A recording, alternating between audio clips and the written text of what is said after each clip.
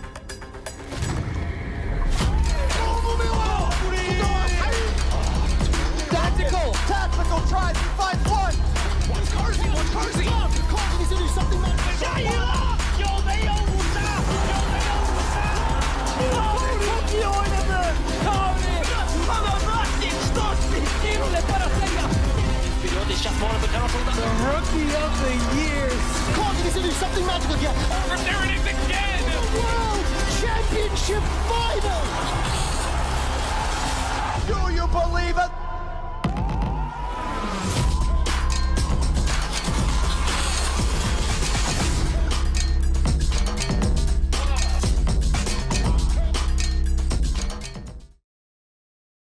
Rolling, ready, and action.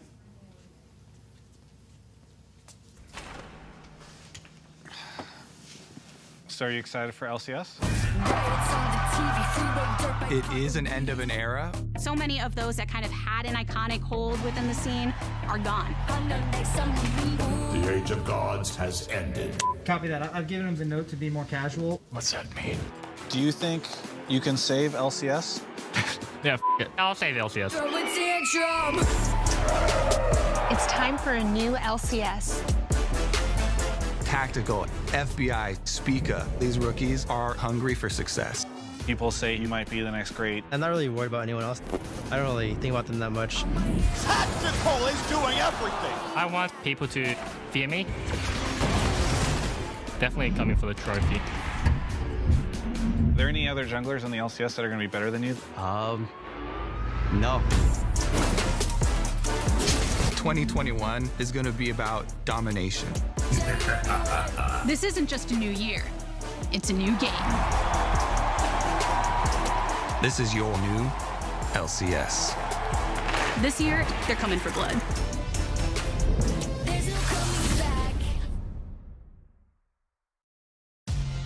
The end of an era and the beginning of a new one. Hello, everyone, and welcome to the true start of a new year as League of Legends is back with LCS Lock In. And honestly, thank God, because the offseason, it felt far too long for me, and we have a lot to talk about. Now, thankfully, we've got some folks who are mighty good at just that, as I am joined by some familiar faces in Mark Zimmerman, Isaac Azale, Cummings Bentley. Couple of faces that I feel like we're all too familiar with. And so let me introduce the newest addition to the LCS team, Emily Rand. Emily, plenty of fans out there already know who you are and why you're here, but for those who are uninitiated, please hit us with your league resume. So in 2012, I started playing League of Legends with my friends in the anime blogging community, and they told me I was really bad and that I had to watch professional play. It wasn't until 2013 when I really fell in love with the team, which is K2 Rolster B. I started watching Champions Korea from that. I ended up watching LPL in 2014. I think most people now know me for following the LPL very closely, and most recently I worked at ESPN, and our vertical shut down, now I'm here. Personally, very stoked to have you as a part of the team, in particular because you will bring that different perspective to the broadcast today. Mark, turning to you, 2021, it's the beginning of a new decade. How pumped are you for what the LCS looks like this year? I'm stoked. There's like so many new components to it. It's new format, new look, new players. It's totally different vibe to the whole thing. So I'm super excited. New talent as well. Of course, like there's just so many new things to look forward to this year. Without a doubt. Now, I am as well pumped to get the season started, but there are so many new things that are coming to the LCS in 2021. And so to hear it from the shiny head of it all, here's the LCS commish with La Tigris. Thank you so much, Dash. I am beyond excited to be joined by LCS Commissioner Chris Greeley. Commish, how are you doing today? Thanks for having me. How are you? I'm fabulous. I feel so rested after a nice holiday and ready for some LCS. And to be honest, I did a bit of research, and I think you are the only commissioner in any North American league to have your own theme song. I feel honored to be in your presence, honestly. Right. I don't know if maybe Vince McMahon would count. I bet he's got a pretty good theme song. But yeah, I'm with you. In my mind, you're still going to win in that category. But I know we do need to pick your brain about a few things because 2021 is looking really different compared to past years for the LCS. What can fans expect from us?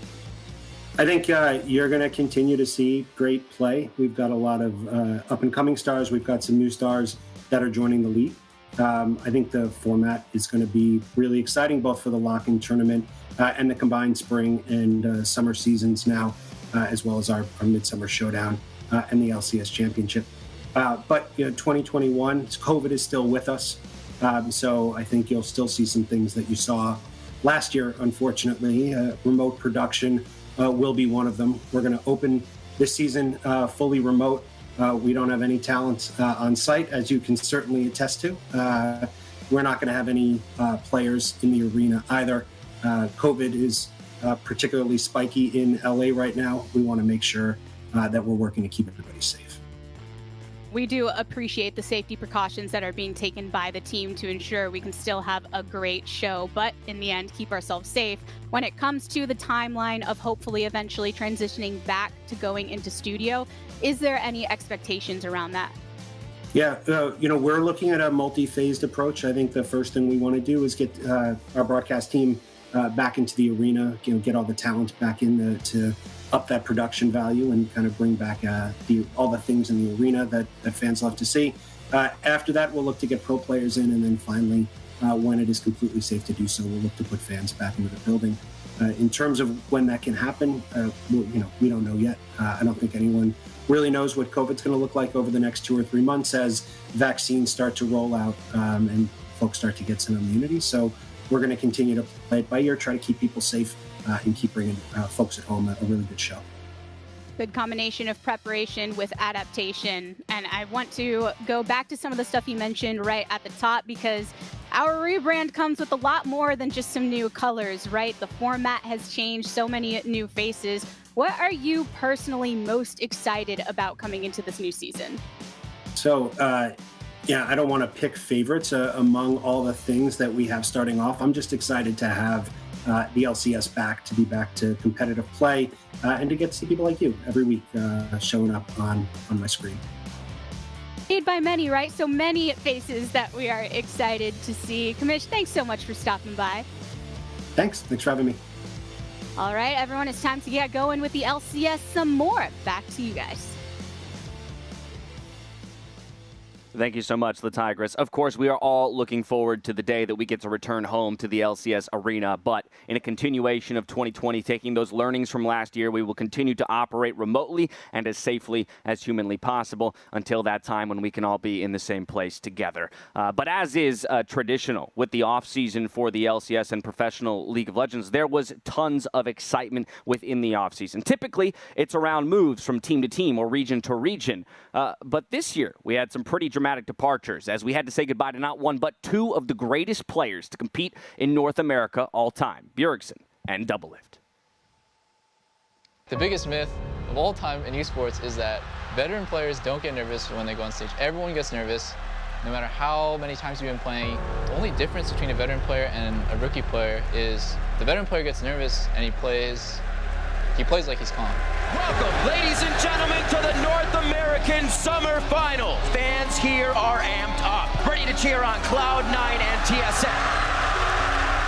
Yes, they catch off Doublelift, but into the back line they go. A double already for Bjergsen. He's just going to run everybody down. No one's left alive. Weaver's Wall catches up a couple. Now can they have the follow-up damage? A couple of stuns come in. They've got Bjergsen, and they shut him down with a 1600 damage crit. Can they get double? Low. Meteos, another knockup, trades his life, but it's down. Gets the GA. Double killing them all. Kills everybody. They've got 3. Impact goes down, and ace for TSM. TSM cement themselves as the most dominant organization in North American League of Legends. An incredible moment for these guys. You can see just how much it means to them.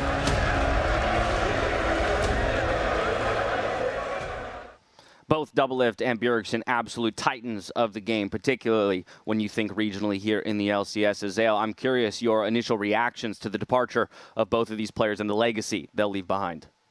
I mean, it's crazy. I think it's going to take some time before we really feel the repercussions of these players leaving. Doublelift has been around since the very beginning, has been one of my favorite players to watch for nearly a decade, at the head of some of these great moments we've had in the LCS. And early on in his career, he was almost a meme. It was the Doublelift trophy case. This guy can't win anything. He's overrated. But over the last 4 years, he has cemented himself as one of the greatest players of all time. No matter where he went, he won, from CLG to Team Liquid, TSM, TSM again at the end. This guy dominated in North America, and his departure is going to leave a huge vacancy in the bot lane of North America. He leaves with a trophy case overflowing with accolades, to say the least. And while there are still some question marks about what is next for Doublelift in his career, Emily, there are less question marks around Bjergsen, because as is already known, he is slotting into that coaching position to try his hand at the role for the very first time. yeah, Bjergsen kind of continues to be a huge part of TSM in moving to a coaching position. I think when he initially took over the mid lane, like years and years ago, he kind of took this understanding from Reggie, who actually I believe credited to SK Telecom at the time, of how to play mid lane and how it relates to your side lanes, and that kind of has defined TSM style since. For better or for worse. I know we make a lot of jokes about how they always invade second blue. This is how they control the map. We know what they want to do for their mid laner, team solo mid, etc., etc. So I am really curious to see what it looks like with Bjergsen as a coach. Do they retain that same play style? Is he still going to kind of stick to this really traditional style of play around mid lane, around controlling the map in that fashion, or are they going to broaden their horizons under, a new potentially carry jungler like Spica? It'll be a whole new world. They're going to invade third blue. That's what it is. All yeah. Catch your opponents off guard week one. I like it, Azale. The big noggin plays right there. It is important to note that Bjergsen was only the second mid laner ever tenured on TSM. He has been their starting mid laner for 6 years, 10 months, and 7 days. That is quite a tenure, to say the least. But Mark, while we talk about the domestic farewells in Bjergsen and Doublelift, we also have to talk about the hellos. And in particular, the hello to one of the biggest pickups known to man in professional League of Legends. That is Perks coming over from the LEC. I mean, yeah, this is insanely hype. It's not an all sad boys off season. We do have Perks coming over, and he is one of the 2 best Western players of all time. It's absolutely insane that he's coming to join the North American scene. It's him and Caps. You can debate which one you think so, but either way, this was the face in a lot of ways of LEC and G2. We talk about Bjergsen retiring. Well, this is like if Bjergsen just signed with a new team and left the entire region. That's basically how big of a move Perks is. He is an absolute superstar, and I am so excited to see him now on Cloud9 and seeing what kind of damage he can do to the North American scene. Yeah, I think he's a big pickup for so many reasons. He's kind of a whole package player, right, Emily? Yeah, I mean, I think the big thing with Perks is that I actually thought he was going to stay with G2 for life. Even with the whole, we knew he didn't want to play in the bot lane as much as he wanted to play in mid. I actually thought it was going to be like a Bjergsen, like a Faker, where he actually ends up having some sort of equity in the team. Every time I talked to that team, all they did was talk about how much Luca did for them in and out of game. So this was a remarkably shocking move to me, and kind of still is. I was going to say, I think that sentiment alone speaks to how difficult a decision it must have been for Perks himself to divorce himself from LEC and the legacy he was building there and try his hand here in North America. Within that, Mark, I will come back to you. Just a quick hit. Your preconceptions of which teams are going to look the strongest with all of our offseason moves. I mean, maybe it's a too big brain of a take, but when you take the best player of all time in the West and put him on a team, I'm going to put that team as the best team in our region now. I'm totally on the C9 bandwagon, and there's other moves that happened around him, like with Fudge getting promoted. So I'm really excited to see how this roster is going to come together, but they are my odds-on favorite right now. And I actually really like the new TL lineup. I think that I'm really excited. Obviously, we won't see him today, but I want to see Santorin and Jensen working together. I think Alfari coming over is going to be great, and I'm really excited to see if they can build on their success from last year. All right, a couple of the teams that we've got our eyes on. I think no surprise to many LCS fans out there that C9 and TL are always in the conversation. This year's LCS, though, has undergone a new format. So for the reminder of all the changes going into 2021, here's a quick rundown from Riv. The LCS is back, and in just a few short days, we have our first LCS Lock In, a 3-week tournament to kick off the 2021 LCS season, which gives teams a chance to experiment with their new rosters without impact to the rest of the season. Lock In is split up into 2 phases, a group stage and a single elimination bracket. Before the group stage, teams participated in a Nemesis Snake draft where each side took turns drafting their opponent's brackets. Each group will play a best-of-1 round robin, and the top 4 from each group will move on to the single elimination bracket. Lock-in is just one of several major changes to the LCS format in 2021. Lock-in Group Stage starts January 15th at 3 p.m. Pacific, 6 p.m. Eastern. To find out more about the 2021 season and the lock-in schedule, check out lolesports.com. Kicking things off here in 2021 with a self-contained tournament-style gameplay. Emily, this is not a concept that's foreign to other leagues around the world, but is new to us here in the LCS. Curious your take on the adoption of it here in the LCS. So I absolutely love it. I really love Demacia Cup and Kespa Cup in both the LPL and LCK for a similar reason that I hope to see from this tournament, right? Like teams testing out rosters, testing out potential things on this patch in an environment that's still competitive, but isn't as competitive or as punishing as the regular season. I'm also the kind of person who's always going to prefer tournament formats to league play, so I don't know if you have to kick me off the broadcast now. Get out of but here. I love it. Like I want to see what teams do with this. Yeah, well, you're hereby on a 3-week contract. We'll reconvene at the end of the lock-in tournament. Zale, I think what's also interesting about this lock-in tournament is the way in which the teams were drafted into their initial groups. We had a Nemesis-style draft, so in essence, in some fashion, we're getting the teams' power rankings pre-split. Yeah, exactly. And a lot of the time you get all the content creators and analysts, all our power rankings. You don't always get to see what the players and teams think of the other teams right out the gates. So I think that is pretty interesting. Top to bottom, you're seeing which teams these guys want to avoid and who they think are going to be weaker right out the gates. As a reminder, you are picking teams for the opposing group. So you would ideally pick the teams that you think are strongest to go against your opponents. But to better understand the high-level strategy that Cloud9 brought into the drafting phase for the lock-ins, here's a quick mini mic check.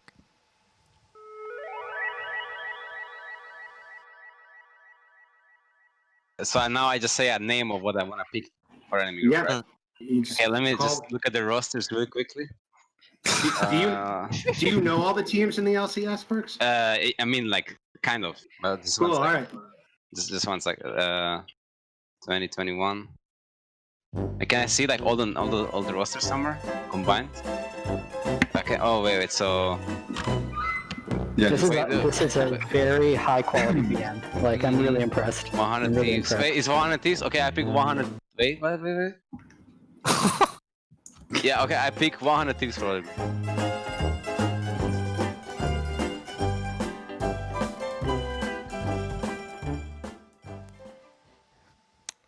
I got good news for you, Perks. There is a website where you can catch all the rosters. It's lolesports.com. Make sure you go check that out and get yourselves prepared for the tournament that you're just about to play. We're going to step away. When we come back, there's more Countdown coming at you. We'll see you in just a few. That's why they pay them the big bucks. Nope.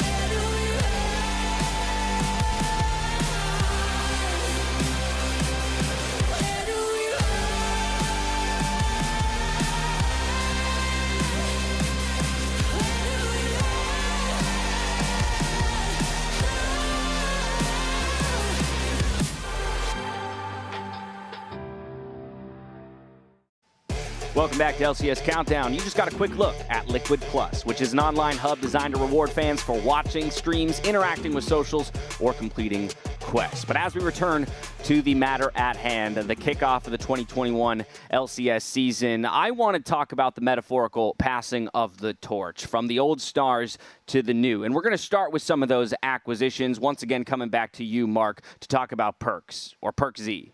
Which one is it? Right. I mean, we talked about. No. We're not gonna. It's Perks. We're not getting into this. Perks is a complete package, which is why it's so exciting when we talk about why it's so hyped that he comes over. He's got the online persona, he's got the jokes, you can see that, but it's in game. Got the tweets. You got the tweets. It's in game that he really shines, though. He is so versatile, and he's played through so many different metas. He's played through different teammates. He's played different roles with those different teammates. Like, there's nothing he can't do on the Rift. He is such a great mind about the game. He's also a grinder and a leader off the Rift as well. I mean, he is a total and complete package when you look at what you want out of a superstar. A lot of hype, a lot of expectations coming out of the community and honestly from the broadcast team itself when it comes to Perks and joining this Cloud9 roster. And while he is inarguably the biggest Western Hemisphere pickup for this year's season of the LCS, Emily, I think we have to talk about his counterpart from the Eastern Hemisphere in Sword Art.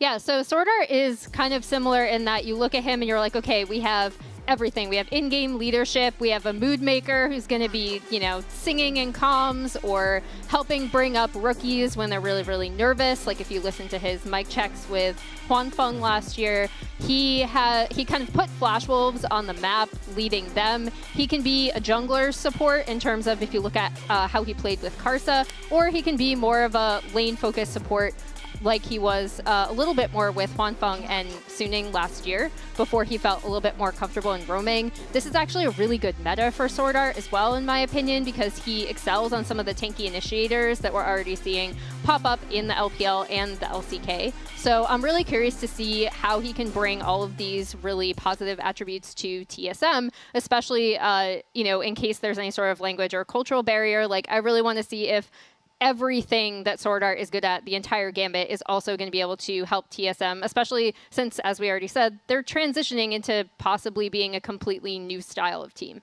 Right, a lot of moving pieces over there on TSM. We'll see if Sword Art can be that glue piece that they'll need to hold the squad together. And while rightfully so, the conversation in the offseason has been largely dominated by these two pickups, Azael, I think there's a third player that has gone under the radar for many, and that's Alfari. There is. I mean, these two guys, they came from big-time organizations that were successful. Alfari had to grind while Deficio was running his team into the ground. No, I'm just kidding. He's on the 10th place team, and he was the best top laner in EU. This guy was an absolute smurf. Only 3 top laners in summer in EU had a positive CSD at 10, largely because Alfari was smashing them all. He had nearly plus 15 CSD at 10 in the LEC in summer. He can play carries, which is going to bring a different dynamic to Team Liquid, who has largely relied on Impact to be that solid tank player in the top lane. And not only can Alfari do that, but he can crush lane with counters, as we're seeing with the Quinn. He can really do it all, and I think he may not be as big a name as these other guys, but he may have an even bigger impact. I was going to say, a mechanical player like that makes me ultra excited to see how Team Liquid begins to warp and change strategically. Now, the kickoff of our 2021 year is fast approaching. Let's take a look at everything we've got lined up for you today. We will see 100 Thieves go up against the reigning champions in TSM to kick off the day. TSM's entirely new look, of course, hitting the Rift against 100 Thieves someday, and the rest of Golden Guardians brought over behind him. Then we followed up with Team Liquid CLG. Close out the day with CLG Golden Guardians. Reminder that we're back to 5 games a day when it comes to the LCS schedule. Keep that in mind. A lot of League of Legends coming at you. If we zone in on that first matchup of the day, 100 Thieves versus TSM, let's talk TSM first. The new lineup looks like this. It's Huni, Spica, Power Vival, Lost, and Sword Art, all flanked by Bjergsen, now moving into that coaching role. Yeah, I'm surprising. Oops, sorry. Oh no, I was gonna say I'm super excited to see Sword Art. I really hope he does well with this team. Like I said, I want to see if he focuses more on having lane priority or working more with Spica, who I think was TSM's best performer at Worlds. Yeah, Bjergsen, also really exciting to see how he's going to perform in the coaching role. Will this be a reshaped strategy for TSM? Are they going to look like the TSM we've seen for these last number of years? This is the first chapter in what could be a really exciting career for Bjergsen. Well, you already told us they're going to get third blue, so. Oh, that's true. Azael spoiled it. He spoiled it all. Mark, so much conversation has been around Sword Art and Bjergsen, but we can't ignore the fact that Huni's up there in the top lane. Yeah, I mean, there's, I think, more, impressive pickups like the Sword Art one, but Huni is the most controversial, and it's the one that's drawn, I think, a lot of the criticism in some ways. He is someone that the community has turned on a little bit and don't hold in the highest opinion anymore, and that's why I think it's very important for him to have a very fast start this season, because Hanser is waiting in the wings. He was signed as the backup, and so if Huni is really struggling out the start of the gate, I could easily see a world, where people are going to start calling for Hanser, and it's a very tough task now that his first opponent is Someday that he needs to get off the ground against. Yeah, I mean, Someday is an absolute monster. He came into the league as one of the best top laners in the world, and he has played very well in the LCS, but he hasn't necessarily gotten those results. And people are willing to give him a pass because they were always saying, well, it's Someday 1v9, he doesn't have the team around him. Now, bringing in that Golden Guardian squad, he has some solid pieces, and people are expecting him to put up big-time results now. Well, you mentioned those pieces around him. Let's take a look at that roster now. Of course, you have Someday, the only holdover from a player perspective for 100 Thieves from last year to this. Now flanked by Closer, Demonte, FBI, and Huhi, all coming over from that Golden Guardian squad that did impress us so much at the close of last year's season. Zix, of course, will be at the helm in the coaching position. Mark, these 4 players coming over, along with Someday, what are your thoughts on ultimately how this roster shook out? I mean, I think everyone has to be excited because this was such a young squad that came out of nowhere for Golden Guardians to become one of the best teams in the league. And they're all relatively new. They're all relatively young. And so you wanted to see another year of them playing together. And the fact that 4 of them could stick together, even though they moved to a new organization, is something that we're all excited for. FBI and Huhi had become one of the best bot lanes in the league. Closer and Demonte started to find their groove and work off each other very well towards the end of the season. And I am so excited to see how much further they can go, especially now when paired up with Someday. Yeah, FBI became a star after they 3-0'd TSM in the beginning of summer playoffs, right? And then people kept looking back and they were like, oh, wait, his numbers are really good. Oh, wait, this has been one of the best bot lanes in NA, actually. So I want to see if that continues with an upgrade in the top lane. Big roster overhauls for both 100 Thieves and TSM as we kick off the 2021 LCS season. I am more than pleased to hand it over to Captain Flowers and Kobe for game 1 of the day. Take it away, gents. Let's go! Let's go! Woo!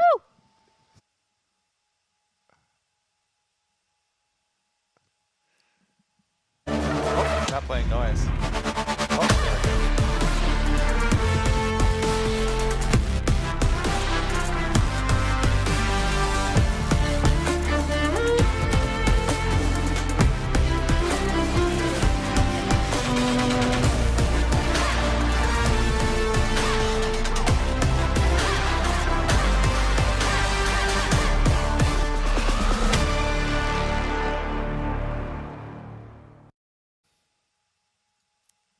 Thank you, Dash, and welcome everyone, one and all esports fans, back to day 1 of the LCS. It's been a long off season. We've had plenty of fun during it, but it's time to get back to what we all know and love. I'm here with my main man, Kobe, and I think I can speak for both of us when I say we have missed y'all. We truly, truly have. We've also missed these teams, Captain Flowers, seeing them play. As you mentioned, in the offseason, it was a banger, to say the least. Teams are just throwing around money. We hear 5 million here, 5 million there, all these buyouts. And guess what? We're starting game number 1 with one of those big buyouts, TSM versus 100 Thieves. TSM spent big money on Sword Art to get him over here. And this is one of the few times in TSM's history where they have retooled their entire team actually around the jungler. This is the first time it's ever been around the jungler. Yeah. The youngest player in the LCS last split is now the only returning player on the oldest team. Well, there's a stat for you. And historically, TSM has always been the team where we joke around about, oh, the junglers on TSM, they're always just wards. Their job is designed to protect Bjergsen. Well, there's no such thing as a protect Bjergsen composition or plan or strategy anymore. Bjergsen's behind the coaching desk. He's going to be making the calls behind the scenes, but not in the game any longer. And this is just an entirely new era for TSM fans. Yeah, on the other side, 400 Thieves, another new era. I think it's incredibly exciting for them. They took one of the teams that actually defeated TSM, knocking them into the lower bracket of playoffs last split. And they took 4 members from the Golden Guardians, and then they slapped in Someday, who is one of the best top laners in our entire league, keeping over one of the best parts of 100 Thieves. So they are also hungry. Not to mention that they have a previous victory already this year versus TSM in the First Strike tournament. So we might have a little bit of a revenge match going on here. I didn't actually watch the Valorant tournament. All I know is 100 Thieves beat TSM, and they might be salty. I know the same amount about it as you do, so don't worry, my friend. But I am super excited to see this new roster in action. I actually thought Golden Guardians were looking really good by the end of summer last year. This is an org that has had to build up over time and just get better and better and work on a lot of different things. But honestly, I thought FBI and Huhi were the strongest bottom lane in the league by the end of our summer playoffs. I thought that they were playing incredibly. When you look at Closer, he was also able to do a whole lot throughout summer. And you already talked about Someday. There's no reason to even have to mention him when the man's always top 3 at a minimum. Yeah. This team, I think, shows a ton of promise. I'm definitely excited to see what they come up with, too, because I know already Zix was outspoken talking about how he was happy to be reunited with Huhi in the bottom lane from their CLG days. Those two came together to create a lot of creative strategies for that team. That CLG iteration was known for level 1s coming in. Lots of pick ban shenanigans as well, leaving up priority picks in order to come up with these crazy counters that sometimes worked out, some didn't. One of the big bans that I'm still not seeing here yet that might fall into that category would be the Akali. Pretty much everybody banning out Akali right now. She's incredibly strong. Her lane right now is too safe to be able to bring that much mobility and burst damage later on in the game. So pretty much most of them will find their way onto the ban list. If they let it through again, 100 Thieves are kind of daring TSM. Let's see if they actually do it. I feel like we've said this about Akali every day since her existence. This champion just feels like she's always super strong. She's always super safe. She always has a good lane matchup. Very, very powerful champion. But right now, it's Lilia, Nidalee, Shen, Olaf, and Pantheon all banned away. TSM, what's that last ban looking like? Aphelios. Okay, so Akali is up, but plus also because of the jungle focus here, it's Graves Talia matchup. And generally, if you're first picking Talia here, you are going to look for hard CC, point and click, and take over the entire map very early on. I would expect 100 Thieves to prioritize things like Twisted Fate, Renekton for the top lane. These would be amazing picks up there, and that's why TSM are already hovering the Quinn, kind of threatening, hey, if you do pick Renekton Talia, one of the best combos because you just W stun into the seismic shove back, then Huni is very willing to pull out a counter pick and play that Quinn in the top side. Some mind games in the hovering. I like seeing it here as the Leona is instantly locked in over there on TSM. They hovered the Zillion just for a moment, just to bring up a couple of flashbacks. That's for the coach. That's for you, coach. On that one. So yeah, shouting out to Bjergsen there with that hover, but instead they are locking in the Graves exactly as you're talking about here. Yeah, not a super big surprise there, even though, yes, Graves is slightly weaker versus AP junglers because he doesn't get magic resist off of True Grit. Still with the mobility, still highest priority pick here left up for them. And TSM also getting the Leona for Sword Art is huge. This was one of his biggest picks. He's always looking for hard engages. He's so good at creating action for teams. And one of the reasons that TSM picked up Sword Art, of course, is his shot calling, is his initiation, and they've got him on one of those comfortable champions. There's that Twisted Fate I was talking about. They are going all in on this Talia control map strategy here for 100 Thieves. You can see in the first 3 picks, Kaisa, the AD carry that follows up best on those types of plays. And I love seeing Damonte in particular on a pick like Twisted Fate. I think Damonte is always at his best playing champions like Kiana and Galio that are able to go to different parts of the map and facilitate the rest of the team getting ahead. And Twisted Fate fits that bill wonderfully. I think this meshes up perfectly. Trying to say you don't like his lane phase, huh? You want to see him elsewhere? I'm trying to say, when you're thinking of mid laners that 1v9 the game, Damonte doesn't come to mind. But when you're thinking about mid laners that play for the team, Damonte does. And that's what I want to see from this Twisted Fate. On the other side of the rift, Power of Evil locking in an old staple in the Orianna. Yeah, I mean, Power of Evil, he's known for all of the crazy builds that he would come up with on the very standard control mages as well.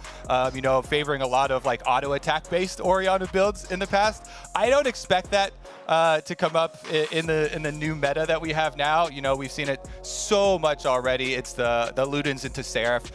That is so incredibly hard to beat right now because Seraph's value on transforming, the mana stacking AP conversion is just too good. You get so much value out of it. As you said, though, PoE, Orianna definitely one of his best, if not the best and most iconic champion.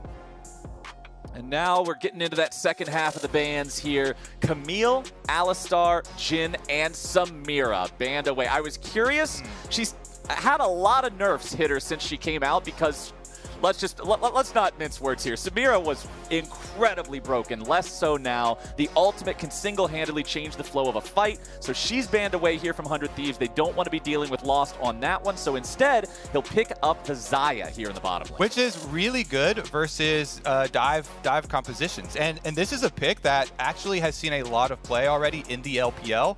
And a lot of wins. So Xayah, with the added benefit of being able to choose between more mobility in Gale Force or the Kraken Slayer, and already having her ultimate in her back pocket to be able to deal with, you know, some of these heavy diving teams, I think it's a very good pick here for Lost, because with the TSM lineup and the revamp here, people were more looking at Lost to kind of play a versatile role rather than the main hard carry role, which PoE is going to fill.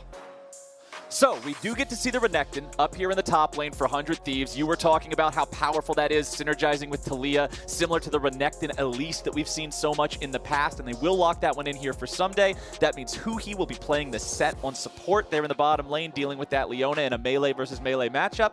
And TSM will not be going for the Quinn, but instead for the Gnar here in the top lane to fight off the Lizard. I gotta say, Flowers, if I know Tony at all, Zix is very happy with this champ select. You know, the Talia, Renekton, Twisted Fate plus Kai'Sa as the follow-up AD carry here. Huhi is on one of his best performing champions from his Golden Guardian days.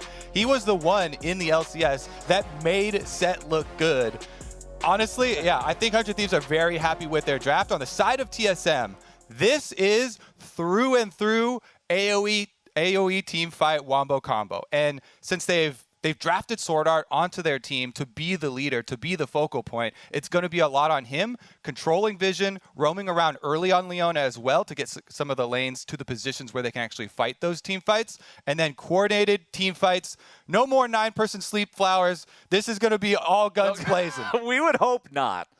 We would hope not. TSM has finally got a chance to redeem themselves. The last time we got to see them play was during Worlds, where they had a very poor showing. They're looking to come back here stronger than ever now. They definitely have a lot of work to do, having replaced Doublelift and Bjergsen, two of those most legendary players that we've ever had play here in North America. But this roster shows a lot of promise, man. Power of Evil has popped off time and time and time again. And I'm just super excited to see what Sword Art does here in it. Yeah. I want to see him pop off. And I will say, too, special caveat there as far as redeeming plays.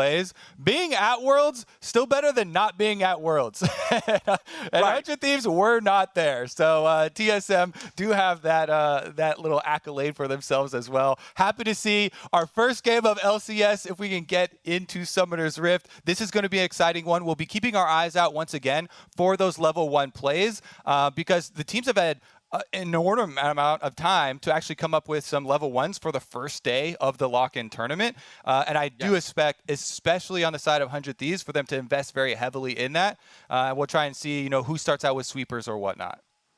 Yeah, whenever I see a Twisted Fate picked up, there's always the possibility for the invade, man. Point and click stun just turns a level 1 into free gold if somebody's not paying attention or not expecting it. Especially when you look at the enemy team, you got a couple of champions who won't really have a way out of it, especially if they just go ahead and put a point in something without expecting that level 1 invade. It's very easy to blow a flash. Also, Set is one of the champions that, since he relies so much on Hex Flash, doesn't worry as much about level 1 flashing, getting in between, two members of your opponent team, getting off that E snapback into stun. I've seen so many Sets level 1 be very, very willing to just blow that flash super early because your Hex Flash you can rely on for the lane phase as well. So that combined with your Twisted Fate possibilities, we're definitely setting up some anticipation here, Flowers, for some possibilities, hoping that it's not just going to be, the spread down the river defensive opening, and we can start it out with some action. Especially with this being the first ever kickoff tournament, I want to see the teams come in here prepared. I want to see them just out the gate swinging immediately into some of the action. Here's hoping we don't have any of those like 18-minute first bloods or any of that sort of nonsense. I want to see, if we don't have first blood by the time people are hitting level 7, that means people didn't use their ultimates to get kills, and I'm going to be disappointed, my friend. Yeah, I mean, I need this to go explosively. With the lanes that we're looking at here, since we have some extra time with the delay, Renekton and Taliyah, obviously we kind of glossed over that in Champ Select, where we were just talking about, oh yeah, obviously this is one of the best combos that you could possibly have. That is one of the aggressive combos that both teams will expect plays around. So then you get into the mind games of actually your jungle start and trying to control, isolation of top lane to get that matchup so that your Gnar doesn't have time to scale against the Renekton. Gnar gains more range in the mini form every level that he gets, starting out at the 400. So it gets more and more annoying as it goes on. But early on, the Renekton Slice and Dice is plenty of a dash to be able to close that distance and try and take advantage of a mini Gnar form. And again, if Renekton ever gets the stun off, then and Taliyah is around, that's an instant kill because seismic shove. Yeah, when you look at the two junglers on these teams, I mean, Spica really stepping up last year when he was the super inexperienced one on TSM, going up against Closer here as well, who had a pretty fantastic year when Golden Guardians wasn't a roster that people were ever expecting a lot from because they're still so new, because they were still building so much, and he impressed everyone. So having these two go head-to-head, I think it'll be a good look into sort of what we'll be able to expect in the coming weeks from these guys, since both of them are junglers that people have very high expectations of. Yeah, and especially talking about Spica, we always track during the different jungle metas, how far pro players are indexing towards extra ganks versus extra farm. And, with the meta having revolved around the Nidalee and the Graves and the hard farming, Spica was one of the junglers that actually did index still pretty heavily towards a lot of the ganks for TSM because he felt like it really had to get something going for them in the early stages of the game.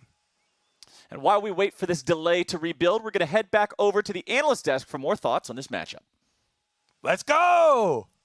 Very much. Flowers, unfortunate tech issue getting the players into the game itself, so we're taking a moment to rerun Champion Select, same picks, same bans, and then we will get ourselves into game and you back there to watch it as shortly as possible. As well as we return to the desk, we've spoiled your post-game surprise. Alorum has joined us here on the analyst desk for day one of the Lock-In tournament. Buddy, it's great to have you here, and because we didn't get to talk to you prior to this game starting, I first wanted to just come to you for your takes on 100 Thieves and TSM's rosters, as both of them went through massive overhauls in the offseason.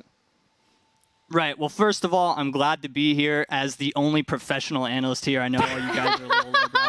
But anyway, going into 100 Thieves, I think the roster is great. I think FBI Huhi have proved themselves to be one of the best bot lanes of the LCS.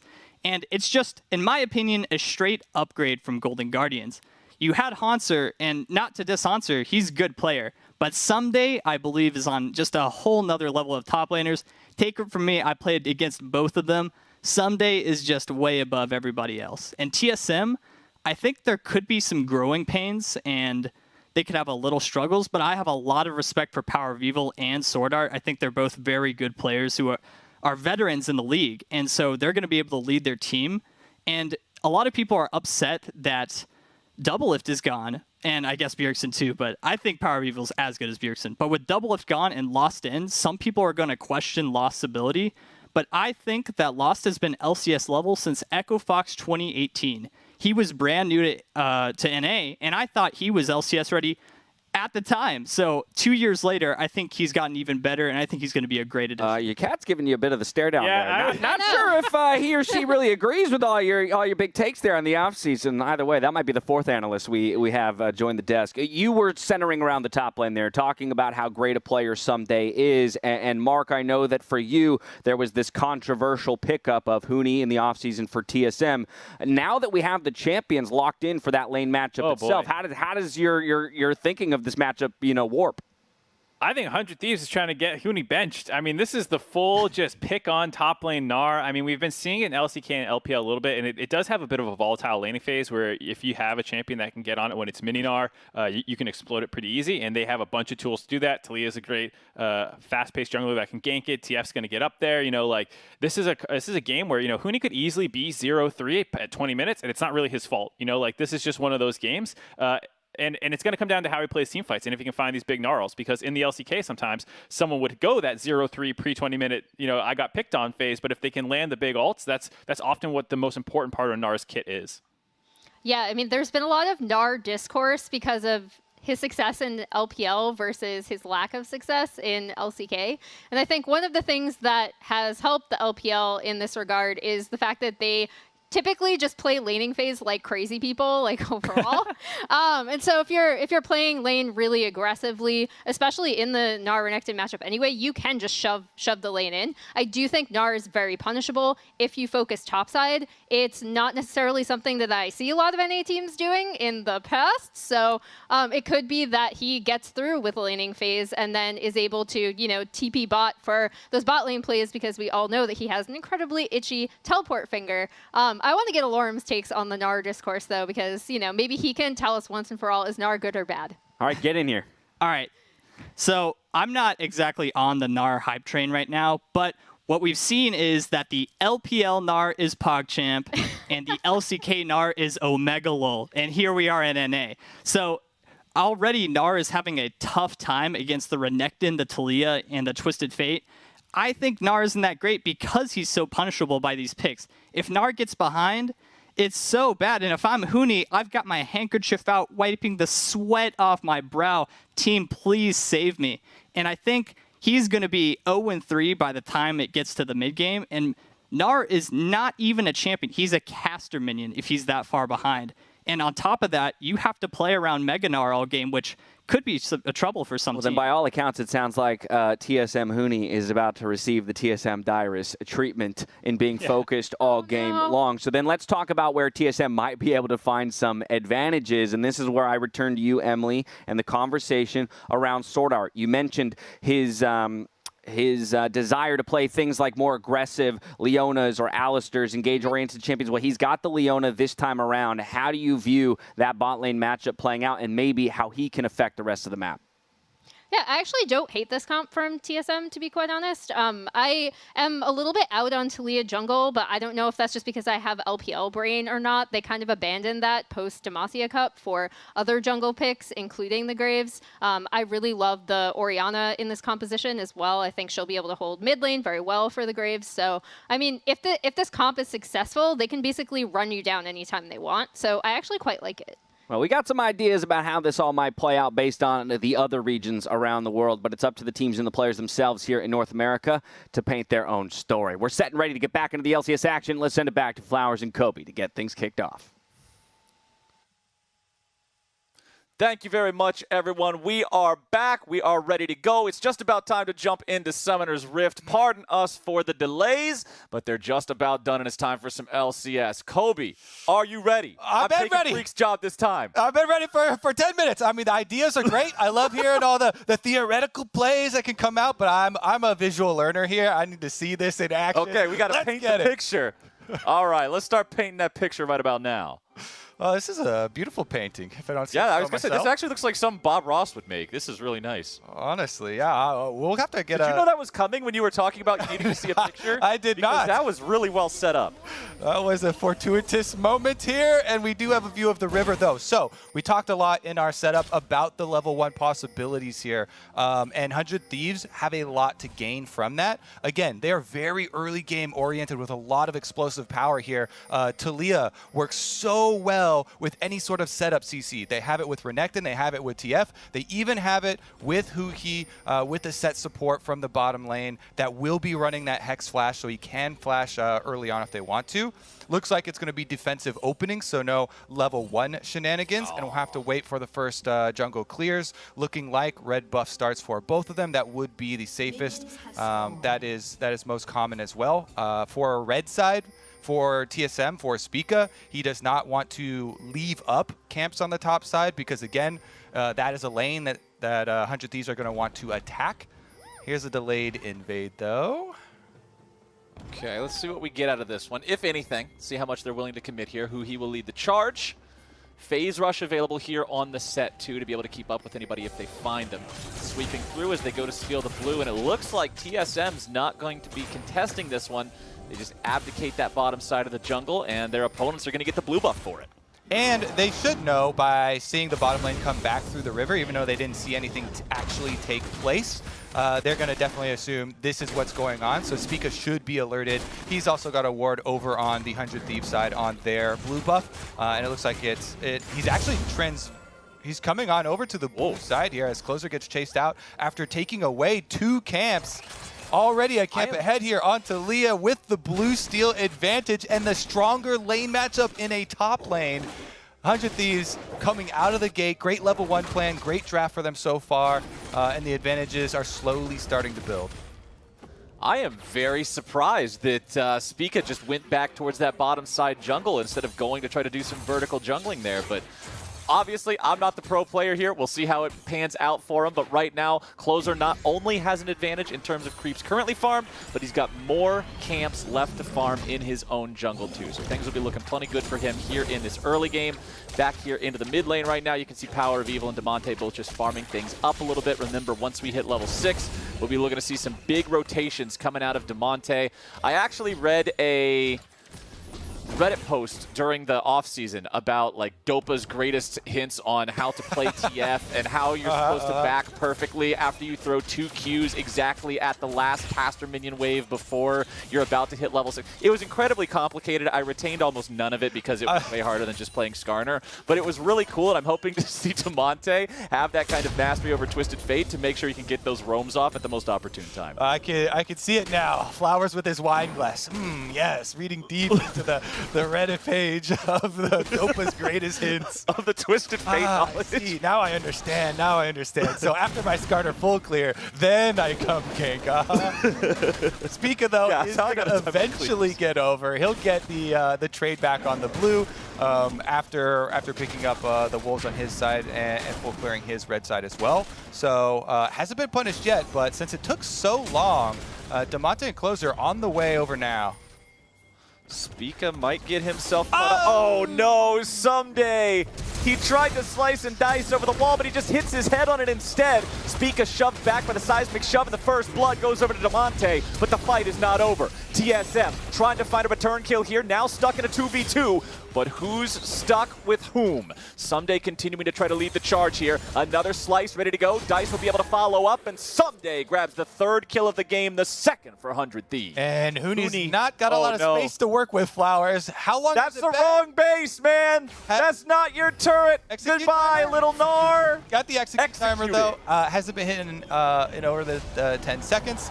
That was what I was warning against, though, when I was talking about Spica facing a problem with him going to his own blue quadrant, but 100 Thieves having the stronger top side matchup there, and then Damonte hovering over as well, coming with Twisted Fate, making the roam first, means 100 Thieves continue to stack those advantages here versus TSM. Spica is going for this delayed invade, and even though Someday rams his head into the wall, because Damonte flashes here for the gold card, it's that flash point and click stun into the seismic shove.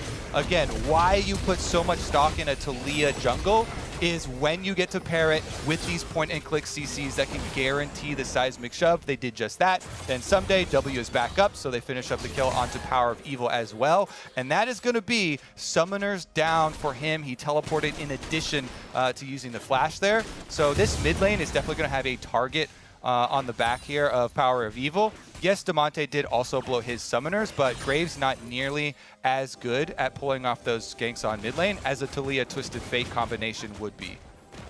So 100 Thieves are happy about the way that the game is currently progressing. 1,000 gold lead, 6 minutes in, and now Closer has rotated himself down to the Drake. He recognizes that his team has the priority over bottom lane. Lost and Sword Art are both stuck underneath the tier 1 turret, and that means that this objective should go free of charge over to 100 Thieves. Closer with the smite to guarantee it, and there you go. Everything going swimmingly for them in the first few minutes of this game. Okay, so these are basically all of the pros of the composition at 100 Thieves Locked In that we talked about in Champ Select. Oh my God, Flowers.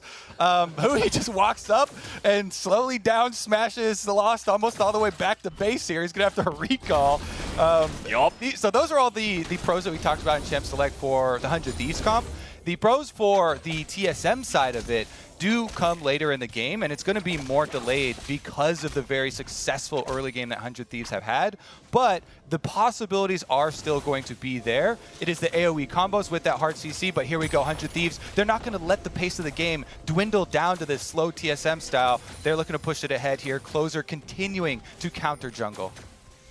Closer right there as the enemy blue buff spawns. It looked like they were positioning aggressively to potentially make a play on Sword Art there. However, Lost did return to the lane too quickly. It immediately becomes a massive risk as soon as there's 2 enemy players there instead of just the 1. But Closer will steal that blue buff away here for the second time. 1 camp behind his opponent in terms of CS, so still doing just fine considering he's stealing away those high value ones. Spica is level 6. Closer still only level 5.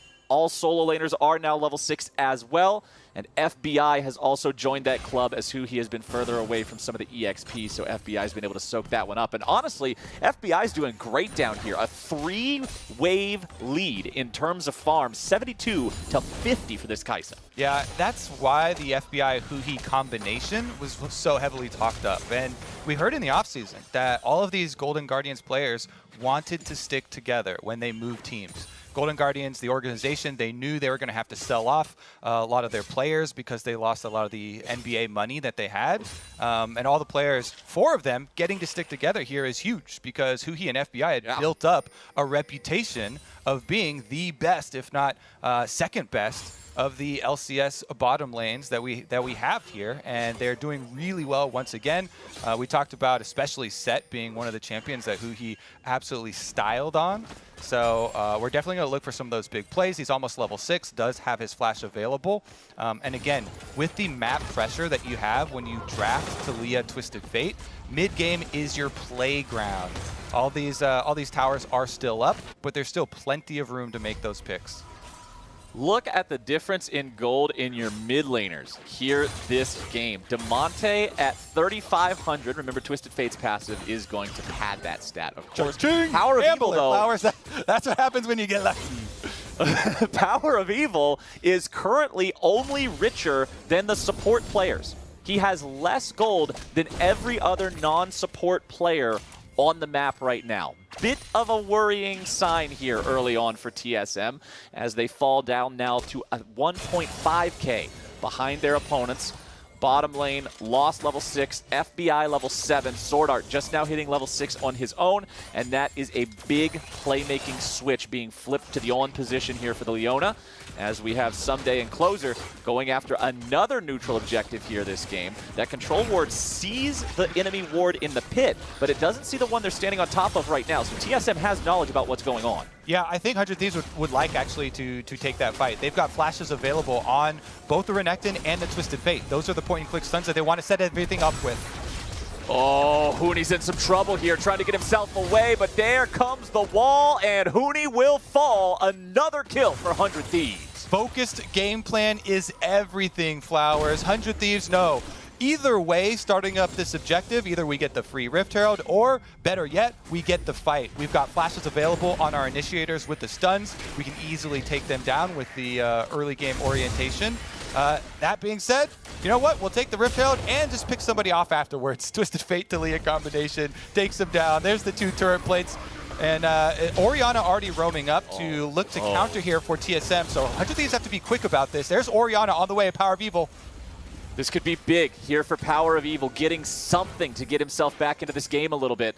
They tried to go for the kill onto Huni, but because Huni wisely chose to save his flash there at his second death, he had it to avoid the turret dive that was coming after him.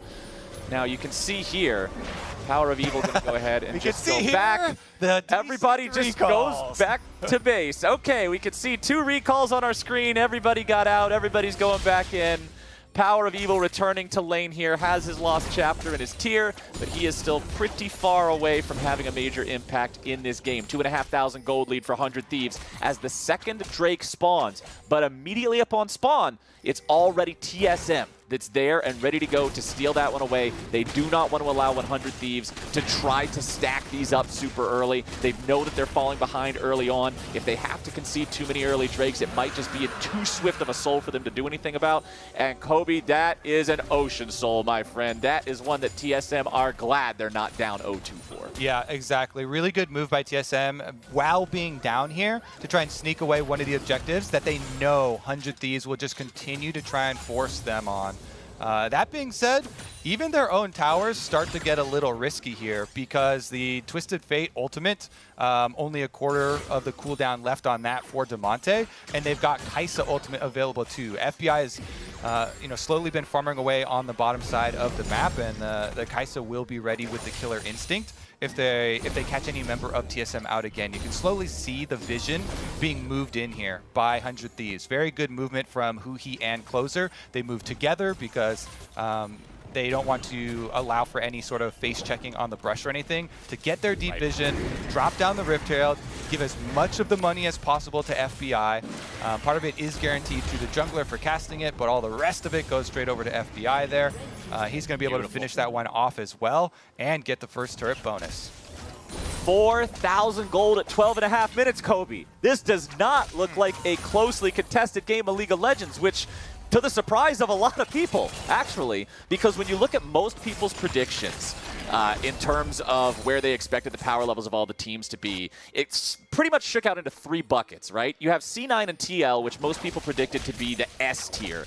Then you had 100 Thieves, the big TSM, FlyQuest, and Evil Geniuses that were all in that middle bucket, and then you have the remaining teams in the bottom of the standings bucket. So to have 2 of these teams that everybody was predicting to not be at the tip top but still be very good, go head-to-head like this and have the match be such a slam for the first 13 minutes bodes very well for 100 Thieves. Yeah, there's a couple of factors there, and as long as we don't have action here, we can actually kind of discuss some of the ratings and stuff that's gone on podcasts. One of the main things that I think people might have been overlooking is that 100 Thieves will come in with very good intact synergy. We talked about all the members of Golden Guardians wanting to stay together because of how much growth those players had over last year, over that split, and where they were kind of peaking when it ended there and they got knocked out of playoffs. That, and then just keeping Someday there. Someday has always been a player that can fit into any sort of style that you want to run and play it well. So I think there should be no surprise that 100 Thieves are coming into this lockout tournament as one of the best prepared teams and one of the teams that is going to have the highest floor, basically, for their skill and looking to climb. Meanwhile, TSM picking up all these players from all over the place and trying to put them together. Not going to happen here as 100 Thieves closing in on the top side. TSM mounts some defense here. Speak and Sword Art head over to try and help Lost clear out that wave. That was a nice cheeky route there coming out from Lost, but doesn't turn into a whole lot of anything. Set's not exactly a champion that it's very easy to get a surprise CC on him and then just blow him up instantly, so Huhi walks out just He's fine. definitely good at baiting those types of plays. Yeah, he's great at making you think you found the right play. But thinking and doing can be entirely different things in a situation like that. But we've got another turret about to fall. Tier 1 turret in the top lane goes down. And again, the money being funneled onto FBI. This Kai'Sa, 34 CS ahead of his lane opponent with 2 turrets worth of solo gold in his pocket as well. Gale Force completed.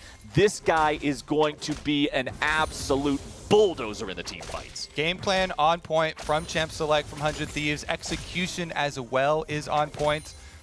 This was kind of why I was like, oh yeah, Tony probably pretty happy with that draft after the opening of Talia, Renekton, and Twisted Fate. It's a lot of very powerful early game playmaking for you to control the map like this. But the important part is transitioning from stage 2 towards the mid game here. Now that you've got the outer turrets down, you control vision around the neutral objectives here, and then push your side lanes to force TSM to slowly lose out on value, and then close the trap. get your pickoffs with your Taliyah Twisted Fate combination. Even Kaisa is in position to be able to follow up on any sort of picks. Gale Force is done now, so he's got huge execution damage. TSM are going to quickly take this Rift Herald. As pointed out, though, the side lanes are both pushing in on them, and 100 Thieves trying to force them to lose out. When you're down over 5,000 gold at 16 minutes, being able to acquire a neutral objective is actually incredibly good, as Someday and Closer go after Huni yet again. And the little Yordle barely gets away with, what is that, 25 HP, 50 HP? It's not very much. And damn if that's not a scary prospect. Whenever Renekton and Taliyah are together, somebody's about to get blown up. Yeah, that's going to force him out of the fight. Luckily for Huni and luckily for TSM, they don't lose him there, and they are able to wave clear. If they take a loss there and they're 4 people, then they're going to be a very, very scary move here. Oh, Sword Art stuck in a bad spot, flashes away from the seismic shove. Good Solar Flare coming down. Damonte at 1/4 HP. He's still taking damage from the Xayah as well as they back away. But look at the damage on Spica. Closer's the one taking the kill credit, but it was a team effort to take him down. Remember, Huni has no flash any longer. FBI is already right on top of him. Double kill over to Closer. And TSM is falling apart under the might of 100 Thieves. Exactly. It's so difficult for TSM to navigate the map when they've given 100 Thieves this much of an early lead. And you have that many champions with that much mobility. As predicted, FBI goes in. He's got his Gale Force right in with the Killer Instinct on Kaisa to pick up the extra kill there. Closer does not hesitate with this Taliyah. And even though the first round of stun into Seismic Shove combination does not find the kill for 100 Thieves, Spica walking up a little bit too far, trying to chase them off, sensing some weakness, some blood in the water, meets the second gold card face on and gives up the extra kill, plus the objective here to 100 Thieves. They are 1 dragon behind the ideal pace for stacking towards your Ocean Stole, but they still will be able to get there, especially if they're able to keep their stranglehold on this map. Yeah, the control over this game has just been unrelenting. Let's go ahead and take another look at the replay here of what happened as Sword Art face checked this brush. Okay, so round 1, Damonte uses the Proto Belt, doesn't get the gold card onto Spica because of a good dash back into the brush of the control ward, and so they have to retreat after using it on Sword Art. But then gold card number 2, right around the corner there, Spica steps up, and this time they find the kill onto the Graves. That means anybody split off from the rest of the team is a target. Closer with such a nice Seismic Shove there, by the way. Very difficult to hit those on a Gnar if you don't have a stun to line it up in the beginning. But that landing means, hey, FBI gets to go in, charges right in there on the Kaisa. They pick up the extra kill as well. Now they'll just continue pushing forward, taking control over everything. Notice the ward lines here in the game. They're pushing up for 100 Thieves. A lot of little blue dots there in the river and starting to pop up in the TSM jungle.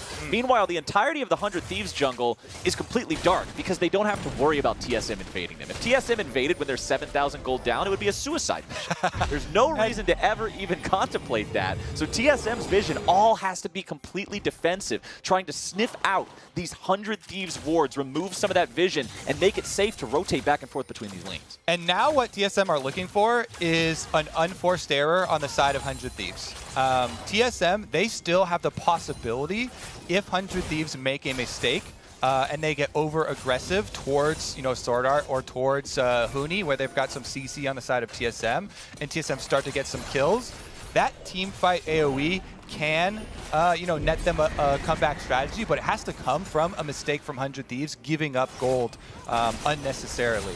Now grouping up around the mid with the Rift Herald, though, they're going to try and force it quickly. As you can see on the mini-map, Damonte is on top side getting that top tower while Closer is able to line off the rest of the members, and they don't actually finish up the kill onto the mid tower in time.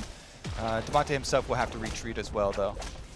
Really, really like the use of the Taliyah wall there to guarantee that even though Shelly can't be stopped by the wall, the rest of the team could not get that last little bit of damage, that last 5 to 10% of the turret's HP. Spica dashes over the wall to find the Krugs. Damonte's waiting on him, but Twisted Fate alone is not going to kill Graves from this point. Kuhi coming around from behind here, dive going through. It's lost in Sword Art. Now might be in a bad spot, but the counterattack's coming out. Sword Art lost. We're going to deal with Kuhi here, but the turret has already fallen. Oh no, Huni, what are are you doing, buddy? That is not the kind of place you want to be. That teleport might as well have been a gift basket wrapped up with a bow addressed to 100 Thieves. FBI running himself away now. Spica looks to kill, but collateral damage going to be sidestepped. Counterattack coming through, and FBI is knocking on Power of Evil's door. Look at the damage, the team fighting in the precision from 100 Thieves. Double kill for FBI. Oh my god, those moves from FBI. Dodges out, then re-engages for the kill. I love this killer instinct. Love this killer attitude from him. He's always looking for those big plays. Now, with the extra kill onto TSM here, can 100 Thieves get the Baron? Someday does not want to go 2v1. He's just trying to keep track of the two TSM members, just trying to mark Spica, make sure there's no chance of a steal for 100 Thieves. And this game just continues to go along their strategy. 100 Thieves with this Baron, they should be able to crack inside the base of TSM. Their split push is so strong right now with the extra flashes available on both of their solo laners. They can easily push those very safely up and net the rest of the towers. Huhi here is the one to look at initially because he actually does a very good job escaping after the fact. Once that teleport comes in, ultimate out to the side and then instant flash into the brush, cutting off vision. Meanwhile, as you said, the package on arrival here is a mini Gnar. Gift basket? Mini Gnar. Mini Gnar is a very squishy gift basket. Here's the dodge I was talking about from FBI. He goes to the side, dodges both skill shots from Spica, only to jump right back in with a killer instinct, kill off the low health member, who he does have the extra shield back up, is able to get the extra initiation there. Now Dragon though, TSM trying to start it. TSM starting up the Drake. 100 Thieves looking to fight. TP coming in. TSM will have man advantage, 5v4. Drake down to 1,500, a little bit more damage coming out. The Drake is secured by TSM. And honestly, Kobe, getting a Drake in a game where you're down 11,500 gold, pretty damn good deal. But I'd take that deal any day of the week. Mid versus But now Baron. mid lane is being pushed down by Demonte and FBI, and the wall's been thrown up by Closer to make sure the rotations can't get there in time, and 100 Thieves said, all right, fine. You already took one of the Drakes, you can have two. We're not going to be getting a soul this game anyway. It'll be over first. Mid lane inhibitor has fallen. Top lane inhibitor turret, now the target here for 100 Thieves. Still has about half the HP on it, so if they want to try to force this one down, they will have a team fight on their hands. TSM having to deal with super minions in the mid lane. Lost will be moving over, clearing up the regular minions, pushing up through that one. Huni in a bad spot, flashing away from a seismic shove that would have been a guaranteed death otherwise. Second inhibitor now exposed, and 100 Thieves are just walking all over TSM. Oh yeah, small little ray of hope there, as I don't think Closer was quite ready for that flash stun from Demonte. The seismic shove was a little bit later, and Huni is able to flash out, but they're going to have to make that hero play now. TSM inside the base, facing the Baroned up minions here.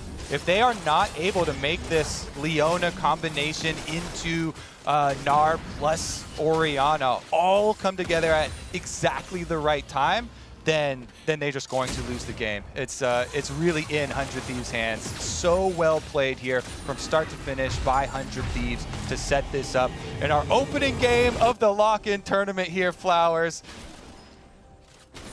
This is crazy. How good of a showing 100 Thieves are having here at the start. I always evaluate League of Legends games that I'm watching or playing by the idea of if your gold lead is equal to 500 per minute, the enemy team can pretty safely FF. They're not going to win that one.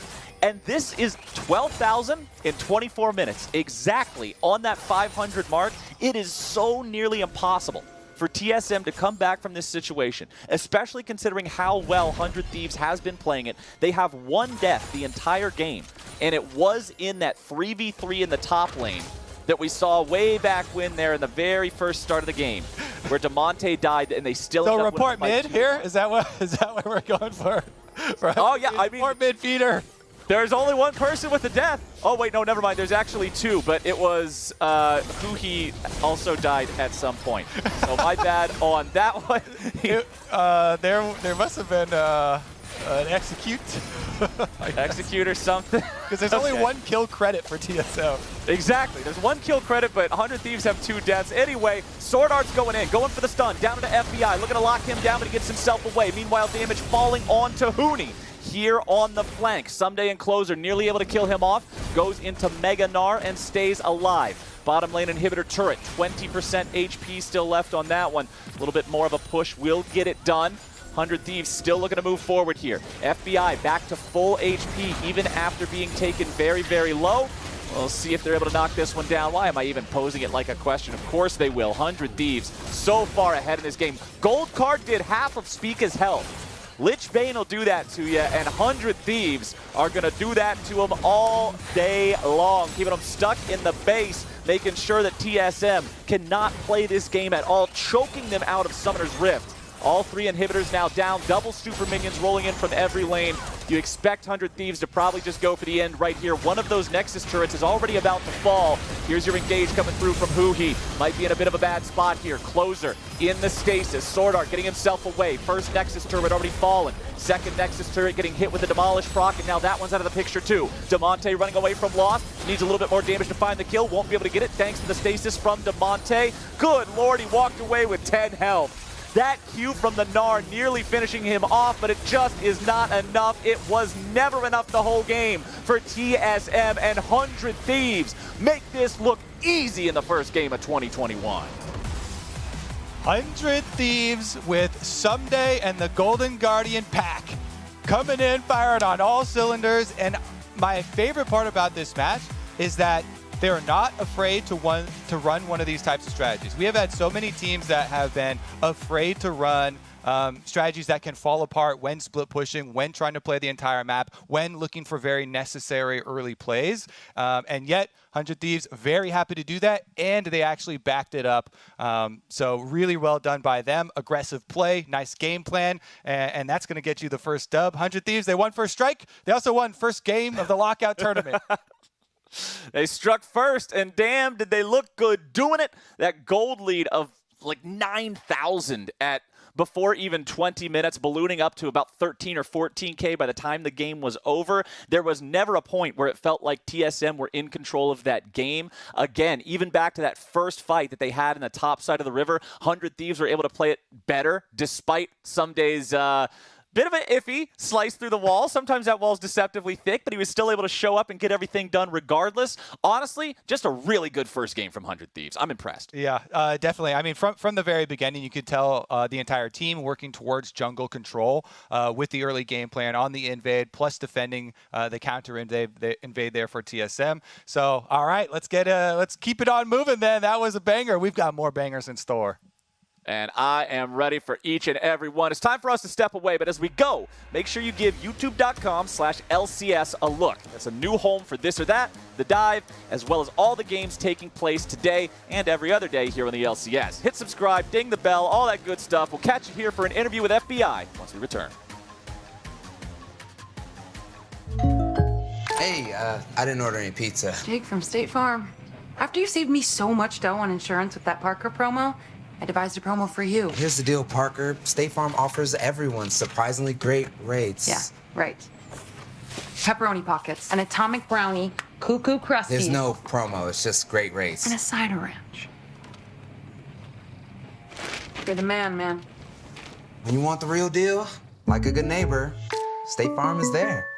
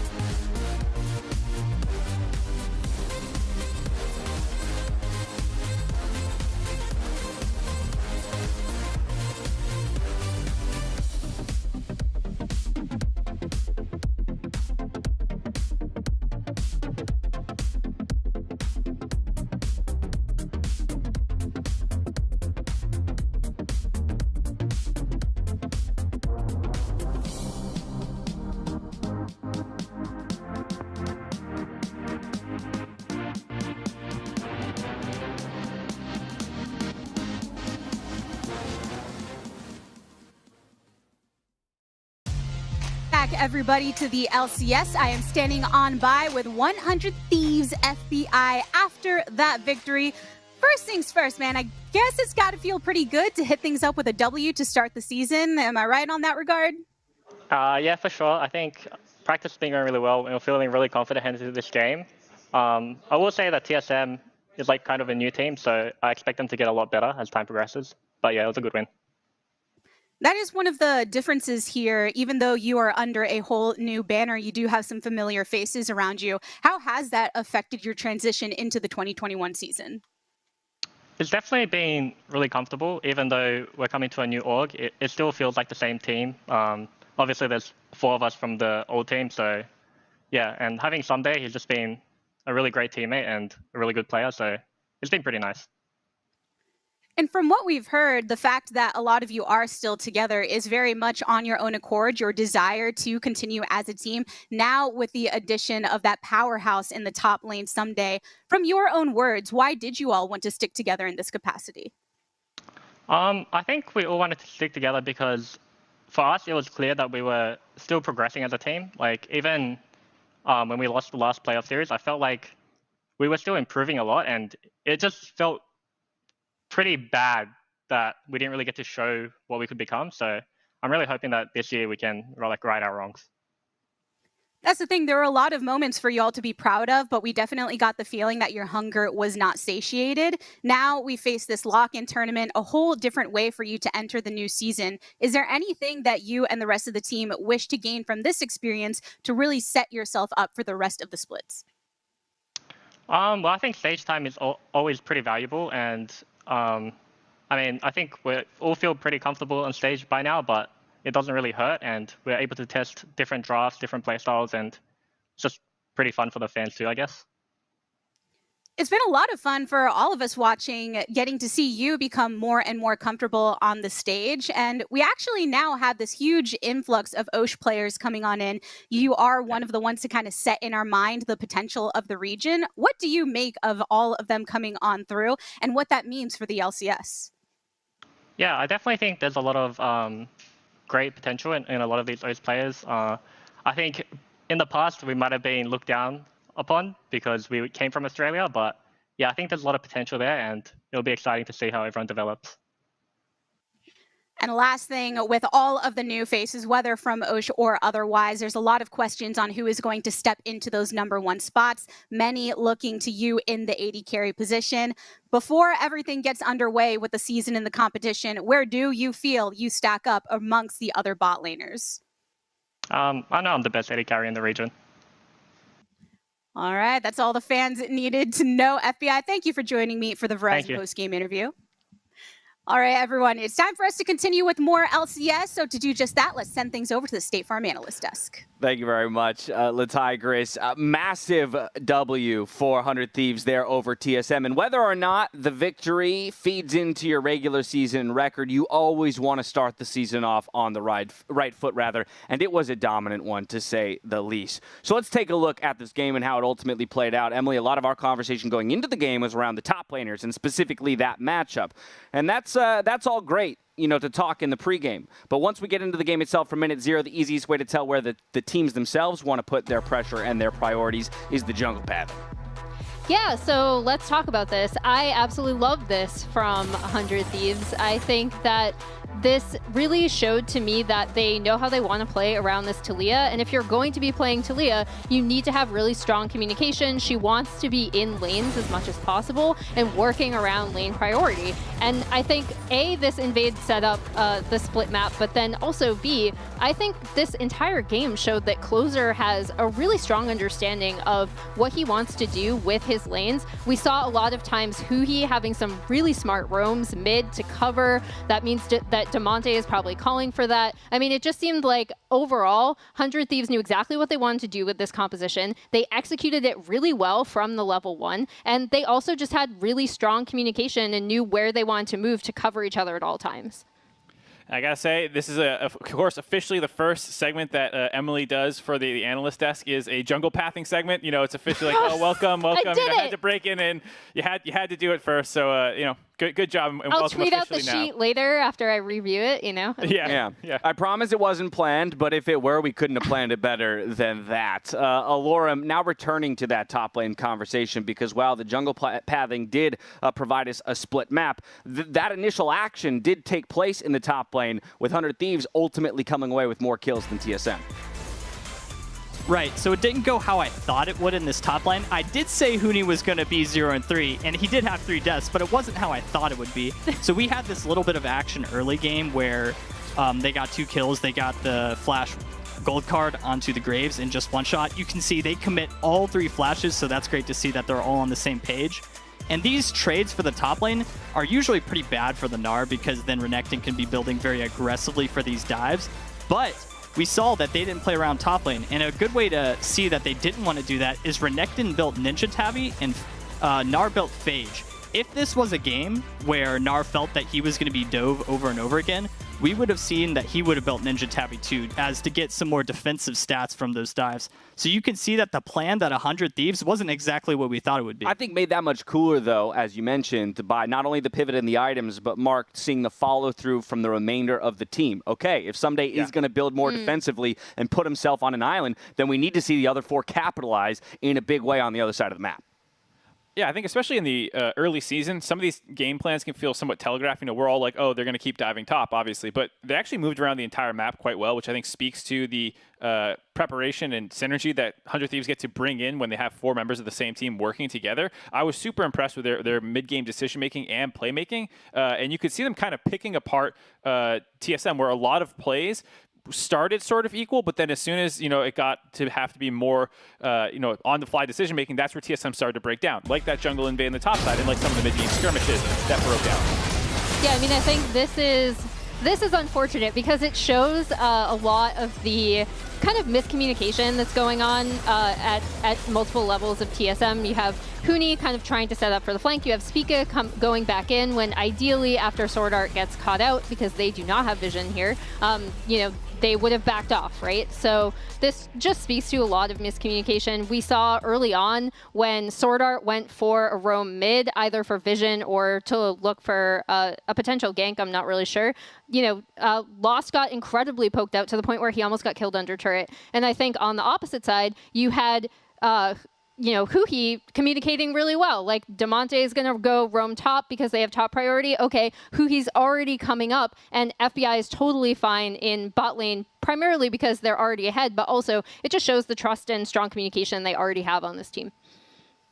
Yeah, and I think this also showed that TSM might have been panicking a little bit now that they were behind. I did say that TSM were going to have some growing pains, but this was a complete stomp. In that last role that played, the Graves was going into the fight with no vision at all, and there was a pink ward from 100 Thieves, so what he was doing, I don't know. And even worse, Huni was looking for a flank with no charges of Mega Gnar, so he would be going in as an already behind Gnar with almost no chance of getting to Mega Gnar for the fight. And so I think it's just, it was a big mistake on the communication, not just a little one. It was really bad. I don't know what to say for TSM there, but I mean, yeah, a little bit of panic, a little bit of miscommunication. Now, that was one of the conversations, though, that we were having around this TSM roster. The fact that they had gone through such an overhaul, what would they look like in the initial weeks? And I think, conversely, when you look at 100 Thieves, us being impressed by their synergy, maybe we're too impressed, given the fact that it's 4 members of Golden Guardians and then just working alongside someday. I mean, I think in a lot of ways,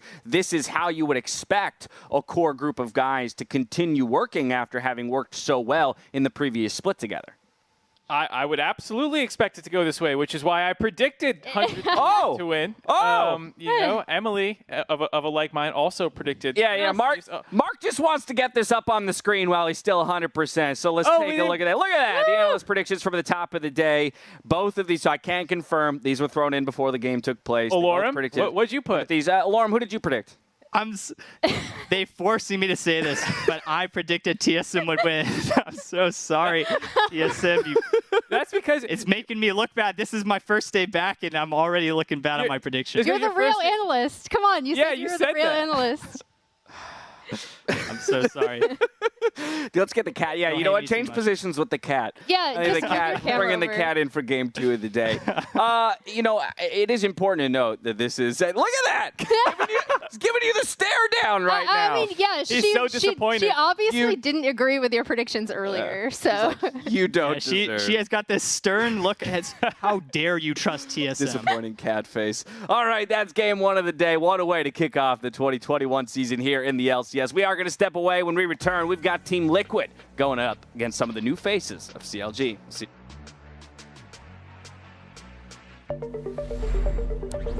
I don't really consider it gear.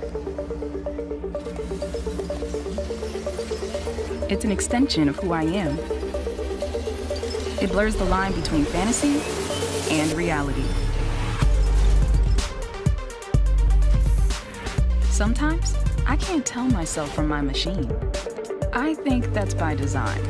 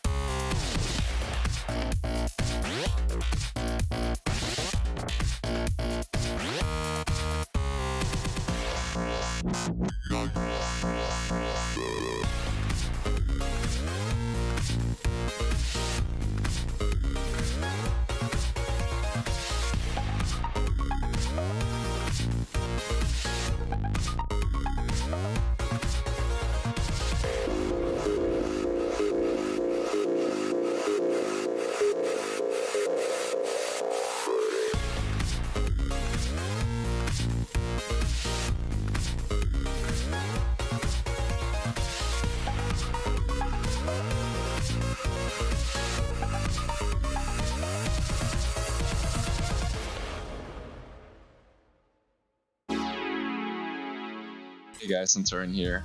Sadly, I'm still in Denmark. I'm waiting for my visa to arrive. I was told that my visa's approved, so I'm just waiting to arrive by mail. But sadly, it's just the process has been a lot longer than usual due to COVID. So even though I've been playing in NA since 2014, I ran into visa issues, which means I will not make it for the Lock In tournament week 1. That being said, Amar will be subbing in for me for week 1, and I'm sure they'll do great. And I will hopefully arrive sometime soon, and hopefully I can play week 2. So it's not the end of the world, and I'm sure we'll still do great. It's just a bump in the road, right? So it's something we've got to get over. I hope you guys understand, and can't wait to see you guys.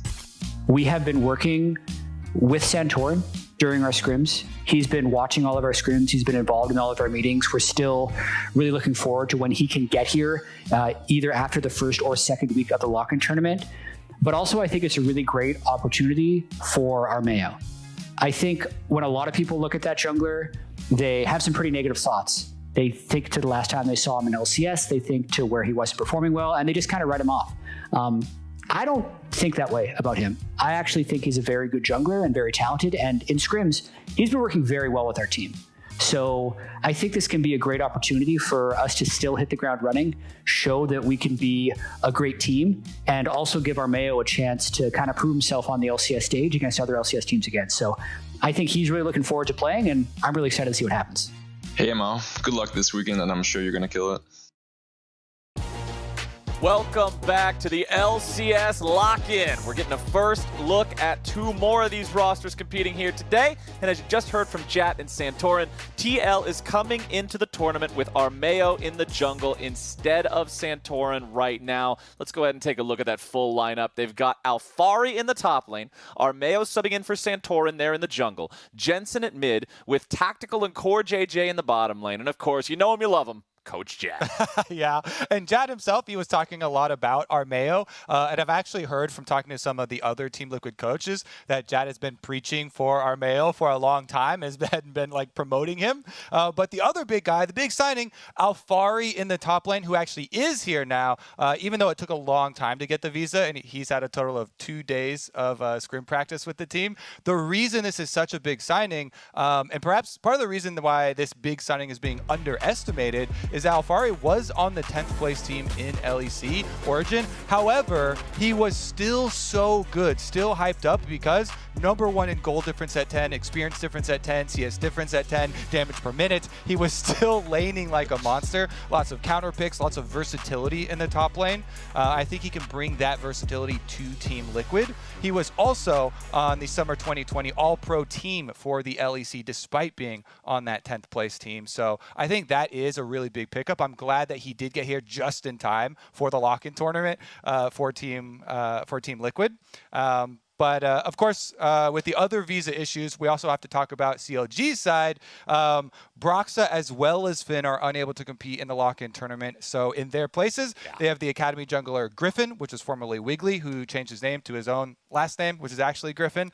Not the super young challenger player. Former LCS finalist Solo has the same story that we were talking about last year, where he starts the year unsigned on any Academy or LCS team. He got picked up here for CLG because they don't have the top lane, and I actually am looking forward to it because I think he is really good last year, deserved the spot, and it was kind of crazy that once again he started the year unsigned, but things happen, and now he's in there. So he's gonna be in there with Pobelter and Wild Turtle as well as Smoothie, as you see the current CLG lineup on your screen right there.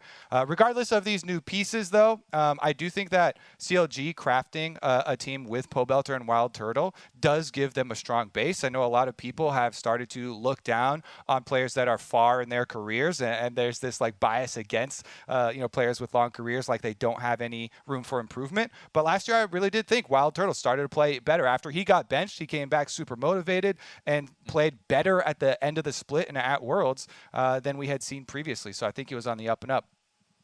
Well, he's definitely going to have to bring his A game today going up against Team Liquid. Even if TL is fielding a substitute jungler, there's a reason that everybody has this roster at either #1 or #2 in their preseason predictions. They're looking really, really strong. They've got a lot of proven pieces, and we'll see what CLG is able to do up against them here today.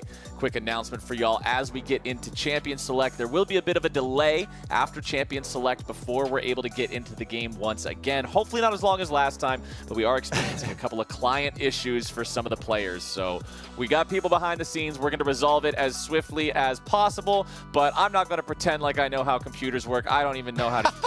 So whatever sort of magic they're working behind the scenes, That's their magic. I'm here to talk. Yeah, so let's get in. Fair enough. I do feel like you go a little overboard sometimes on the self-deprecating humor. You have got some idea. You've got a little inkling here. Flowers knows a bit. Let's get through the ban phase, though. He definitely knows about the ban phase. We talked about Akali last time around in the previous game. Yes, sir. Does not get through in this game.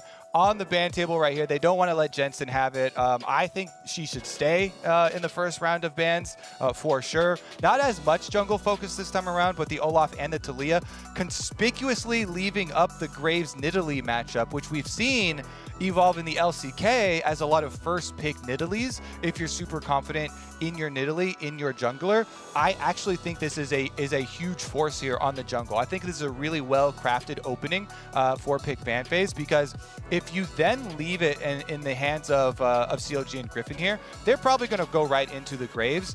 And while it's not a super lopsided matchup, you get these kind of micro advantages as Nidalee with being able to start with multiple traps for Raptors, being able to do Raptor clear super quick for your red side, or being able to do the spear start into buff camp, and having this small advantage of the AP into Graves and opening up flexibilities of possible AD solo laners for Team Liquid.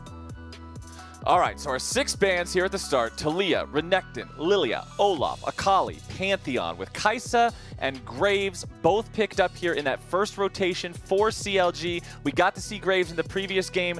Didn't have a fantastic game there, being piloted by Spica. We'll see if Griffin has a better time with it this time around. And we got to see last game what Kai'Sa is capable of doing here in 2021. We did, but she didn't have to play against a Camille. And I was looking for the AD solo lane that they were setting up with this early Nidalee.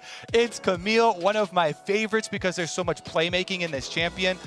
So effective if you get small windows to roam away from your top lane as well. As a jungler, I love pairing with a Camille. Nidalee Camille is insane kill pressure. They can both go invading together. They can basically engage on you over any jungle wall with the hook shot from Camille. So that's an incredibly scary top side of the map. Team Liquid, Jat was talking about how they've been training with Armeo a lot on those types of things. And even though Alfari only has had 2 days here, I have full confidence in his Camille. This Annie hover over, by the way, is a solo queue joke, because Jensen's been spamming Annie in solo queue, and I've heard so many of the pro players coming to me talking about it. They're like, is this some kind of mind game? Is he actually going to play some Annie here? What's going on with all these Annie games in solo queue? And it's like blowing people's minds.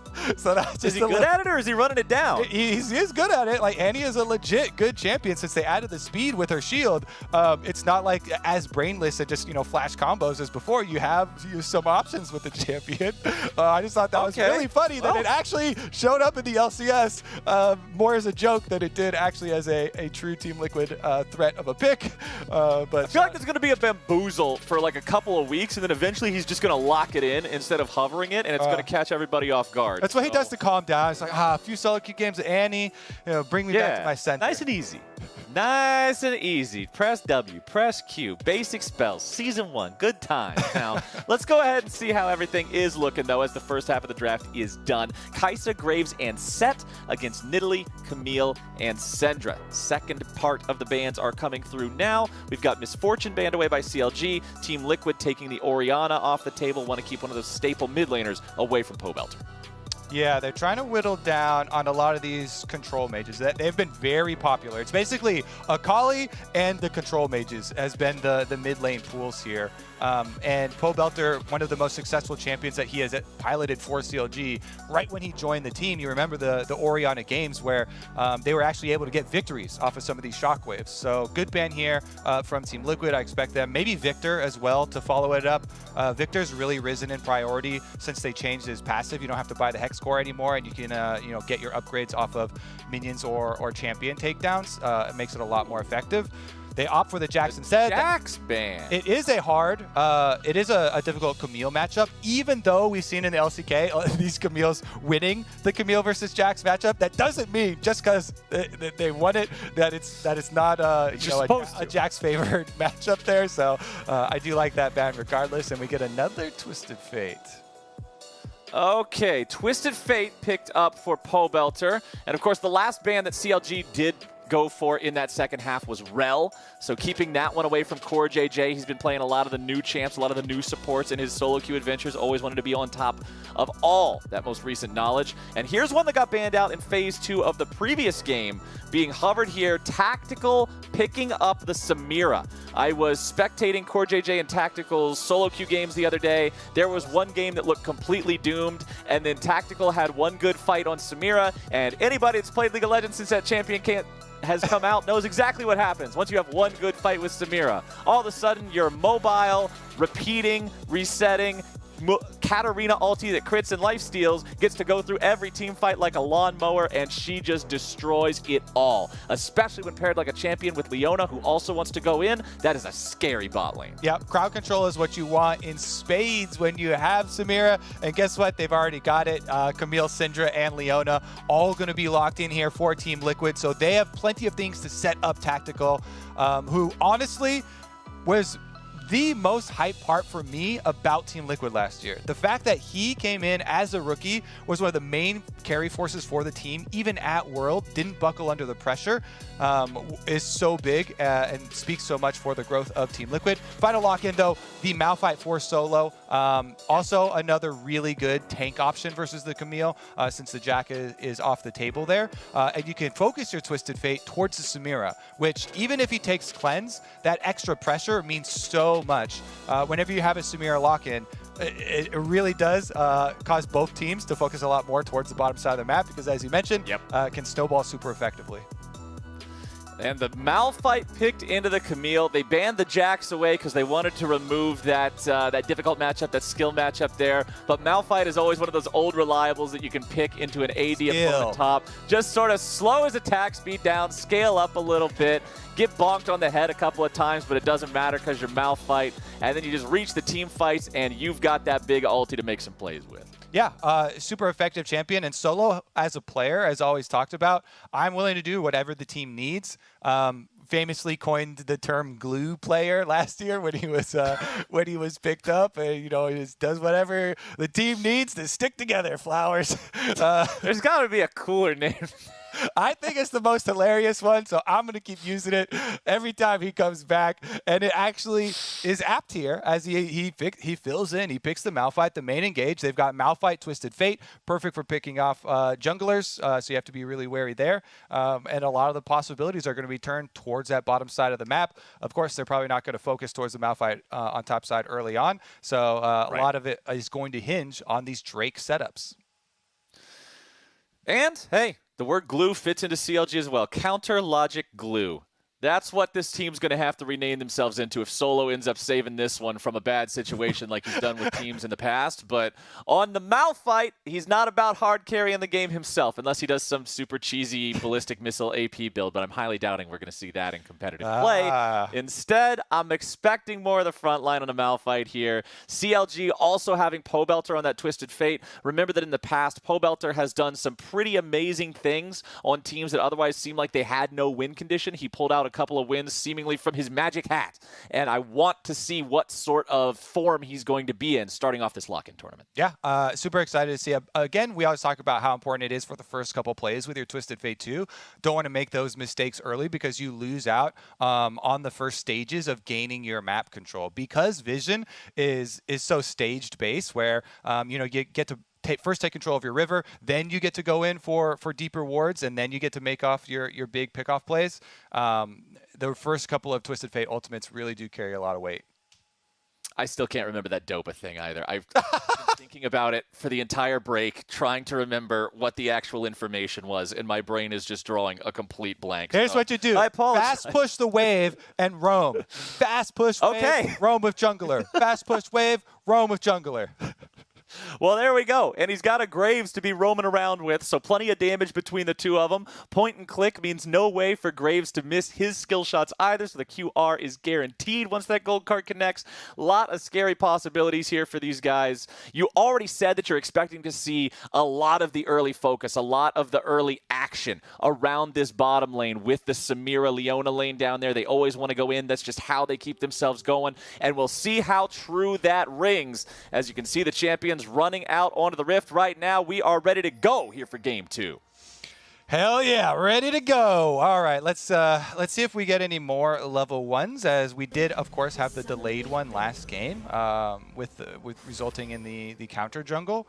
Honestly, not as much of a scary lineup for the level 1 for the possibilities of catching someone here, but you can try and bully them out. And again, with the Nidalee having those options, you can always tell where she's going to start if you start your traps first on your Raptors and lay down your traps by your Raptors. You then pull them into the other trap after you get your reset for your clear. Doesn't look like that's going to be the case. Lays down the ward into a sweeper purchase, as is very common. Ooh, ping over to possible delayed invade once again. One thing I am looking at here, worth pointing out too, if we're going to get a level 1 invade, both AD carries did take cleanse here in this matchup. Tactical taking it for later on when he's going to have to deal with the gold cards from the Twisted Fate. And you can see Wild Turtle recognizing against Leona cleanses. Definitely a good thing to have in your back pocket as the delayed invade is coming through. Clock reads 1:30. Big dodge. A little bit of damage flying out from Team Liquid, but CLG is unhindered. They will continue marching forward. Another spear flies out, finds its way into Smoothie this time, who is down to half HP, but considering he's set, he's still feeling all right about that one. Smoothie with the flash over the wall, just does not want to risk anything right here. So all in all, that invade costs CLG 1 summoner spell. Yeah, and again, it is, you know, you always run Hex Flash on set, so it's not as big a deal. That's why for level 1s, we always set up, you know, the set player looking for that engage. But you never want to have to blow it to get nothing like that. And it is just going to be CLG calling off their delayed invade. As you said, unsuccessful is going to mean slightly quicker start for our Mayo as well. And with the extra move speed there, as Smoothie Hex flashes out, they do have the Tri-Brush warded already, so they should be able to continue to play aggressively. No crazy invades being successful means no strange pathing from either jungler this time around. Remember that that's what started the fight, that 3v3 in the topside river of game number 1. That was definitely an ill-advised counter jungle there. No mid lane pressure, no top lane pressure. Definitely have to work off your lanes as well. And Team Liquid, our males should have the advantage there. Obviously, Camille on top side going to be able to push in Malphite. And mid or bottom side engage. Ooh, already going in on Wild Turtle, and there's the damage coming out first. Blood to Tactical Samira. He doesn't even die in return. Core JJ continuing to chase. There's your Zenith Blade and your stun. Smoothie already used the Haymaker earlier. He don't have it, and Tactical's got 2. Tactical and Core JJ, they are going to be front runners for bottom lane of the split. My goodness, he doesn't waste any time, Flowers. You've been talking about Core JJ running these in-houses, just completely smashing everyone.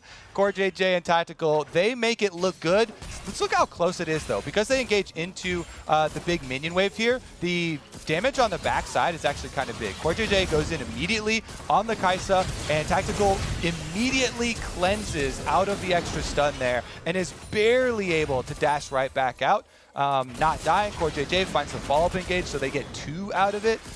Even with the small extra damage from minions, there's no more spells left here for Smoothie, so just played so well by Core JJ and Tactical. And you see the full commitment. Tactical's like, all right, you dodge the other side of the set pullback. I'm just going to instantly cleanse it. They get the kill onto Wild Turtle. Summoners definitely traded, but huge, huge advantage for the side of Team Liquid. And we mentioned in Champ Select the snowball, the scary monster that is Samira Season 11. That is the worst thing if you've been playing preseason and you see bottom lane double kill at 3 minutes into the game for enemy Samira. That's a big okay. Oh, Core JJ making the roam to mid. Pobelter with some quick feet and some quick emotes to make sure that he avoids the CC coming out from both enemy players. Tactical, meanwhile, just happy to sit underneath the turret, pick up this wave down here. And yeah, you were talking about the in-houses that happened during the offseason. And one thing that consistently set Core JJ apart from his opponents in those in-houses is seemingly in every single possible matchup, which, remember, is a lot more detailed when you're doing a 2v2 lane than just a 1v1 lane because it changes when any one of those champions is switched out.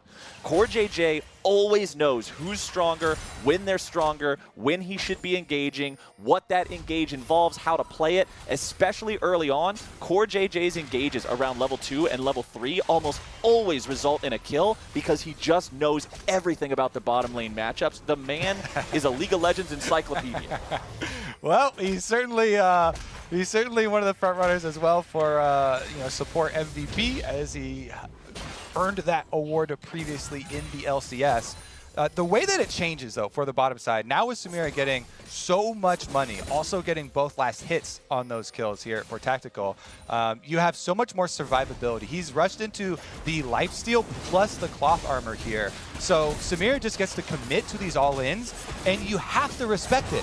You don't get to go for the attempt at the counter kill. He's just too far ahead with a double kill that early on, plus extra stacks here off the Dragon, as Armeo's going to take advantage of the winning bottom lane. Hey, great. Good job, Tactical or JJ. We have full control of this. We'll start earning objectives off of it then.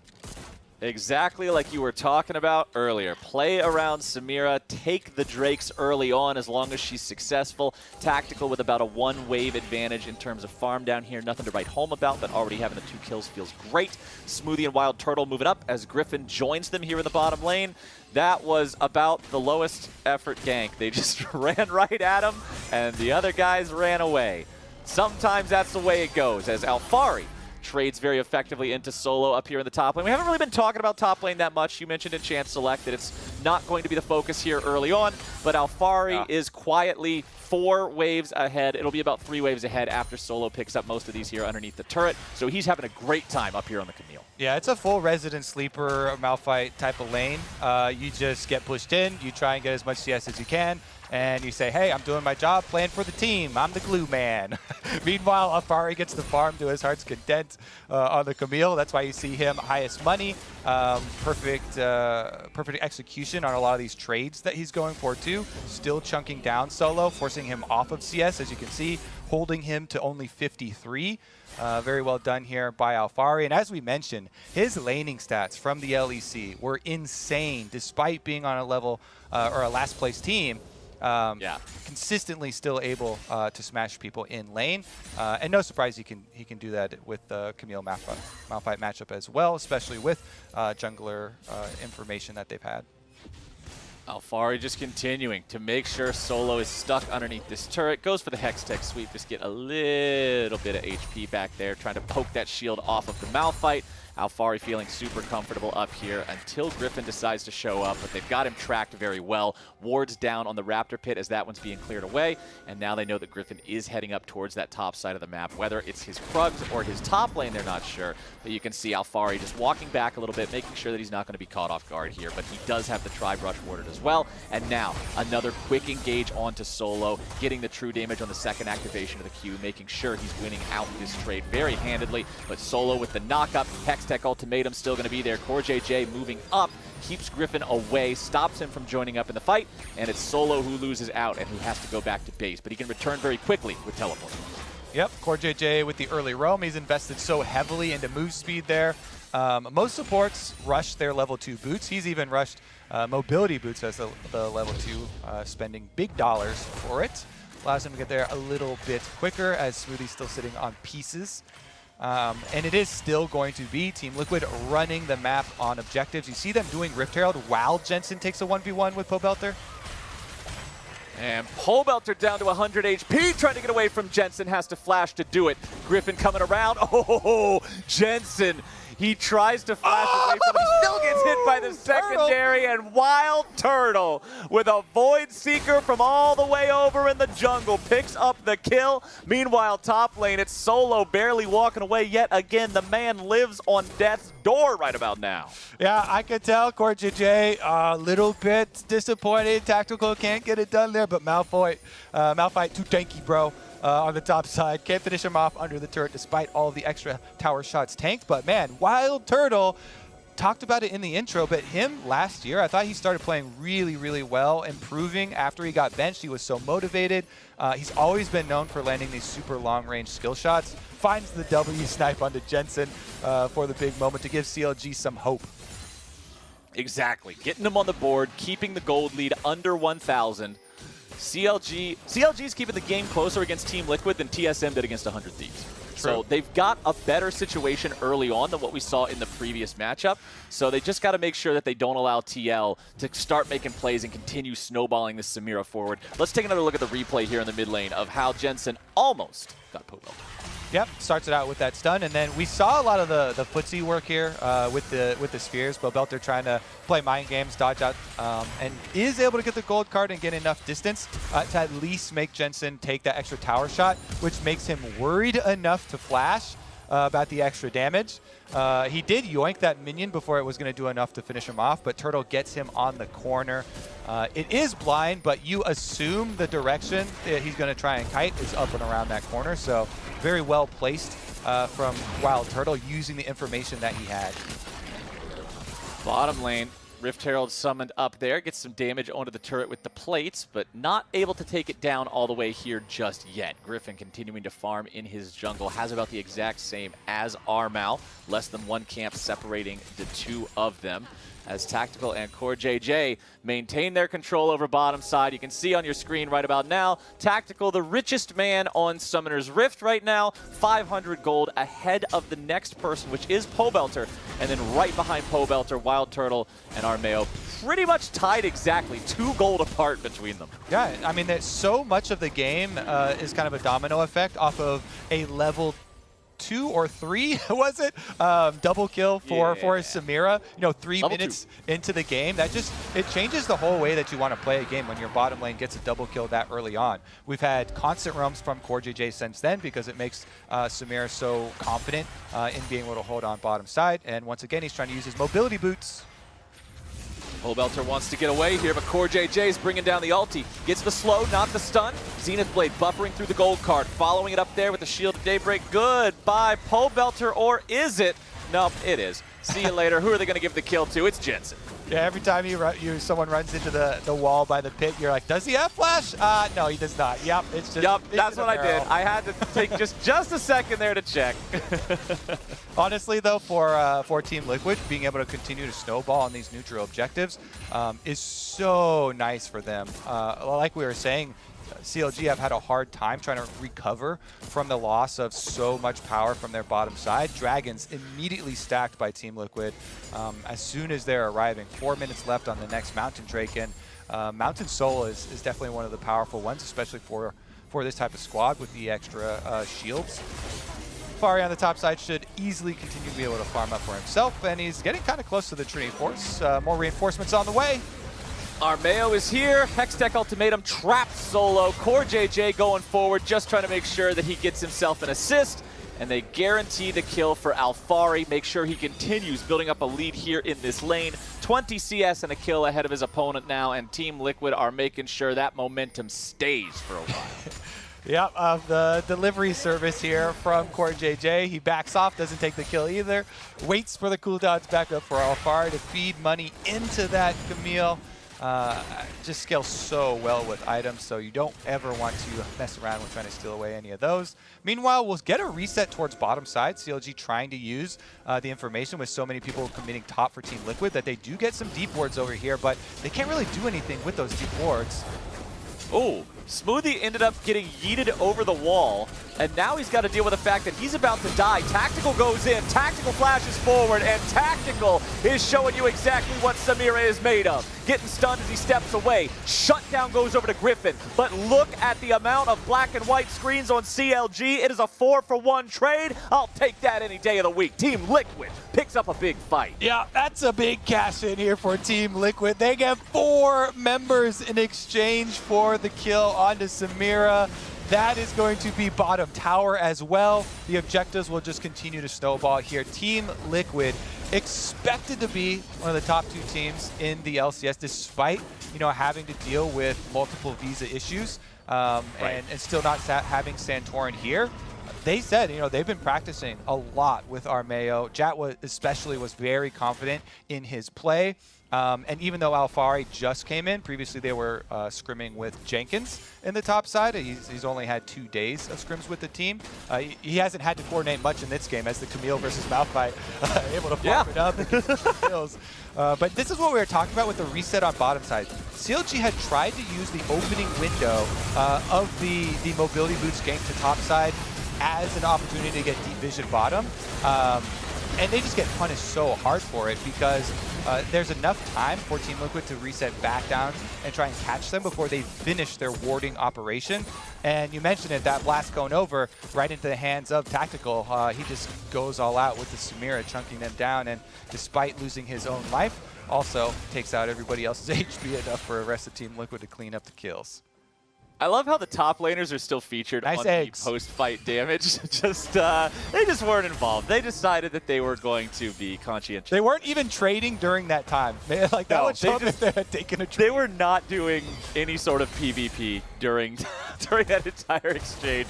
But man, the game was close. It was 1,500 gold apart, and then after that big fight, all of a sudden you've got a 4.2k lead here for Team Liquid. Thumbs down emoji coming out from Core JJ as well, telling him exactly what he thinks of their chances here in this game. Team Liquid, they already have 2 Drakes under their belt, and the third is spawning here in 30 seconds, and they have control over everything. You can see how dark the map is right now for CLG.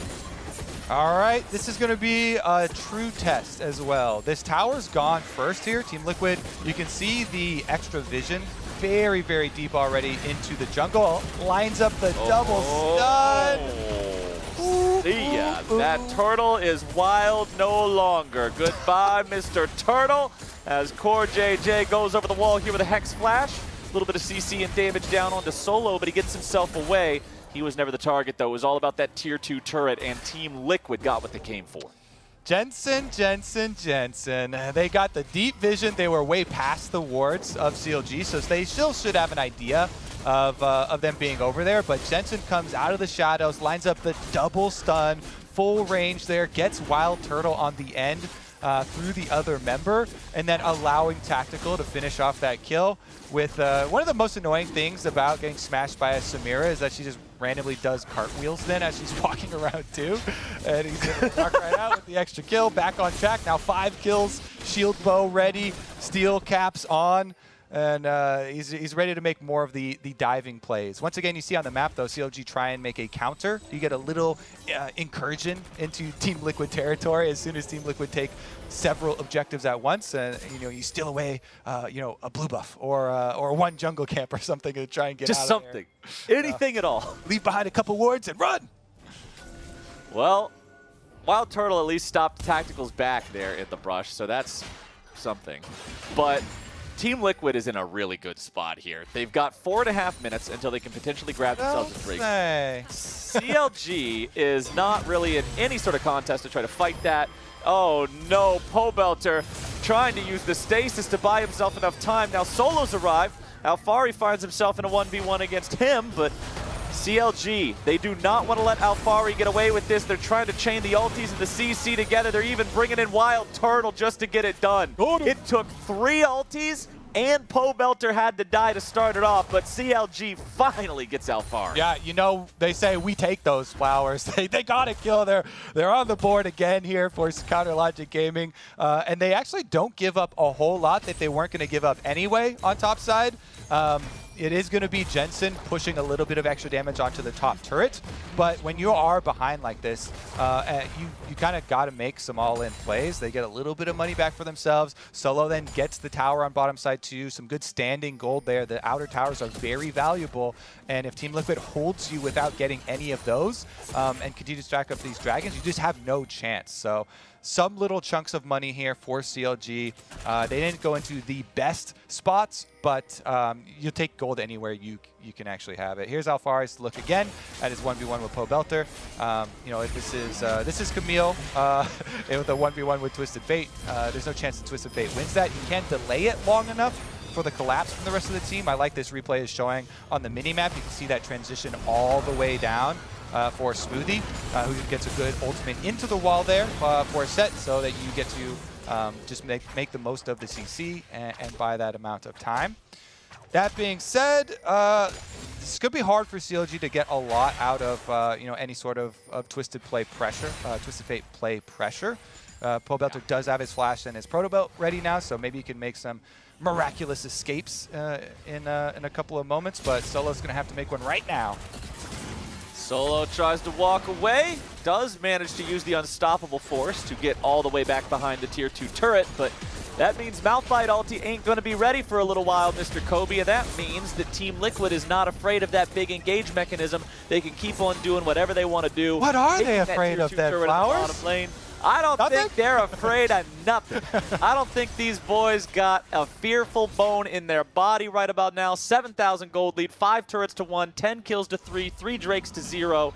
It is looking good for the big blue horse here in game number 1 of their 2021 season. Yeah, and honestly, when you have this type of luxury that you do on Team Liquid's side, I actually like the style that Alphari is going for. I am a huge fan of Divine Sunder instead of Trinity Forces on a lot of different champions, unless it's a really, really attack speed-based champion, because I just find the max health percentage damage from Divine Sunder. So yes, that's so good. Obviously, he's against Malphite, who's going to have a lot of health, as well as the extra armor. But the extra half of that you heal really, really complements the grass build for Camille and the sustain that you can have with this champion in those long lane fights. If you know as Camille, you're going to be facing and chasing down split pushers. I just think that item is so good and a really good option besides the Trinity Force, where we always just used to see the same thing rushed over and over. And even though they did change all of the Hydra items or the Tiamat items to not have actives, still very good, although not as fun to use without the extra. Exactly. The active, unfortunately for Tiamat players, getting switched over to the new Iron Spike whip, but 25 seconds remain until our 4th Drake of the game. Do or die here for CLG. They give away the soul if they surrender one more Drake. Jensen with a little bit of poke there onto Solo. Jensen trying to get himself away now, but the damage is coming out back onto CLG as well. They're still continuing after Jensen, but he's buying time here with a stasis. Jensen flashing away, keeping himself alive, somehow still surviving this one. And Team Liquid, baby. Samira might be spinning around with all them bullets, but you might as well turn it into a mop because she cleaning everybody up in this fight. 4 for nothing. They went all in on the Jensen pick, and they could not get it. Team Liquid feeling great. Oh my goodness, he comes out of the Zonias, gets the heal, flashes to the other side, tactical with a Samira ult while you're protected by your team. Is like dream scenario, because usually Samira is going to have to go in with the engage on the hard CC, and you're in risk of getting hit from hard CC from your opponents. But if CLG are using their hard CC on the engage to start the fight out, Griffin is toast. Ooh. Yep, see you later, buddy. And he wasn't even able to steal the Drake away either. It's still Mountain Soul for Team Liquid, but now it's Mountain Soul plus Baron for Team Liquid. 23 minutes into the game, they honestly should just be able to finish with this Baron. True, true. I do not expect this Red Bull Baron buff to expire before the game ends. Let's make a bet on that. Before this game, we were wondering, what's the time estimates here? A couple of bets on this game. Looks like I'm gonna say they can end it with the Baron buff. That's still pretty risky. Only 2 minutes 20 seconds. But I think Team Liquid actually are in a position to just shove all the way through to the Nexus. Let's see if they can pull it off. By around 26 minutes. It'll be about a 26-minute finish here. So let's see how hard they want to go for this. Alphari continuing the push here in the top lane. CoreJJ rotating up from mid. There's your next tech ultimatum. Griffin is stuck. Griffin is gone. Tactical's joined up here in the fight. Double kill over to Alphari. Into the back line they go. Spin to win. Team Liquid with your Bud Light ace to end this game. All they got to do is find the closest minion wave, knock those turrets down, and march it straight to the next. I guess that was too easy of a bet. Not that was a real easy bet. Not much of a chance on the other side. Congratulations, Team Liquid, on their first game of the Lockout Tournament. Game number 2 here between Team Liquid and Counter Logic Gaming. And despite having the subs, Armeo looks great, and Team Liquid on the board with the dub. 2 very one-sided games here to kick off our 2021 LCS competition. Team Liquid might have been a little bit slower to start than what we saw in the 100 Thieves versus TSM game, but man, once they got a couple of fights... They got double kill, Tactical CoreJJ in like 3 minutes. How quick the other team got 3 kills. There was a 3v3 instead of a 2v2. 3 is more than 2. I know that much math. Fair enough. Core JJ and Tactical just can't make Flowers proud no matter how hard they try. Double kill on Samir Leona super early in. I actually am thinking already that I wanted to go back and look at the replay for that one, because one of the cool things to take a little bit closer notice of is cleanse timings in those little skirmishes where it comes down to a couple ticks of Ignite between the AD carries dying or not. I remember Tactical from memory did instantly cleanse on the set CC, and I think then you get the Ignite afterwards, but he still didn't die, so it's good usage there. Yeah. Sometimes you can get double value if you wait for the Ignite and then do it after the CC, try and get everything off you. But aside from that, it was Team Liquid all the way. Yeah, I know he didn't cleanse the Ignite because the last it was tick still of the burning. Ignite was still burning after he Tactical, yeah. Yeah, because he had to flash into the sweet spot of the Haymaker to finish off the kill onto Wild Turtle. Yeah, so you got to examine if Turtle could have used his cleanse better to not ignite and not go down before they get the counter kill. Exactly. There's might have been some sort of a different angle there for CLG to find a different way to play it. But honestly, this game was just controlled start to finish. Alfari always had control over the top side. You're Camille into a mouth fight in a game where neither one of the junglers come up there. So you're going to feel pretty great about that. We saw the play in mid lane. The Wild Turtle Void Seeker snipe onto Jensen as he tried to go high point? On the Co-Belter and barely missed out on it. Yeah, that was the high point for the side of CLG, because then later when they go after Jensen in that final fight before the Baron, they just can't kill him. He gets the heal, like you said, as soon as he comes out of the stasis. Armeo's right there to make sure that he doesn't drop to that last little bit of damage at the very end, and Team Liquid just having some clean team fighting here. Yeah, honestly, I'm definitely impressed. I did have really high hopes for this Team Liquid roster.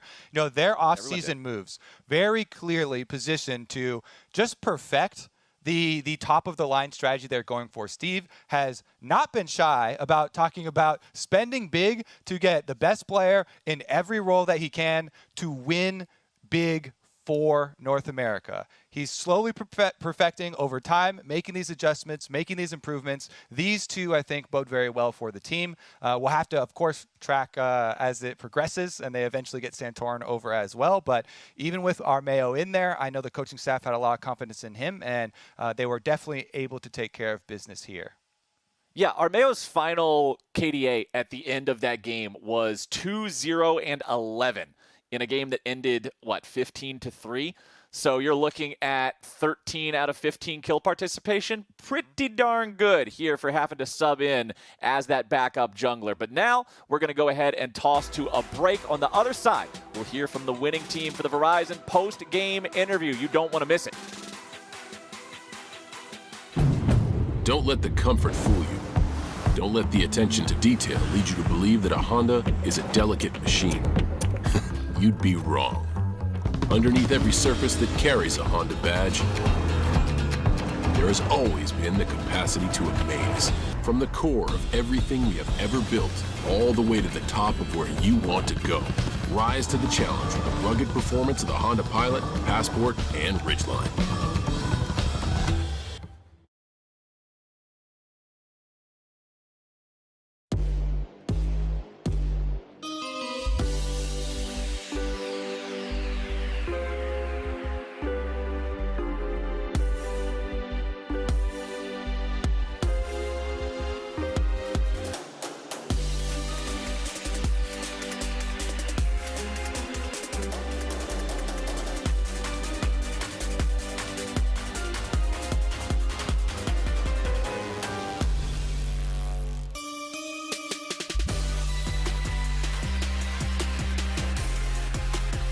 Introducing Fantasy LCS, live now on the Sleeper app. Create a league. You are the coach. Draft your ultimate LCS team. Plan your roster and make coaching decisions each week. Compete against friends throughout the season. Rep your team. Talk.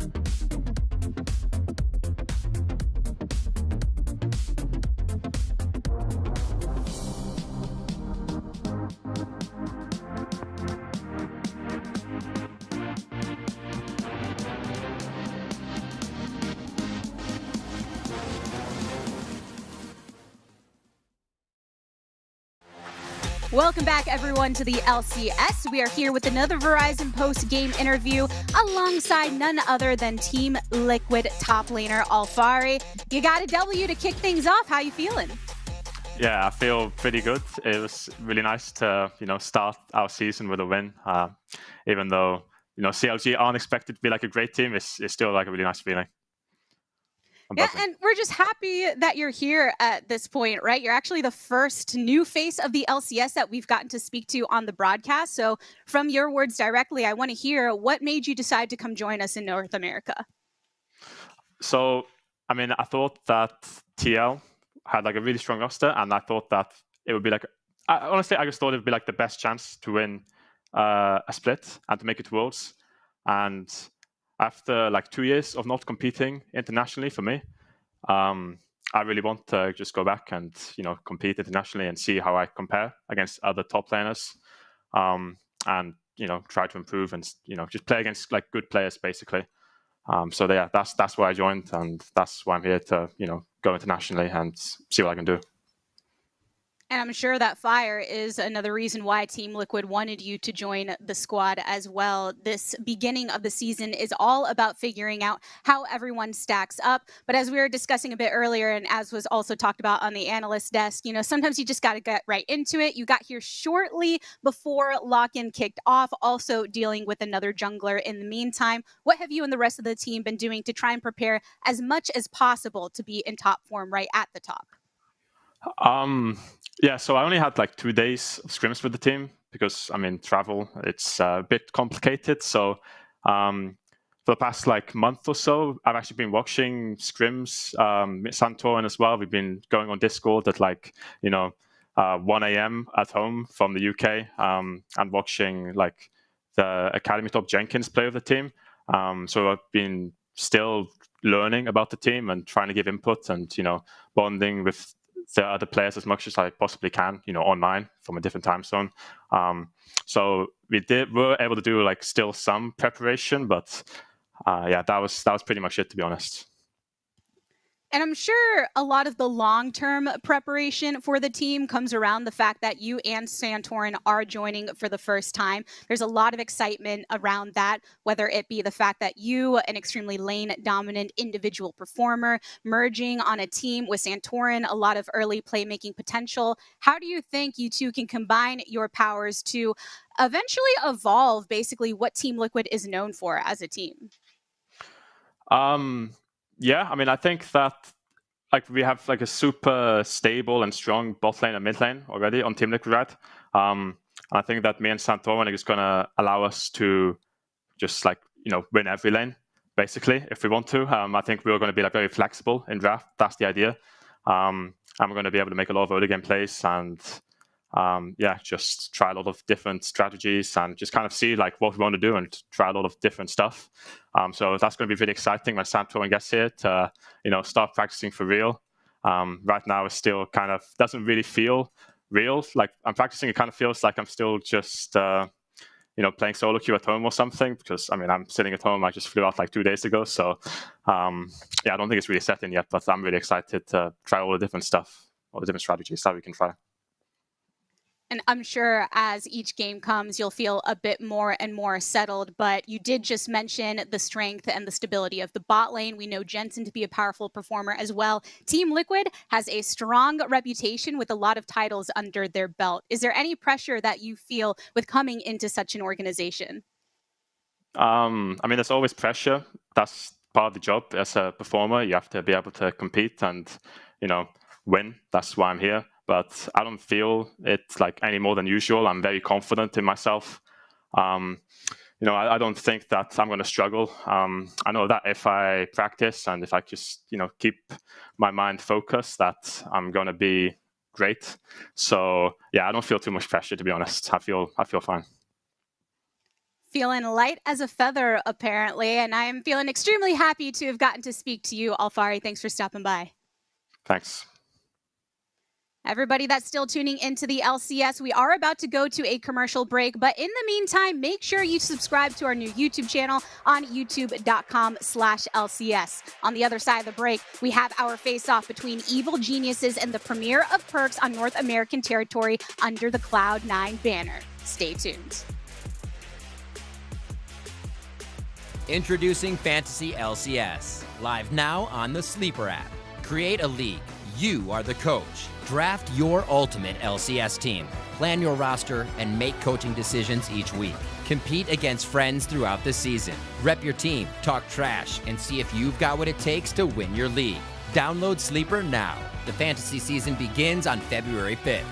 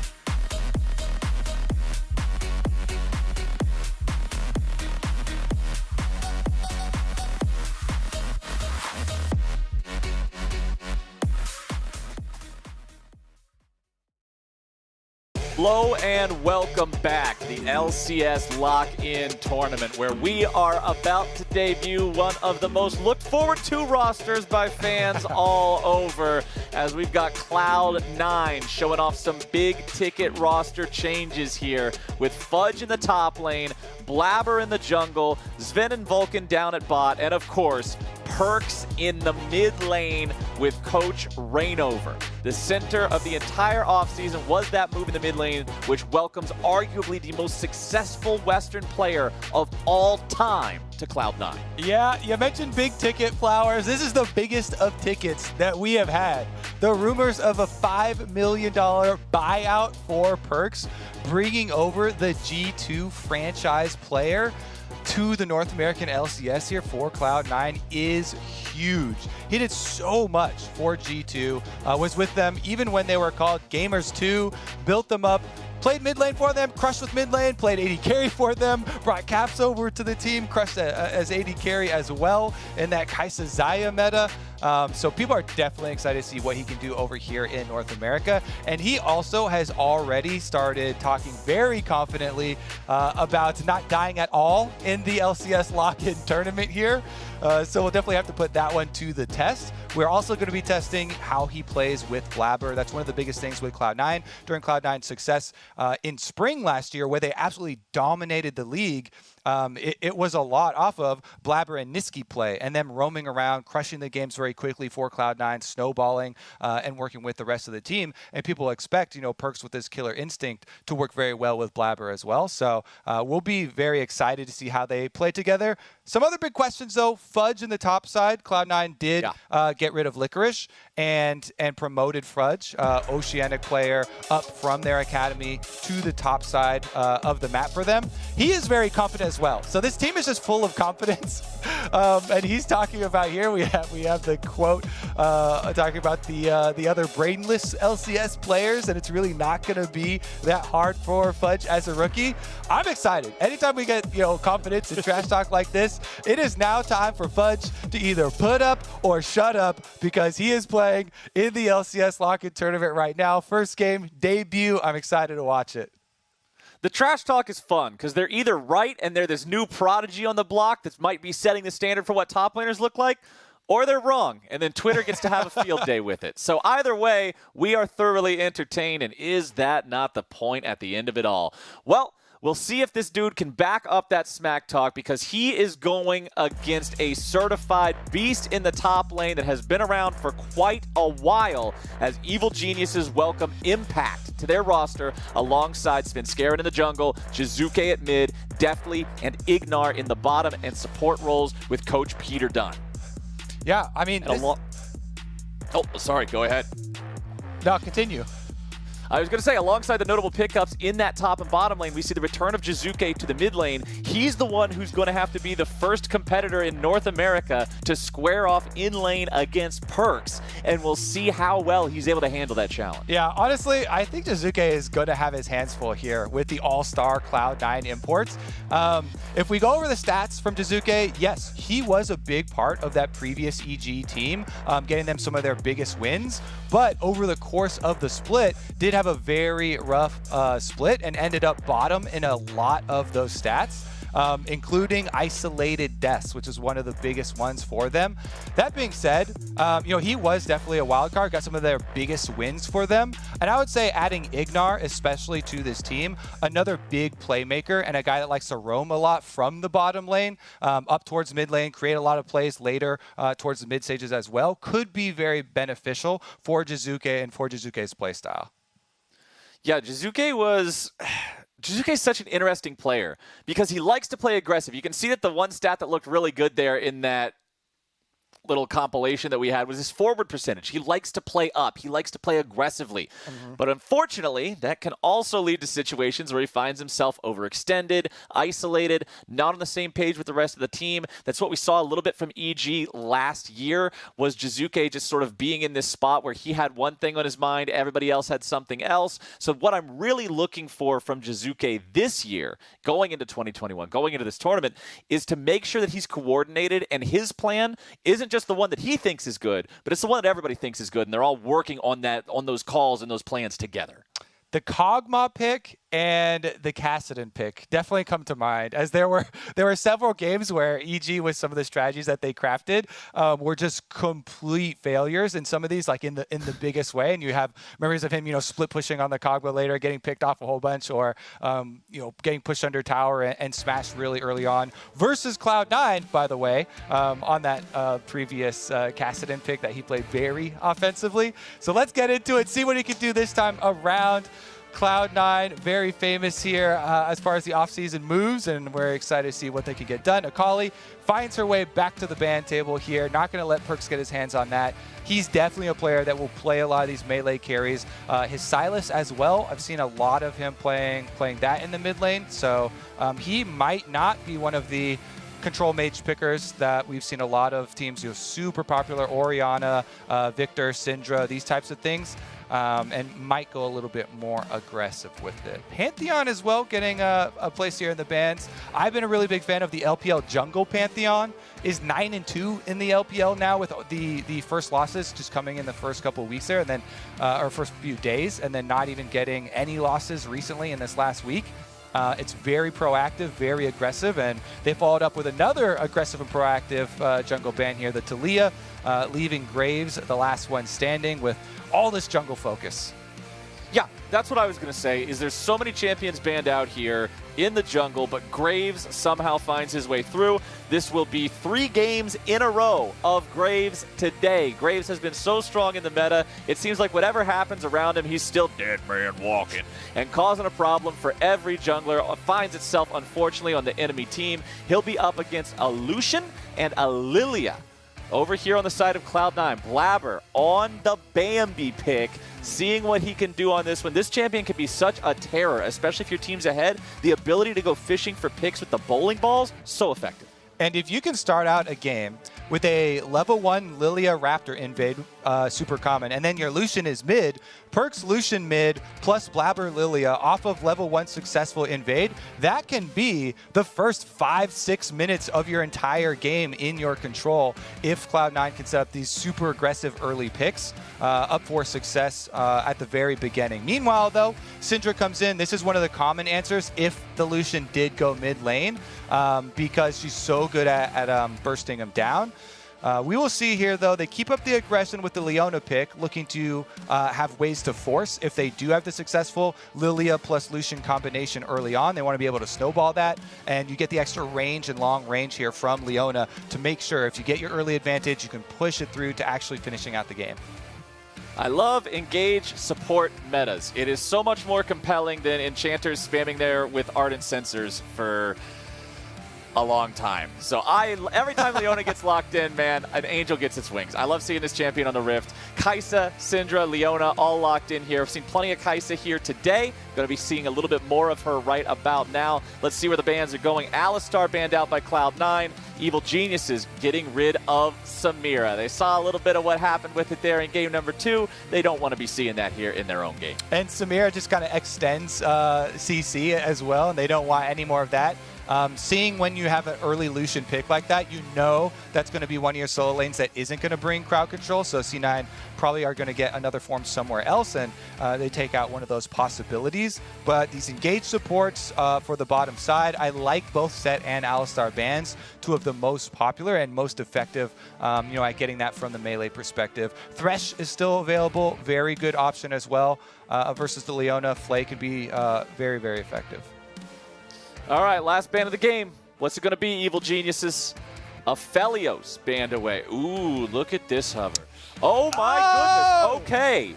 In his first game in North America, there is a significant chance that we will get to see perks on Yone. You don't get any better than that.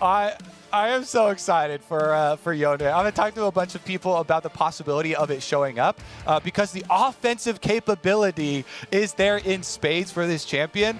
They recently changed the crit, so you get 100% crit off just the 2 items. So you can either go with the early Gale Force or Shield Bow into Infinity Edge with a lot of damage there. Gale Force for the extra move speed or movement ability, or Shield Bow for the safety. Renekton and Blitzcrank both break shields, though, with these 2 lock-ins. So that might actually influence your item build, and it would definitely lose some value on a shield bow if they lock both those in. Well, remember that Renekton often doesn't get that part of his Empowered W because usually you open up the fight with it, so a little bit harder to get the shield break on him. Blitzes can apply more easily, but there is no Blitzcrank. No, it is Galio instead, locked in for Evil Geniuses. Let's see how Cloud9 wants to end this here. Fudge talking his smack on Twitter. He will be up against Renekton in the top lane for this game. He'll be piloting the Ornn into it. And it is going to be rotated to a bottom lane Lucian, so we don't get our solo lane Lucian here. And they lock in Fudge. What better champion after a bunch of trash talking to prove your point than Ornn, Flowers? True.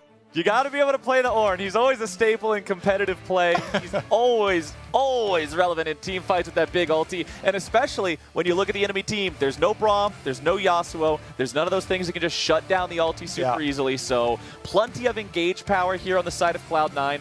And remember that Yone is such a scary champion. Because his damage is perfectly split between physical and magical, itemizing defensively against him is incredibly difficult. His E allows him to just jump back out as soon as he goes in. It is very difficult. Remember that if you're trying to time your CC on Yone to blow him up before he's able to snap back to his position, if he is CC'd while the timer on his E runs out, sorry, he's not CC'd anymore. He's going home. He's done with this party. He called his Uber. He's going home. Nothing you can do about it. It's what makes it so incredibly powerful. If the player knows how to properly time Soul Unbound to make it so there's no real risk when they go in, Yone just has so many tools to mitigate his opponent's options to have any counterplay to him. He's so strong. I will say that the weakness is then trying to attack Yone early on because the E is so good offensively, and yet defensively does have the drawbacks because, again, your soul always has to return to your body here. So if you apply some jungle pressure there, especially with a champion like Syndra, where you do have possible stun setups, if Graves comes through with a smoke bomb, that makes it very easy to land your Syndra stuns, and that's going to be that Cloud9, Perks, and Blabber do have to think about. But again, with the swap here of the Lucian into the bottom lane into the hands of Sven, you get your classic Lucian Leona bottom lane, kill lane, looking for those possibilities onto Deathly and Ignar, which is a new combination of players, and Deathly might be the player on EG that got the most criticism when the roster was announced. A lot of eyes on him. Ignar, known for roaming so much, he might be left alone quite a lot.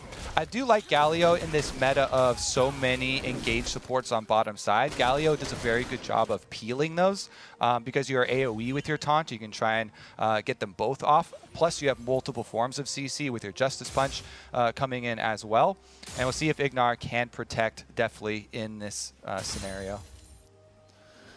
All right, keep your eyes on Yone throughout this game. Everyone's so excited to see Perks' NA debut, and he couldn't have made it more fun for all those fans than by picking a champion that's so flashy, that has so much outplay potential and mechanical skill expression like Yone does. Sidestepping a couple of those ranged attacks early from Jizuke here. Also starting off with Dorian's shield, having the fleet footwork. He's going to make sure that he can stay in this lane for as long as possible as a melee champion into a ranged matchup. And we'll just sort of see how this one's going. Naturally, you'll get pushed in early on as melee versus ranged. His Lilia has already cleared everything from the top half of the jungle here. Jizuke landing the Scatter the Weak on that one. And junglers will be finishing up their clears on opposite sides of Summoner's Rift. Yeah, Perk's doing a good job so far, dodging almost all the spheres from Jizuke, who has run himself in mid lane, trying to push in and force Perks to miss some CS. Doesn't line many of that harass. But topside Impact going to do the same. So Jizuke and Impact both pushing up their solo lanes to allow Svenskeren a full topside control. The aggressive play there from Syndra for Jizuke, trying to use all your charges and push the wave in so that you can get your recall off and refill all of your charges, refill your mana pool here after getting to a decent amount of CS. That does open up topside here. Topside Fudge getting himself all the way back. 7-24 farm, and they are giving him quite the welcome party here to the LCS competition. Who you calling brainless? I heard you talking some trash. Let's see how much we're going to hear you talking when you're stuck back into base at level 3. So much farm, EXP and money denied there from that roam up from Svenskeren. Perks goes in trading very aggressively onto Jizuke, takes off 2/3 of his HP. Yep, when that extra damage comes in on the E, definitely going to feel the sting for that trade, and Svenskeren tries to cut the trade short, coming in for the smoke bomb. This is, again, a split map because, they did have top versus bottom. Deep wards already from Vulcan and Blabber. You see on your screen, Perks knows to hub to that other side of the map. Vulcan makes his way through, finishes off the rotation, but he's caught now. They're going in. Svenskeren is stuck. He might just be killed off. Perks looking to go even further. Now falling back a little bit. Goes underneath the enemy turret. Perks will not quite get the kill, but the Ignite will do it. And in his first game in the LCS, Perks will get first blood. Vulcan trying to walk away and escape the counterattack, but he cannot do so, and Jizuke gets one in return. Yep, counter kill here for Jizuke. Not going to let them have the last laugh, and they do stay very competitive in gold with the counter kill going over Perks. High enough health now that he can actually stay at this tower and get a few more of the CS, so they don't even get the extra advantage of shoving it in. Ignar's coming back, though, to try and zone him off. Ignar trying to just give a little bit of extra control here to Jizuke. Make sure they get this wave shoved up into the turret. Perks using the Soul Unbound to move up, push those minions out just a little bit here and still be able to return safely. Scout of the Week finds him. Perks still at 300 HP, but Jizuke is very low on mana here. He doesn't actually have a lot of resources to work with. He'll continue to just poke Perks a little bit. Vulcan's still hanging around just in case Jizuke gets really aggro. Jizuke has his flash, but remember there's no ignite here on the Syndra.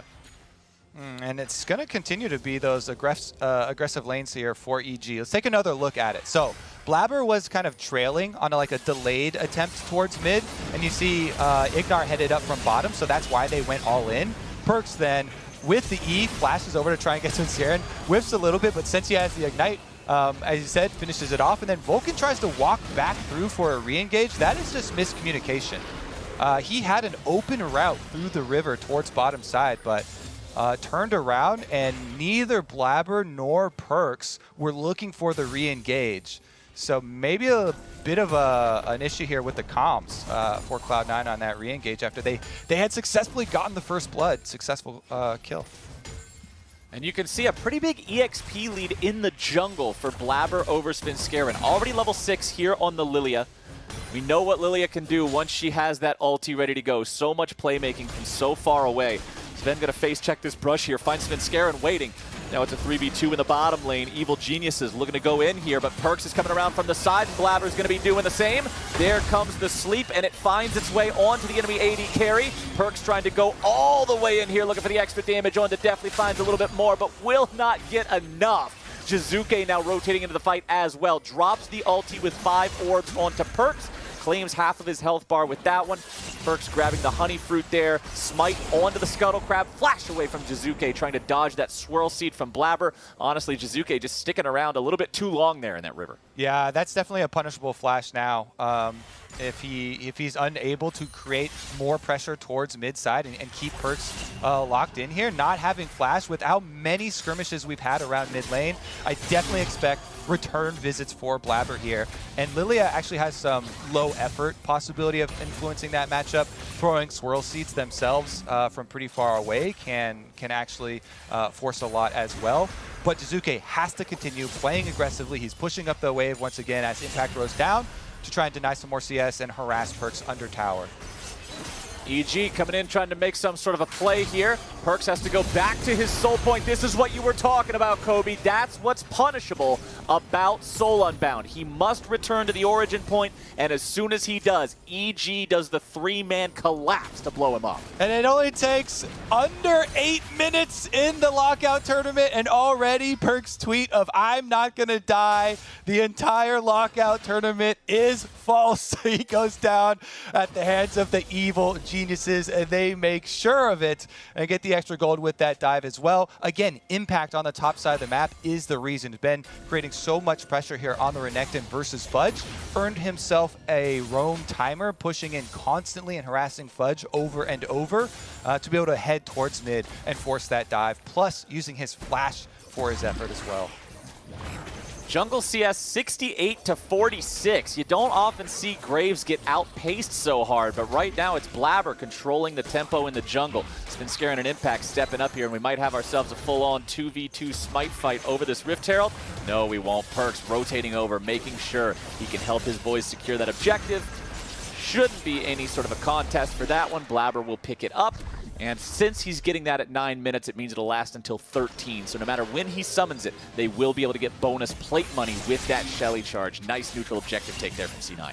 And we're approaching the stage in the game where we really get to see the fireworks of this champ select and the intended use of both sides of the compositions here.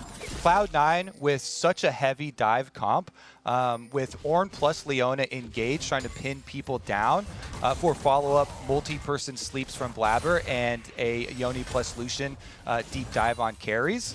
Meanwhile, counter-engage of the Galio and Syndra are going to have to be used so effectively for EG to be able to navigate these later dragon fights and these fights when the towers start to go down and there's more room for them to be able to come out on ahead on this, because Cloud9 are going to be looking very aggressively over and over with this super long range engage. Ornn roams down through with an ultimate to land slows. Leona easily can land those from extremely far away as well, and that's why we're paying so close attention to the flashes on the carries for EG. Lots of EG presence around the mid lane right now as Svenskaren's passing through here yet again. Ignar also hanging out in the wings. He could not join with a heroic entrance if a fight broke out, though. Still only level 5 here for both supports in this game. Back up into the top lane. Fudge trading a little bit with Impact, but not winning out in those trades by any means, as Perkz uses the Soul Unbound, snaps back to his original position, uses the Fate Seal to get away, and will manage to live through it. Yeah, Jizuke with trying to do a little bit of predictive use right there, because Yone doesn't have to wait the full duration to snap back, and it was trying to get him with a little bit of predictive stun. It was definitely too early. You can try and wait until you get a little bit of a visual cue if you can see him towards the end, but there's a sleep that lands. All right, fight starting out. Ignar grabbing a taunt onto 2, but the real threat is on Svenskeren. Sven grabbing the kill on that one as the Ornn ulti comes through, charging into the mid lane. Ignar gets knocked up by that one, but nobody else is close enough. Definitely continuing now on the run, but Bambi is flying like a bat out of hell and sending Kai'Sa straight there on a one-way ticket. Blabber picks up the 3rd kill of the game for Cloud9. And now it should be Cloud9 just turning that pressure up to 10. Again, so many forms of long-range engage. They get it there. Blabber lands the double sleep, and Vulcan has an easy time lining up that solar flare into the culling from Sven for these river kills and the first dragon of the game. Now that you've got this tipping point, with the extra Cloud9 kills coming in, plus the first dragon for themselves, they really can start to use this time advantage to get the deeper wards around this bottom part of the map.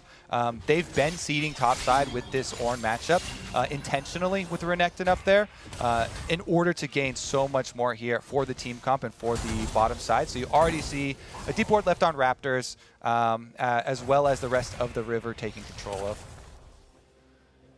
First Drake was pretty slow this time around. Compared to the previous couple of games, only 11 minutes when they finally got it. So soul stacking, even if you go 4 for 0, that one's going to be delayed here for a little while. Still a super close game in terms of the gold amount. What is that, 300 gold separating the two squads here? So Evil Geniuses was up to a small lead there for a while, but after the last series of events, it's Cloud9 back in the driver's seat. You can see the individual gold on your screen right now. 800 lead for the Renekton in the top lane. Fudge losing out in that matchup 1v1. Not a whole lot of influence there aside from the early on level 3 pushing completely out of the lane from Svenskeren. But hey, sometimes all it takes is a little bit of jungle intervention to set the tone and the pace, and Perkz just gets hit with the ulti yet again. Jizuke will not find the kill, but he will send his opponent home. Yeah, and he's doing a good job keeping up that pressure on mid lane for EG. Rift Trail used here really deep by Cloud9 in their own territory. Blabber? Blabber once again finding a multi-man sleep onto 2. Ignar trying to block, save a little bit of time here. Sven exhausted, still getting the culling off to the side, but definitely has now approached, looking to take him down. Svenskeren grabbing the kill onto Blabber. Locked down on the enemy jungler. Svenskeren is dead. Sven getting himself away from Deathly. Vulcan on the run from Impact, who's in the Dominus, looking to chase them down. Fudge is now also here, looking to see if maybe he can facilitate some sort of a turnaround here for the rest of his team. The Plasma procs. Fudge continues moving forward. Impact going to turn right back around, grabbing the kill onto Sven, who overcommits. But now Perkz has arrived into the fight, and he's looking to make some plays. Fudge grabs the kill into Impact. There goes your fate sealed. Perkz with the ulti onto 2, flashing forward and slashing around and making sure that nobody from Evil Geniuses is getting away from this one. Galio ulti coming in, keeping Jizuke alive. Perkz sticking around a little bit too long, taunted up and beaten down. The winds of war are blowing, and Perkz finds himself in the ground yet again. Good moves coming out here from Evil Geniuses. Surprise! Ignar is back up, and that Galio ult is still available. Able to turn it around. Perks, that was not the thing he was looking for. Ult comes back down, and Jizuke, even with that tiny bit of mana, finishes it off. Both these teams came to play, Flowers, came ready to scrap, and I'm definitely enjoying this one. It was Blabber starting it out, which looked like this two-person sleep. It got a flash, plus it got Ignar doing the counter engage. That's why there was no extra damage done to the 2 carries that were slept by Blabber because of that knockup and that sacrifice by Galio.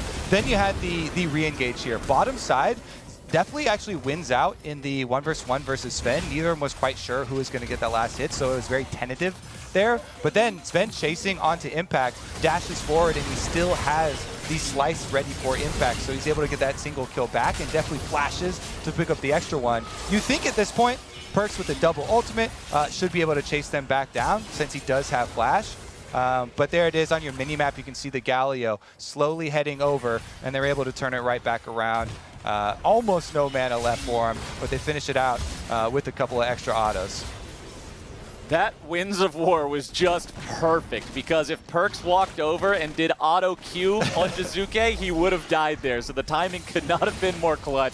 Ignar showing up, keeping this game close. Easily our closest day of the game, Kobe. Evil Geniuses looking good here, going up against one of the rosters that everyone was expecting the most from in Cloud9. But Evil Geniuses guaranteeing that it's not just going to be an easy win for them.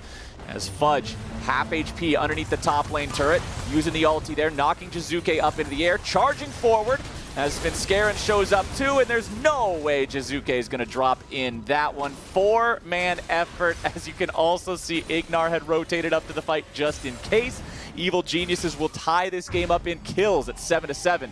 And they'll look to tie it up in turrets as well by taking down the tier 1, and that's got us at a dead even match. And I want to say especially from the part of Jizuke here, because Evil Geniuses, a lot of people have trouble kind of pinning them down and pinning them into a single evaluation because there's so much variance in the play from so many of these players. And we really thought Jizuke was for sure going to have his hands full with Perks in mid lane, but he has been playing so aggressively on this Syndra, keeping up that pressure and being able to utilize his teammates' zoning very well to go deathless, as well as opening up some possibilities there for EG, as they did take down the top side, plus using Rift Herald mid is going to be their answer for the Dragon for Cloud9.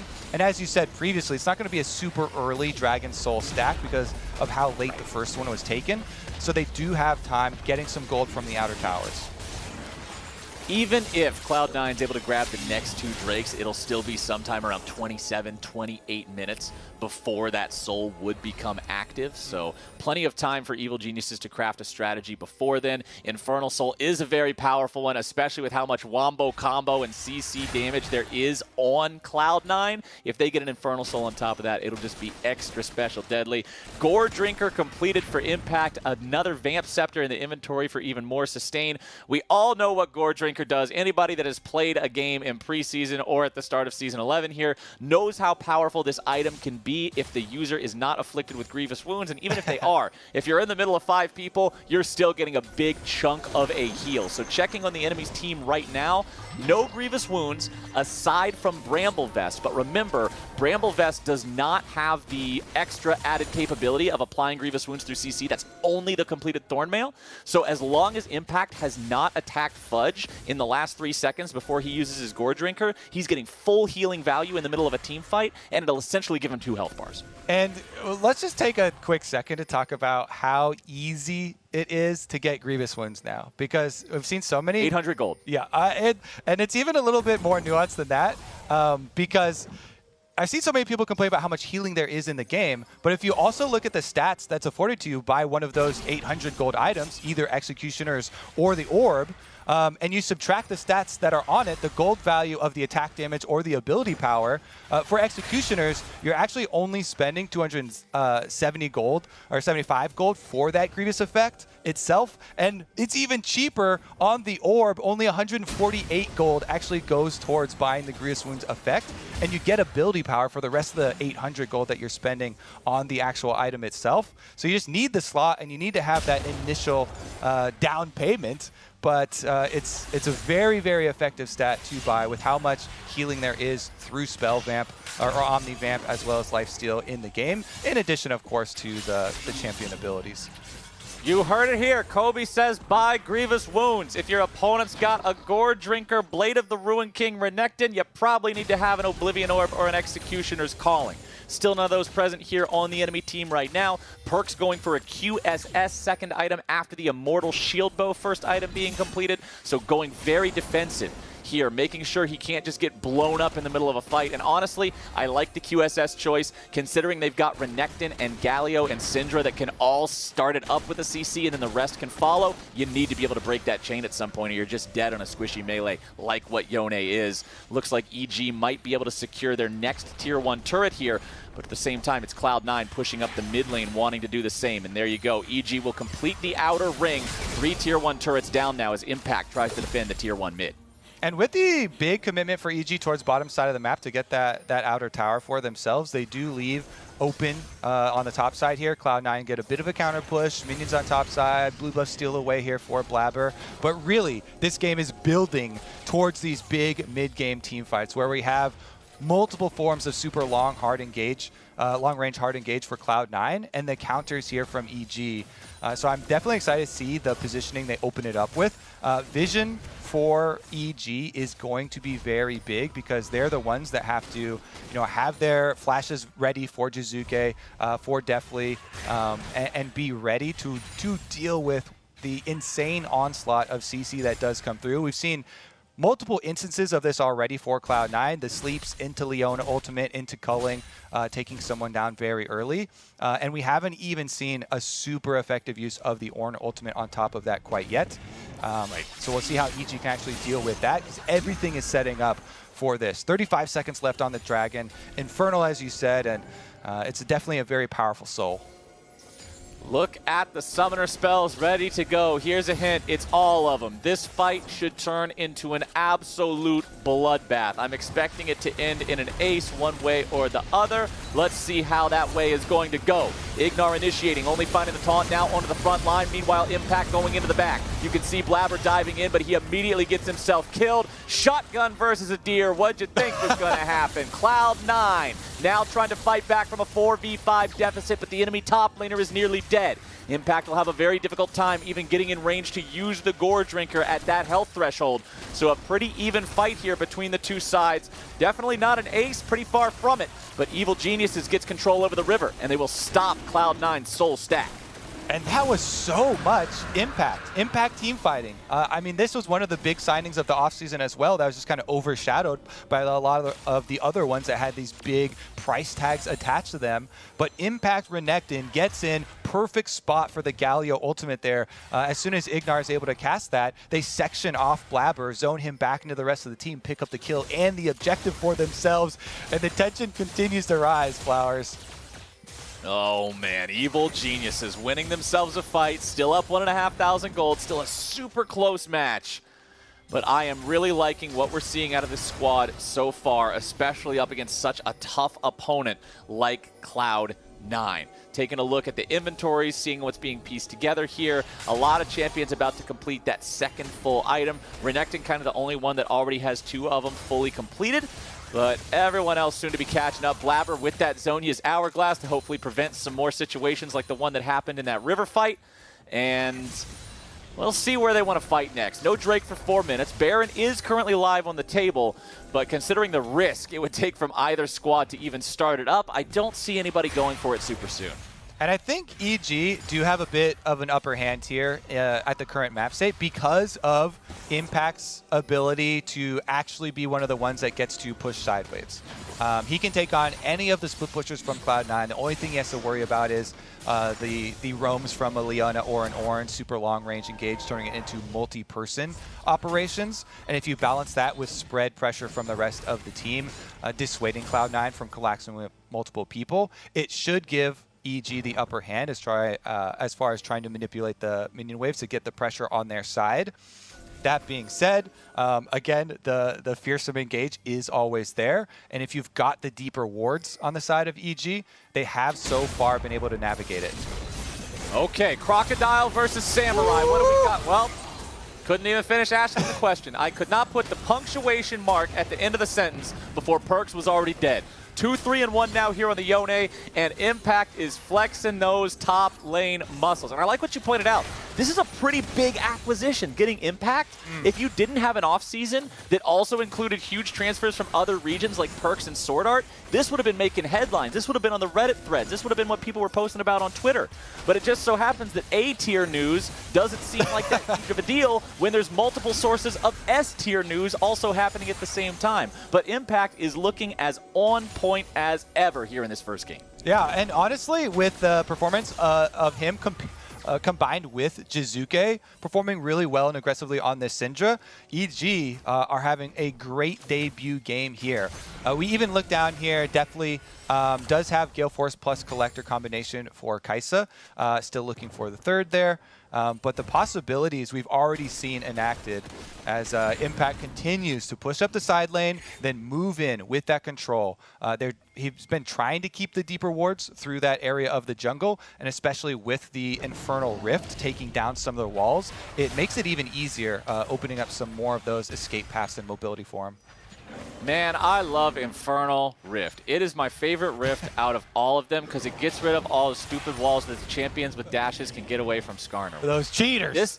This is, yeah, using terrain is cheating. Less terrain. Just make up all big flat Summoner's Rift. It's just a big empty plane that you can walk across and there's barrens. With spires all over it. Yeah, that's the whole thing's covered in one giant spire. That's the dream right there. But the dream here for EG is to be able to continue building this lead and closing out this game. You're going to see the enemy team checking some of their wards here now. Still waiting in this brush, just seeing if somebody will step a little bit too close. Cloud9 has both AD carry and jungler hanging around in this area as Perks and Vulcan are pushing out that wave there in the top side. C9 still with only 1 turret compared to the 3 of EG. Needs to try to get a little bit more in terms of the objective department, close in that goal gap a bit. Perks using Soul Unbound to move forward, get the auto attacks down onto the turret, jumps back immediately, and the turret still stands. Yeah, that was an off-screen flash from Jizuke that was forced by Vulcan's Leona ultimate from the brush. Little bit of a brush camp you could see on the mini-map from Perks and Vulcan. So a very high-value summoner blown with the low cooldown Leona ultimate. And you just have to wait for Leona ultimates to come right back up. Again, like we talked about earlier, we're keeping very close track of the carry flashes here for EG. Because of the comp that Cloud9 are running here with such a dive-heavy focus, that is going to be one that both teams are keeping in mind here for the setup. As Perks goes in for round number 2 with the tower. No Jizuke there we go. To protect it. Second time's the charm. Perks got that sucker this time, and he's going to make sure that his team keeps this game as close as possible until they got something else to fight over here. We got the Infernal Drake alive for the second time this game, but he's quickly going to die again. These poor Drakes are just getting bullied all day long. Spawned, died immediately. Drake's tied up 2-2, and with Evil Geniuses now stacking those Infernal Drakes, the damage is real. When you've got a Renekton in the top lane, Graves in the jungle, so much damage here on this composition to be multiplying with those Infernal bonuses feels really good for this to be the Soul. It definitely does for EG. I think they're in a super good position here. And it's interesting, too, because I'll just wait for Perks trying to get some revenge on Impact. He doesn't get the crab, does get a small scratch onto the alligator. Yeah, he stabbed him like twice. Gotcha. Like, all right, that's revenge for the 100% to 0 that he suffered inside his own jungle at the blue buff. Got him. One of these is not like the other. I was going to start talking about, though, the EG interviews that they've been doing have been quite interesting as Impact goes for another round. Impact initiating, saving the stun after Perks has already used the QSS. Perks forced to use the ultimate defensively. Fudge using his to try to keep his mid laner alive as well. Impact committing the Dominus, but they chase Perks away. He'll have to go back and heal. Fudge now without an ult means that Evil Geniuses feel safer invading the enemy jungle, knowing they can't be punished by that huge AoE engage. They're going to move in, steal some of these wolves away here, and continue pushing up, pressuring now onto the tier 2 and bottom. Yeah, more effective use here from EG, using their strongest point. Like we talked about, the Renekton side lane here, backed up by a Galio ultimate. Basically forcing down, getting a brute force secondary tower kill here on the other side, and opening up a longer area for Impact to try and work with. Now, again, they just have to retreat, wait for Galio ultimate, but Sven dashes already. Oh, Sven flashing away just in time. Impact looking to flash on top of him. Get that point and click stun would have sealed his fate. But the reaction times are good enough to get Sven out of there. Another turret falling. 5-2 the turret count this game, Kobe. And it's a 3,500 gold lead for Evil Geniuses. Yeah, the slow, methodical use here. They gain the advantage bottom side with Impact, force the return from Perks with the extra Galio ultimate, and then even though they send Perks topside for Cloud9 to try and counter and push on that top wave, he doesn't get there nearly as quickly, and it's 2-for-0 EG, reaping some rewards, getting those towers down. And you can see that Cloud9 are so defensive right now, with all of their vision being spent in their red quadrant to try and protect around the Baron, so they know that they've got an area to walk up and check it and try and continue to keep vision of the Baron, which would be what blows the game wide open for EG. But the rest of the map had kind of been taken over there by Evil Geniuses with all their split pushing efforts, as you can see. Thank you, observers. Both teams' points of view. It's basically just that one quadrant for Cloud9 yeah. on the side. Here we go, though. That one zone. Evil Genius is backing away now. Sven dashing forward, playing aggressively around here. The rest of the team moving up, clearing out some of that vision. Fudge knocking down the control ward off to the side there, giving him a better opportunity to make an engage or a follow-up if someone else is able to find that engage. Blabber not hitting a mark here with the Swirl Seed. So Evil Geniuses get away from that one without any sort of punishment. Only turret left standing outside of the Cloud9 base is that tier 2 in the top lane. And you can see Jizuke in position, pushing that one out, but then immediately backing up to rejoin with the rest of the team, not putting himself in danger. And this is what I was talking about before the game, Kobe. This is what I said I wanted to see from Evil Geniuses and Jizuke in particular. Not doing this YOLO crap where you just run around by yourself and nobody else knows what you're doing and you're just split pushing the whole time, but playing to your strengths of roaming around and setting things up while also playing with the rest of the team and getting back when you need to. Definitely in Perks in a 1v1. Perks going for the knockup, but the stasis is there and Perks is down. Enemy mid laner already out of the picture. That should be a green light for Evil Geniuses to look for even more. Dominus coming out here from Impact, but he doesn't want to go in any further. Sven dropping the culling, making sure they have an escape route. Impact stays on the front line, and Evil Geniuses is backing away into the northern Cloud9 jungle yet again. And let's see, they do have a decent turn for EG because Syndra's stunned, super long range, and it's ultimate available for Jizuke, so you can pop somebody. And there it is. Blabber forced into the stasis here yet again. Vulcan having to back away now too. Ignar with the flash, keeping himself alive. Vulcan can't say the same. He is down. Fudge stunned up. Scatter the Weak doing just that. Fudge does get away with the flash. Cloud9, although they lose their support, they have kept Evil Geniuses occupied long enough to prevent them from doing any sort of a Baron attempt. But the Drake is alive here in 15 seconds. Evil Geniuses have secured the last two, and they'll look to do the same here with this one. Ignar had to go back to the base. He has no summoners. He has no ultimate. He will have to walk it all the way back to this bottom side river, but it doesn't look like that's any concern of anyone's, as Evil Geniuses will take their third Drake in a row uncontested. It's looking so good for this EG squad now. With all the hype around the off-season pickups for Cloud9, it is big plays from Impact. It is Jizuke silencing a lot of the question marks that were around him from last split. And they were definitely valid. I mean, we showed the stat sheet from the summer split. A lot of 10th places there for him, but magnificent so far, and he's got his Zonias for himself. So in addition to all these summoner spells we've been tracking for the carries, and EG have done a good job waiting until that flashes back up. They now have QSS on the Graves, Zonas for Jizuke himself with Syndra, and then of course definitely did take Cleanse from the very beginning of the game, and Kaisa well positioned and scales so well towards end game stages because of her mobility, and now having the Cleanse flash available means that they have a lot of options. and definitely got huge value out of his stopwatch in that 1v1 against Perkz, getting Perkz to commit the ultimate offensively and then dodging it with stasis, making sure Perkz would die. And now you have another stopwatch, this time on Impact, that he'll be able to use to dive into the team fight with impunity, set himself up to just be super aggro in the middle of one of these big fights. Because now with a 4,500 gold lead, with themselves being at soul point and only needing one additional Drake, it only really takes one big fight for EG, and this game can get to the point where it's not easily or feasibly recoverable anymore for Cloud9. It's definitely a possibility, especially if they continue to control vision the way they have for EG.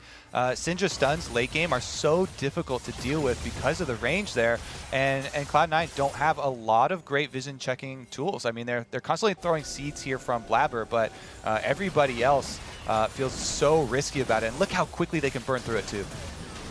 Baron down to half HP. Cloud9 approaching means EG backs away. They do not want to risk any sort of a foolish throw on a 50-50 or some other silliness. Instead, it's Vulcan initiating the fight, and now we're going to be starting it up. Impact in the middle of 4, looking to find the damage onto Blabber, blowing him up with the health deftly. Perkz versus Jizuke in a 1v1 in the top half of the river. Perkz is going to win out on that one, but Cloud9 has lost the 4v4. It's a 1-for-1 overall, thanks to Perkz winning that 1v1 up there away from the rest of the fight. EG cannot re-engage now. You can see there, a flash attempt from Impact doesn't find the mark as Ven's able to get away from that one without using his own flash this time. And EG will just continue to shove that mid-wave out and back away. In the end, kind of a draw there, as I was trying to watch both ends of the two fights. The 1v1 with Perkz and Jizuke on top side closely while the team fight is going on. And Jizuke was able to get his ult off and then flash away, but the extra shield comes in big for Perkz, allowing him to win that one, even though C9 lost the main fight in the center of the screen, down by Baron, dropping off Blabber and removing the smite possibilities. That going 1-for-1 just means we're in store for another one. And the most important part after that is the big cooldowns that were blown during it in the 1v1, both Jizuke and Perkz, but also that attempt by Impact to flash at the end to get the extra kill on Sven, who also had flash and didn't even have to use it, just dashes away, could be so big. Late game mobility for Renekton is what hinders him in these team fights. That's why people are always talking about him falling off so hard late game, is because it gets difficult for him to navigate in the team fights. And when Renekton is really good, it's because of a lot of the item builds. He does have a lot of sustain, with the extra lifesteal as well as the shield. But if you don't have that mobility, an extra threat of a flash, you lose out on so much in the late game. Look at the damage from Impact, man. As soon as he jumps in on Perkz, he takes out half his HP. Sven is back up here. Impact gets away. Of course, it might be difficult to navigate a team fight there, only having your little lizard leap. But a 1v1. Somebody. But in a 1v1 where you got a minion wave, lizard leap is more than enough to get on top of the dude and start doing some damage. Now you got your engage coming out from Ignar. Perkz wisely using the ulti to buffer through the CC and get himself away. All right, again, keeping that Baron clean, too. EG continue to clear it out, forcing Cloud9 to come check once again. Positioning looking like it's going to be very similar to last time here. Jizuke, no flash, remember now, on the Syndra, and still pretty long cooldown as well for the Zhonya's. Swirl Seed found a couple of EG players, but now it's not going to matter. Engage coming in from Ignar. Blabber getting himself away. Culling fired off by Sven into the entirety of the Evil Geniuses roster. Stopped that engage before it even begins in earnest. Evil Geniuses really wanted to make a play there. They know that this Drake is about to spawn. They know that it means soul if they're able to grab it. But now it's Cloud9 who have control over the river. It's Cloud9 with priority over that pit. It's Cloud9 whose mid laner might be in a very compromised position. Fudge stuck away from the rest of the fight. Still might be able to summon up the ulti to use it here. Already used it, didn't work out so hot. Lilia now using the sleep to keep these guys occupied. Drake has been started. Svenskeren on the back side of the pit. Could get involved and try to steal. No, he could not. Perkz going over the wall. Perkz with the damage. Perkz with the kill. Drake secured by Cloud9. It is a 3-3 Drake count now, as Svenskeren is the only casualty of the fight. Oh, another stun! Oh, the stun's coming out though. Vulcan trying to get himself away, thrown up into the air, taunted down now. Big three-man taunt coming out from Ignar, but Vulcan somehow lives and Ignar will not. Vulcan has got got to be sweating on that one as Impact comes in from behind the fight. He finds the kill onto the enemy AD carry, and he's looking for even more on the jungler now. Definitely goes on a rampage as Perks goes too far deep into the tier 1 turret. He's taken down right there. Evil Geniuses, they had a bad fight at the start, but Cloud9 overstays their welcome, and EG is able to turn it right back around. That savior teleport from Impact in the back to be able to pick up those extra kills. It was so frustrating for EG watching these low health members get away, but then because of the teleport for Impact, they get the extra kills. Now 3 for Cloud9 are available, getting right back out towards the Baron. EG taking a lot of damage from Baron too, and think wiser this ain't gonna work. Impact's even flashing the dabbing penguin. He knows that plan's a little bit scuffed. They don't want nothing to do with that. Cloud9 back out on the map. We have 3 minutes and 41 seconds to go, Kobe. As soon as that next Drake is down, somebody's getting the Infernal Soul, one way or the other.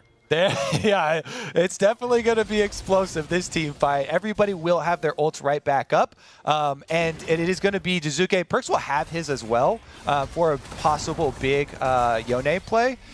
So we have to keep our eyes once again if they go for this 1v1. Currently, very little vision too up around the Baron area, as EG have just constantly returned to this area, sweeping it clean over and over and over, trying to force Cloud9 into their hands so that they can effectively use their Galio ultimates, getting one of their melee members in there. Evil Geniuses. They've been around this 5K gold lead for so long now. Things have sort of paused in terms of how far ahead this team has been able to find themselves. They've still not taken down that tier 2 turret in the top lane yet either, so objective control hasn't gone their way in a while. Fudge losing a quarter of his HP, but not really much else. I mean, yeah, that's an Ornn. Yeah, he was walking in the way of some of the damage, but you're still not going to be able to kill him too effectively here. Perks approaching from the side, goes for the ulti, immediately taunted up. CC coming out. Goodbye, Perks, or is it? Resurrection now coming through. Guardian Angel popping off. Where's the rest of the damage going to be? Perks in some trouble getting away into the rest of the team, and there is Impact. There's your Gourd Drinker. Somebody should have bought some Grievous Wounds. Impact makes a 1v4 move into the back line and picks up a couple. Evil Geniuses 5v3 on the map. Another pick here for EG onto Perks, starting it out, and they forced him back through their own jungle. That's going to be Baron Flowers. That should be the breaking point, because this Baron will last until the Infernal Soul spawns. They can keep up the pressure, push on the top side of the map, set themselves up for a dream team fight scenario, or grab the Dragon Soul without Cloud9 trying to contest it if they decide to play it super defensively. And Blabber even had Grievous Wounds right there. I'm just now noticing the Oblivion Orb in his inventory. The green on it looked like the green on the shoe next to it. So I got a little bit confused. But look, the power of Impact in this game. 4-1-9 on the Renekton, 13 out of 16 kill participation. This man is just an absolute monster in this game and is the difference maker in how so many of these fights are playing out. And this is Cloud9 on their force. It's Leona into Perks. Before this, we saw the Leona ultimate is what caused them to try and go for Perks' big multi-person Yasuo play, but he doesn't get it just with the tip, as EG kited out really well and then re-engaged. Definitely went right in onto it. They're constantly pressuring this Yone. There's your Impact. Yeah, he escapes away from the rest of the team, but right into Impact's waiting arms, who, with 4 people around him. Boom, this is why people go Gourd Drinker Sterix builds like this. Pops right back up. It's so strong. Yeah, is able to fight off 4 people. And that is all in collaboration with the Galio ult. And this should not be understated, is the effect of Ignar's Galio ultimates. Does blast going over there, but doesn't want to follow it up, or maybe didn't have taunt ready. Meanwhile, another 1v1. Well, we've got ourselves 10 seconds before the Infernal Soul spawns, Mr. Kobe. 10 seconds, and EG controls the entirety of the map with a 7,000 gold lead. Ultimates are available for every player right now except Ignar, but they're not too worried about it. Infernal Soul with 4 Infernal Drakes claimed by Evil Geniuses. That is so much offensive power. and they continue to push in. Now, they have such a good range advantage, with Syndra constantly threatening a lot of these stuns through the side. Swirl Seed's pretty easily dodged here by EG. With the added benefit of Baron, they can play it a lot slower. You see they actually sent Jizuke on recall back to push on top side and split their Baron pressure. Ignar now as well going for the full reset, so EG actually going to let it time out. Only 27 seconds left on it, so it would have only been one more wave of pressure that they actually get. They get to hold over the buff for the rest of the game. Infernal Soul, the extra damage that they need to finish out that burst. So good. Let's see how Evil Geniuses want to use the rest of this Baron buff. It is about to run out. We'll see how much more they can get. This tier 2 turret up here could be their spot as Impact's now having to fight up against Vulcan. Diving in the back line. Meanwhile, back in the top lane, definitely going dominating, able to take down Perks. One dead on the side of Cloud9. Everybody's still alive here for Evil Geniuses. Damage coming through, definitely going in. Definitely on the Kaisa is just racking up a whole bunch of bodies here. The man is popping off. And it's a 19-10 game with Impact teleporting into the mid lane to try to smash this inhibitor line. Yeah, that might look like an end angle here even. Let's see, 30 seconds left on Perks to recover, 45 plus here on Fudge and Sven. They're going to go for it. This is EG looking for that victory.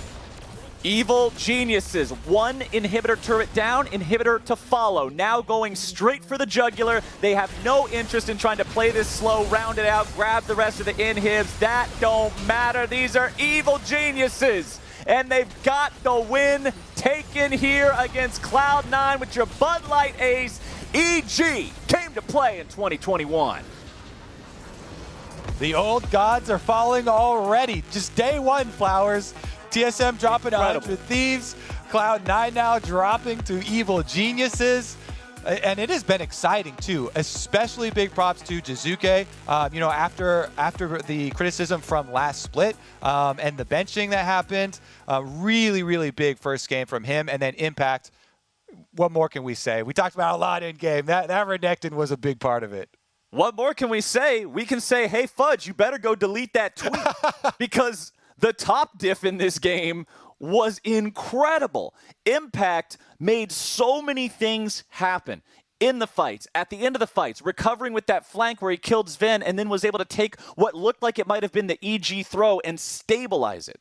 Honestly, Impact's presence in this game cannot be understated. Again, I was really impressed with what I saw from Jizuke too, being able to play with the rest of the team and not just go off in his own world and sort of miss the same page and miss the calls with the rest of everybody else. I think this was a very promising first game for Evil Geniuses, especially when you consider they were up against Cloud9, one of the most hyped up, talked about teams of the entire offseason, and EG just put them off to a 0-1 start. Incredible stuff. We're going to take a break right now, but after that break, we will hear from definitely the amazing Kaisa himself in the Verizon post-game interview. Don't y'all... I didn't order a pizza. I know, but that Parker promo saved me so much on my insurance. Brought you a little something special. Parker, State Farm offers everyone surprisingly great rates. You're the man, man. And you want the real deal? Like a good neighbor, State Farm is there.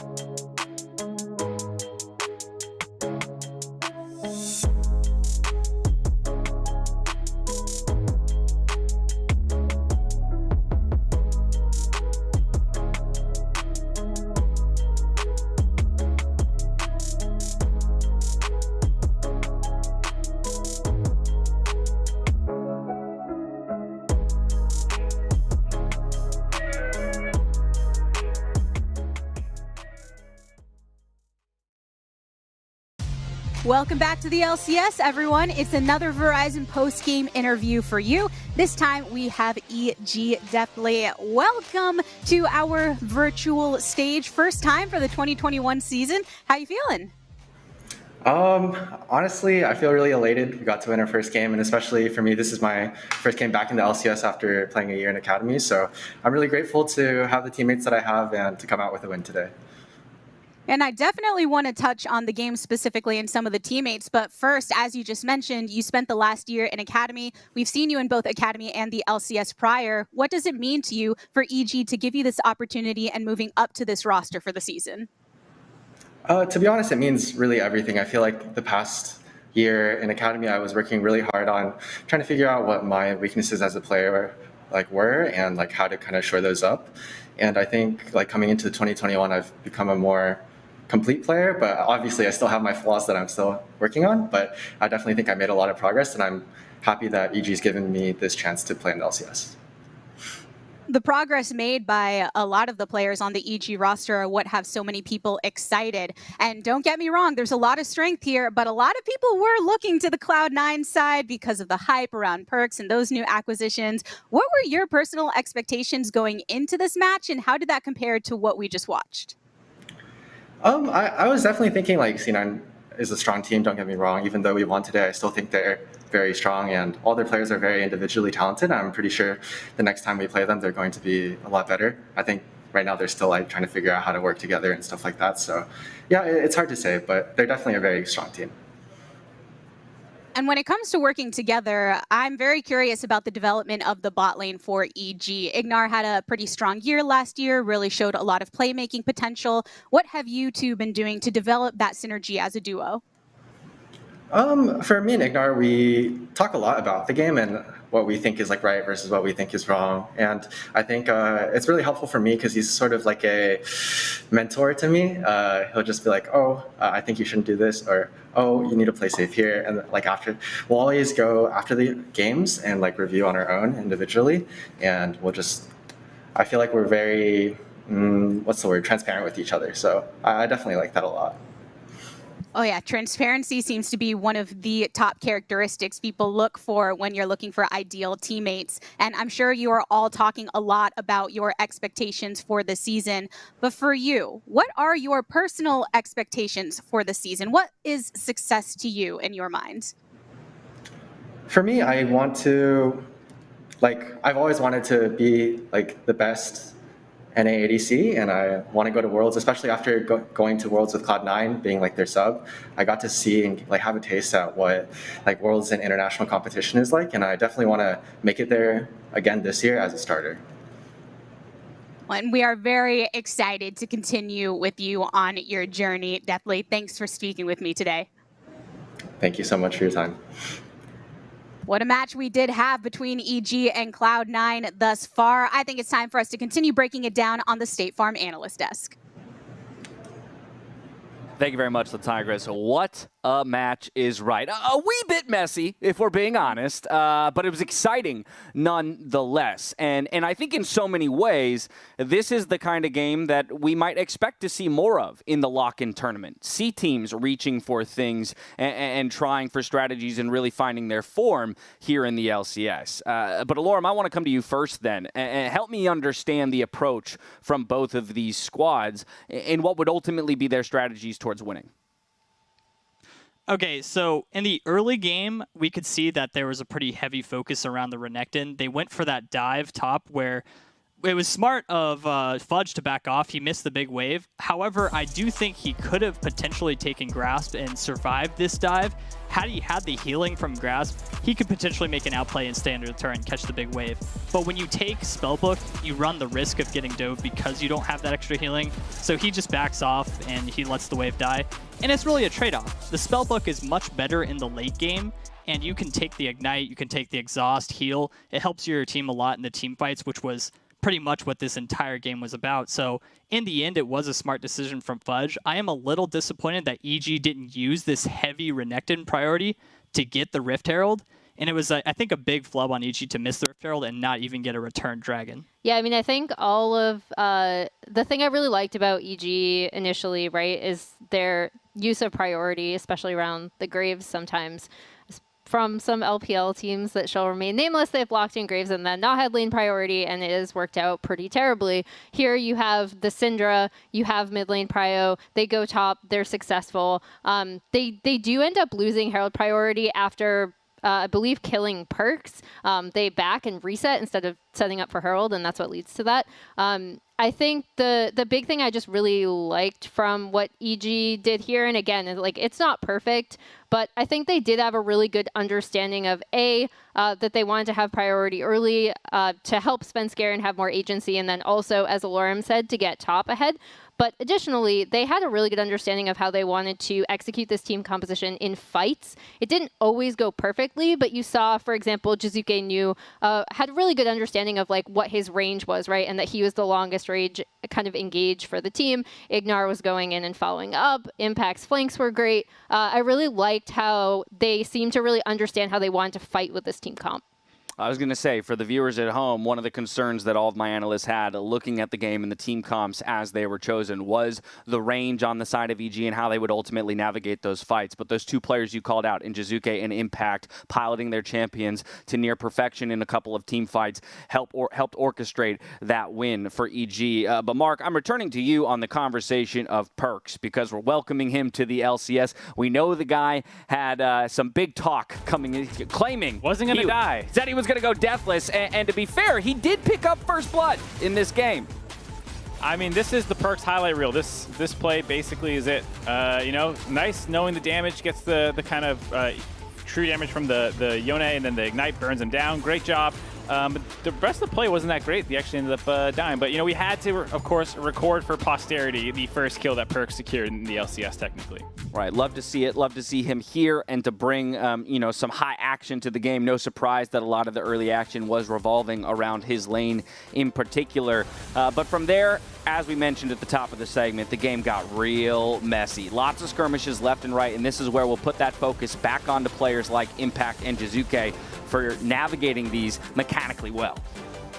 Yeah, and I mean, you also, I wanted to go back and touch a little bit on Perks and what he was going to do for the team, because I think one of the things we talked about previously was how he was going to really help out Blabber, and the two of them were going to work together. And here I think we see that they didn't necessarily synergize as well. Obviously, it's their first game, so this is exactly what tournaments like this are for, to kind of figure that stuff out. But, you have a mid laner in Perks who is so talented, and when he does have lane prior, when he does have that agency, and really help facilitate a jungler like Blabber on a pick like the Lilia. So I'm looking forward to seeing what these two can do, and I definitely don't think it's too early. I think they'll be fine. So I think this entire game, and as we can see from that long highlight reel, is really a big team fight difference. This entire game was decided by who team fought better. And I think EG actually had a tougher comp to execute. They didn't have the hard engage. When you play something like Ornn, like C9 did, you have a very clear win condition and that your fights almost always start with an Ornn R followed up by a Leona R or vice versa. While EG, without the engage, they had a Galio but no Camille, which is ideal, or maybe a Set. They had a Renekton, whose frontal engage isn't great, but if he can find the flanks, they can get the fights off, and he built so much damage that game with the Gore Drinker and Blade of the Ruin King. When he did get those flanks, we would see one-shots. Like, many times Perkz died getting caught out or just from a very impressive flank from Impact. Now, Mark, looking at this EG squad, I didn't necessarily know what to expect from this set of 5 coming into the split. But in watching this game, I'm starting to see a whole heck of a lot of aggression or aggressive tendencies from a number of players, Jizuke, Svenskar, and Ignar. And then you have a steadying force in Impact. Was Impact maybe under-considered as a large pickup in the offseason for a team like EG? I think in a lot of ways.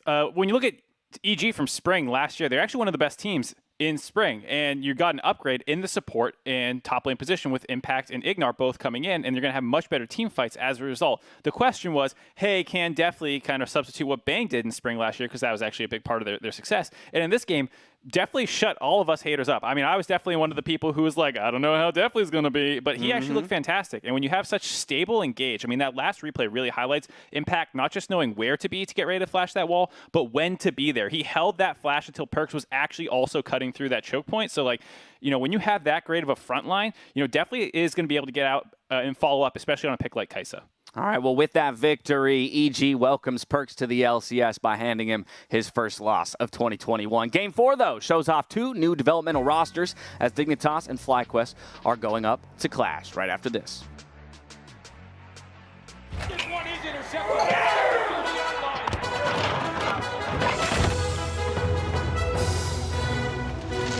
Decorative towel. There was a mess. I wiped up a mess. Yeah, you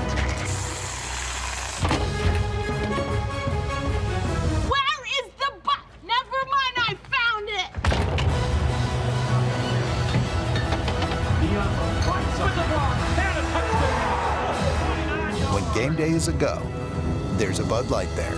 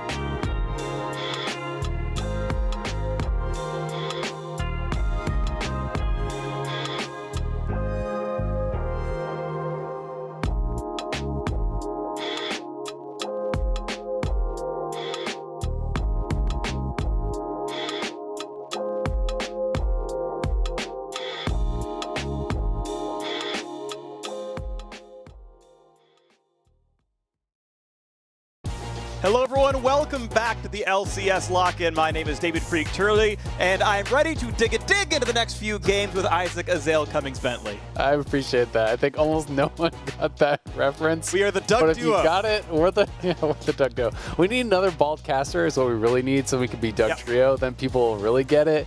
But I appreciate you, David Turley. Let's get into some League of Legends.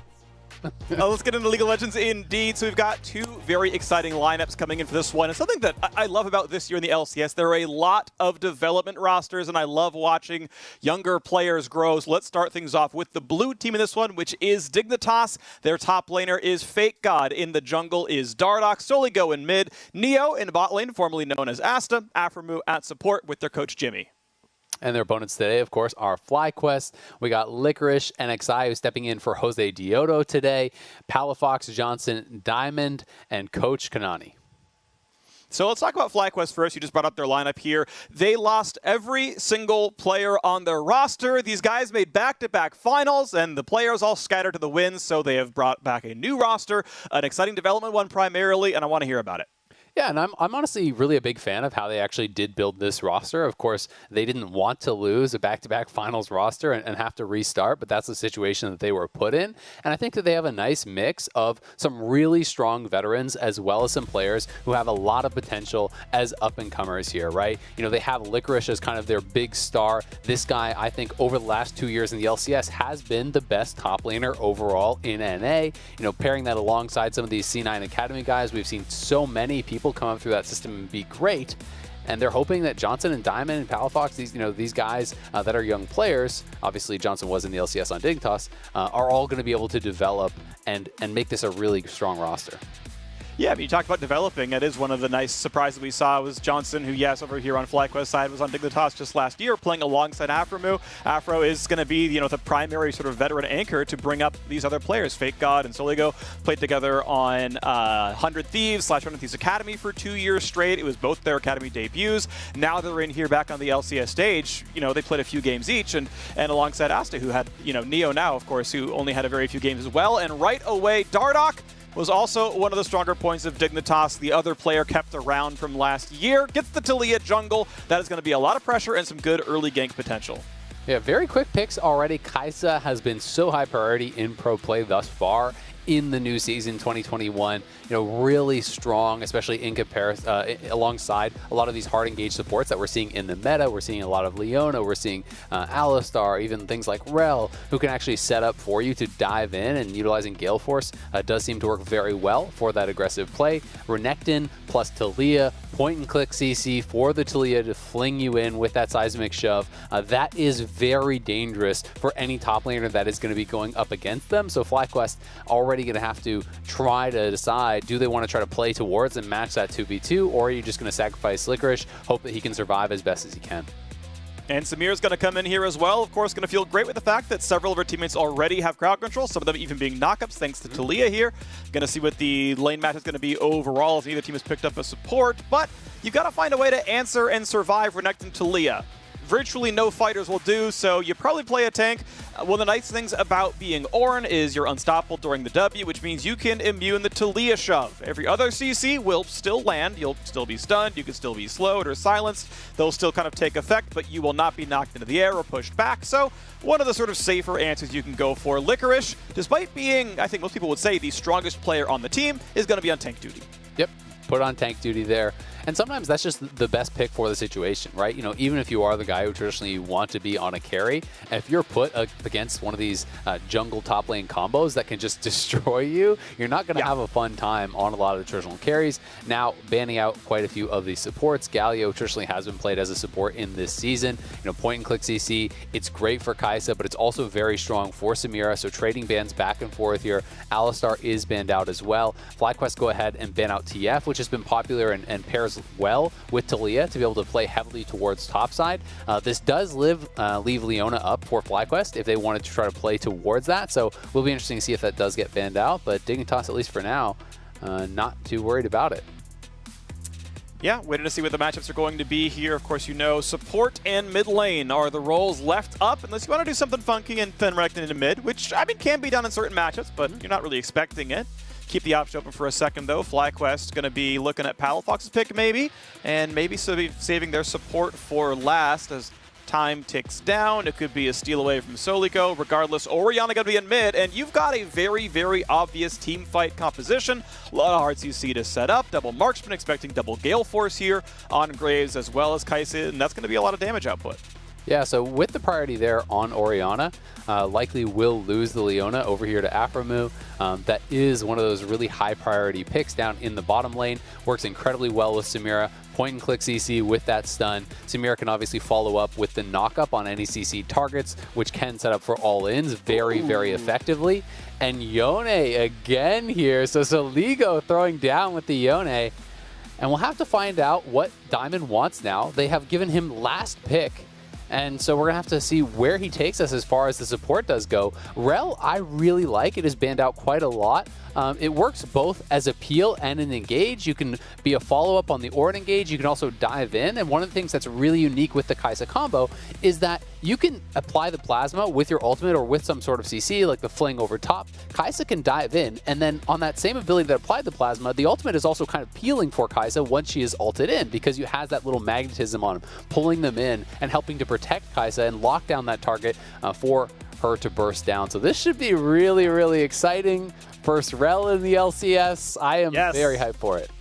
I'm really excited as well. I'm glad actually to see Diamond on stage. The guy's been competing for basically ever. He was doing Go for Lulz back in 2012. He was doing Challenger 2013, 2014. Took a break for a few years. Came back with the Scouting Grounds, and I think it was 2017. From there, bam, on CNN Academy. He like won 4 out of 6 splits practically, or at least won the regular season in 4 of those. Came back to Scouting Grounds as a coach on the C9 side. Like, he's been around doing a lot for a while. I'm glad to see him finally get his shot on the LCS stage. I'm glad he's going to be the one originating the Rel here in the LCS also. It's going to be a fun Wombo combo team to watch on the one side, of course. You've got, 3 good carries, right? Orianna, Graves, and Kai'Sa, all going to look really good on the FlyQuest side. On the Dignitas side, though, it's still looking pretty spicy as well. I mean, you've got Yone.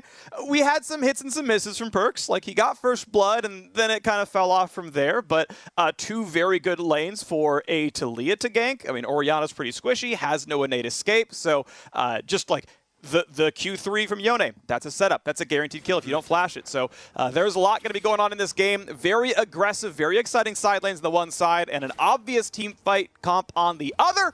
We are on to the Rift here for Game 4 of the day as Dignitas and FlyQuest are going to duke it out. Should be a good one. I'm very excited for this. As you said, we do kind of have that obvious team fight comp on one side, on the other.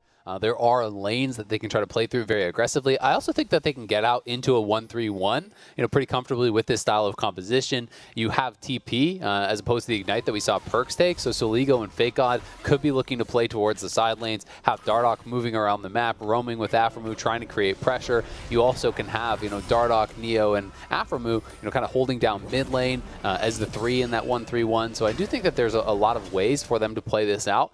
But when you are going for these style of compositions, it depends largely on you doing well in lane, right? Playing split push from behind is incredibly hard because the winning teamfight team will just show up to objectives and constantly force you to respond or just fall further and further behind. So we're going to have to see how well Dignitas can lane up against FlyQuest, who has so many great ways to set up here. I talked about the Rel Kai'Sa combo, but also Rel sets up incredibly well, pulling people together with the magnetism on the ultimate for Orianna Shockwaves. You have great long-range engage, both with the Rel as well as the Ornn. So really, really deadly double marksman teamfighting comp here. Going to be the red leash as expected there, and Dardoch is going to kite down towards Krugs, which is also to expectation. Last hit sit down. I like that. He waits for the burn to tick one more time. His auto attack damage was not going to deal 50 damage. The burn from your jungle item does not kill buffs, and so by waiting half a second, saves a full auto attack, which is a second and a half, and ends up having a faster clear. So nicely done. Little mechanics there for the squad. You can see the tooltips pop up as you attack. NXI getting, I think he might have gotten a small leash on his red, but regardless, just doing chickens here is going to be slower. Obviously a heavier leash, plus it's Taliyah. She has just really, really absurd single target camp clear, so that is going to be a jungle lead for Dardoch early on. We'll see how it manifests.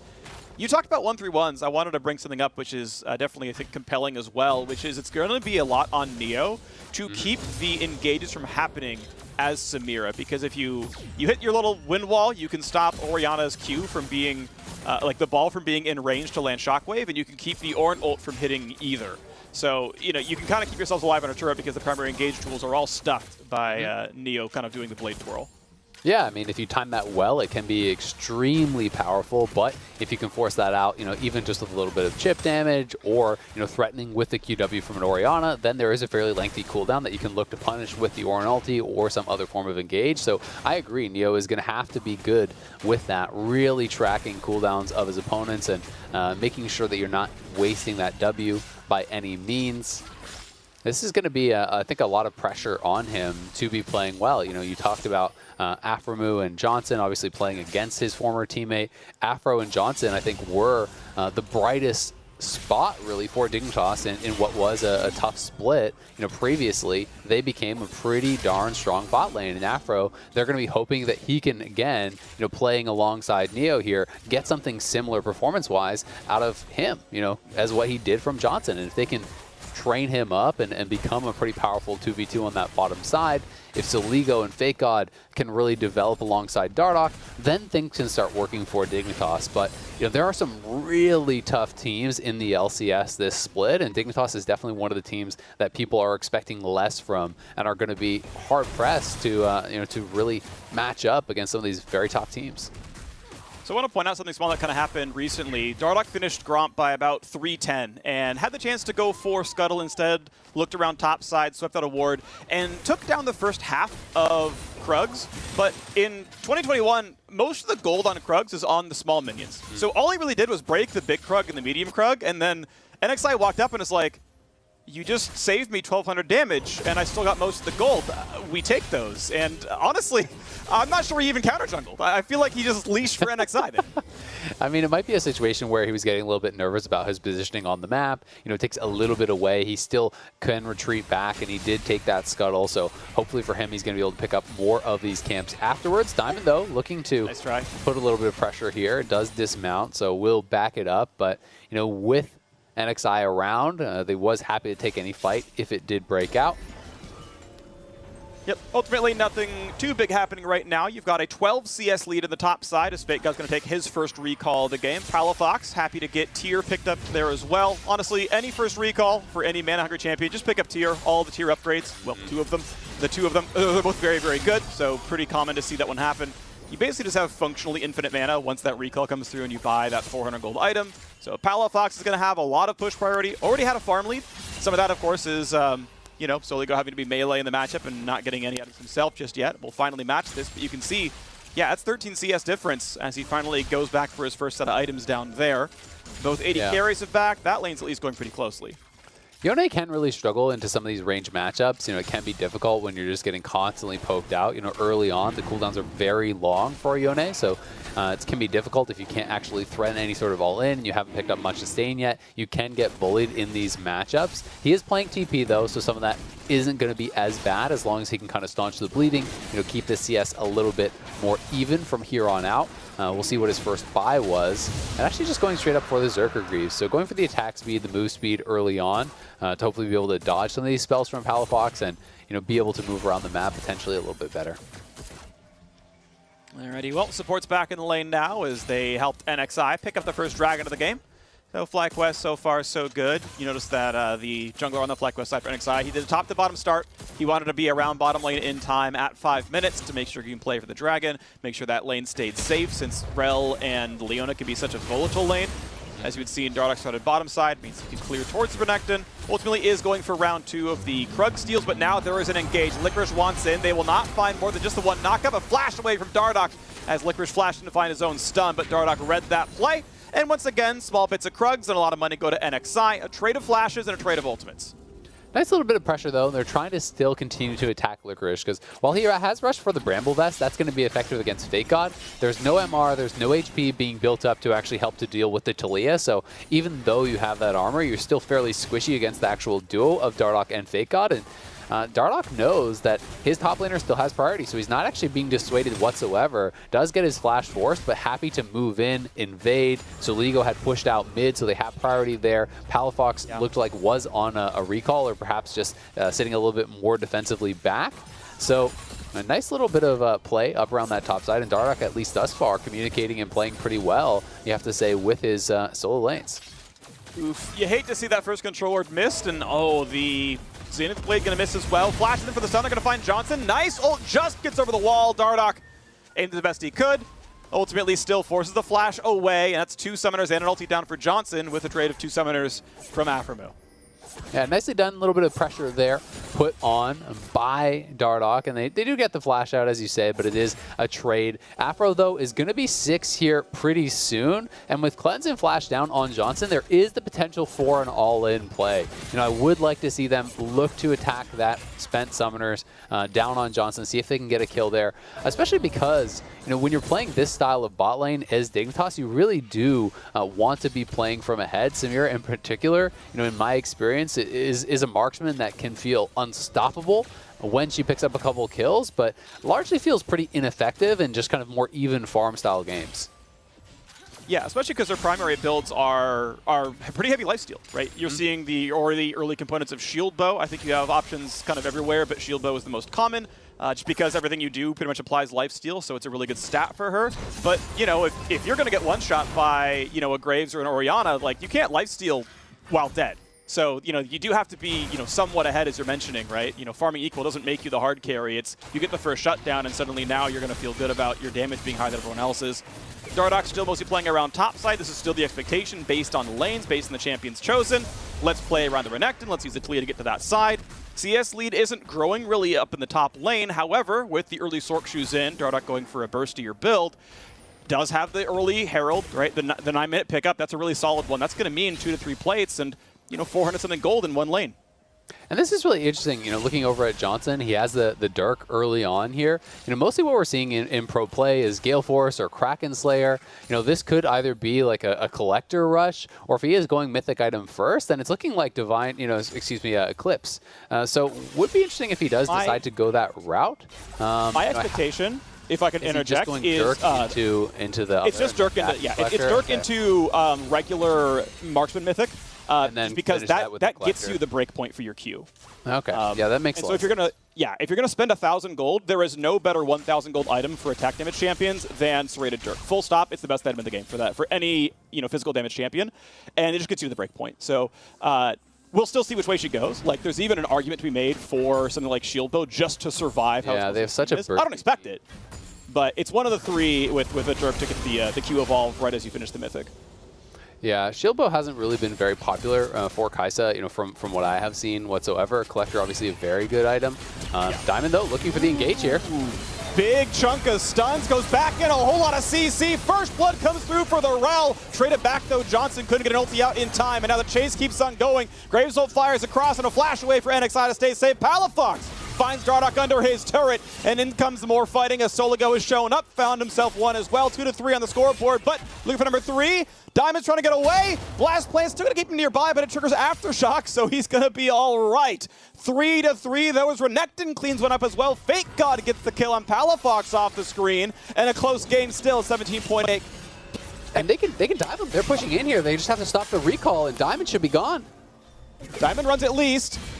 There we go. Fake God gets the slice, he gets the dice, and he gets to Cole one down. Licorice TP's in, but no ulti. Not going to find a knock up there either. That teleport did a whole lot of nothing. Yeah, and Licorice was very low there. I think hoping that they would have been a little bit slower on the exit so that maybe Johnson could catch up and they could try to get some exit kills there. But Dignitas does end up getting the kill. 2 of them go over to the Reckoning, including the shutdown there onto Diamond. So Licorice really not able to get anything at all with that TP, and his lane opponent is going to be pretty far ahead off of that. Fake God now richest in the game. There we go. Dardoch gets to clean up with an Ocean Drake there as well. So 1-to-1 split on Dragons. Herald still in the inventory. About a minute and a half left on that one, so use it soon. And it'll mean money going over to various hands. Mid lane turret first plate has fallen. Look at a play maybe towards Diamond. That would have been a bit aggressive by Aphromoo. He was going to go right into 3 people with Johnson in range to engage as well. would have meant his death. Smite for NXI gets him to level 8, and he's going to be okay here on the Graves. Yeah, looking pretty good so far. Overall, though, Dignitas impressing me, in these early minutes. We have seen already one pretty big upset, Cloud9 falling down. Dignitas, I think, pretty heavy underdogs. Most people were expecting, though, to be fair, FlyQuest does have a sub today, NXI playing instead of Jose Dioto, so they haven't gotten their full lineup in. But Dignitas, in the early minutes of this game, looking pretty solid. We'll see if they can actually catch Diamond here. Yeah, that is a CC chain full to death. I love the emote, like, what are you doing here? Why would you be face checking the Fog of War? Go the long way. Diamond, welcome to the LCS. I have the 4th most games of any player in NA. Welcome to your first one.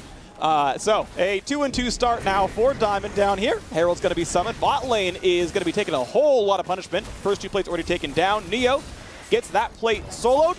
This one is always shared no matter where the jungler is. And first Red Gold itself may continue to going over to Samira. Now fighting the top side as NXI goes for the invade. Fake God finds him, drops him down. The ult, the dash, he wants to live, but Soligo says no. The kill is picked up, the red buff's handed over, and Dignitas are suddenly breaking this game over their knee. NXI getting caught out there on the pretty bold invade. He didn't have any of his solo laners actually pushed up to assist him, so Fake God sniffing that out, gets over and corrals him right into Soligo, who's able to get another kill here. Both the solo laners now, 2 kills on the marksman. Neo here as well. Dignitas ahead and having the gold in the right pockets thus far, and really looking good in these early minutes. So here again is that earlier play, the engage here coming in from Diamond, but it is onto Aphromoo, it's onto Leona. So while they do get that initial kill, Neo's able to get a lot of return damage out, had time to stack up the style points, get the ultimate off, does get that first kill, and then Soligo over the wall, able to clean up NXI and come back here for Diamond, who was eventually corralled and killed off after Fake God chases down Palafox here, getting the kill there. Was able to pick up a second thereafter after they dove the rel. Now going to be in a really, really good position. You can see the Mythics coming in almost across the board here. All the key members now for Dignitas do have their completions already, and over on FlyQuest side, they're still just going to be sitting on pieces. And when you have that first completion, you're definitely looking to scrap. You are so much stronger than your opponent who has, sidestepped for these different item builds. You talked about the effectiveness of going for that serrated Dirk, and then when you complete your first item, you have that AD spike. Palafox also going for a Seeker, so he's going to be on that pit stop. But it does mean that your first completed item is going to be delayed quite a bit. Yeah, and there's such a big power spike when you finish a Mythic, so that is going to be something to really consider. Regardless, though, an early 3,000 gold lead is going to stretch by a little bit more as Fake God's going to let the wave die, and then take down the turret, take down the wave, and as Gale Force comes through for Soligo, I think this is really the stronger item by far on Yone. The extra repositioning is a really, really big deal to make sure you get into reach of people.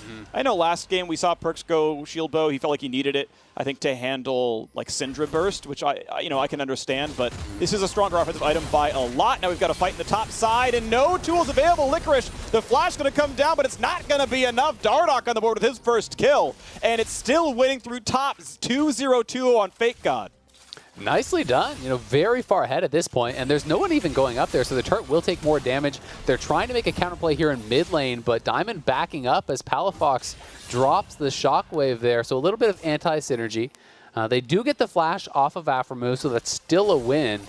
Not able to push back with a kill, and Dignitas, meanwhile, got that kill topside. They deny multiple waves, and you can see that Fake God was able to take the time to actually fully push it in, so the wave is going to bounce back to him also, which is going to extend both the CS and experience advantages that he already has. He's up 2 levels right now on Licorice, so Licorice is very far away from those Ornn items, and you can see he's moving down towards that dragon fight.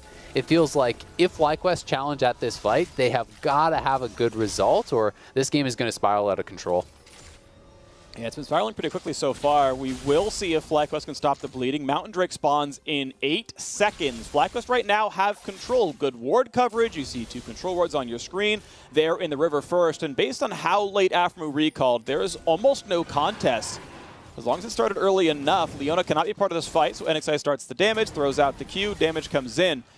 And does Dignitas check the fog of war? Shockwave going to be up in a second. In the back line comes Yone. Johnson's about to die. Ults away, but Fake God is on the case. Can't quite find it. Diamond's going to fall, and just hard diving's going to be enough. Dignitas find 2, and despite the vision difference, it's not going to matter. Third kill's going to come across as well, and Dignitas will not be stopped. Soligo back in the LCS and making waves. What an engage. They're catching both the key members, it looked like, from FlyQuest, and then they got in to follow up. Yes, Johnson was able to limp out of the fight with just a little bit of HP, but FlyQuest was challenging that fight already from a large deficit, and Dignitas gets the kills, they get the dragon, and they are so far ahead at this point. It looks like the mid lane tier 1 also going to go down here for Dignitas, and they're already at a 6,000 gold lead.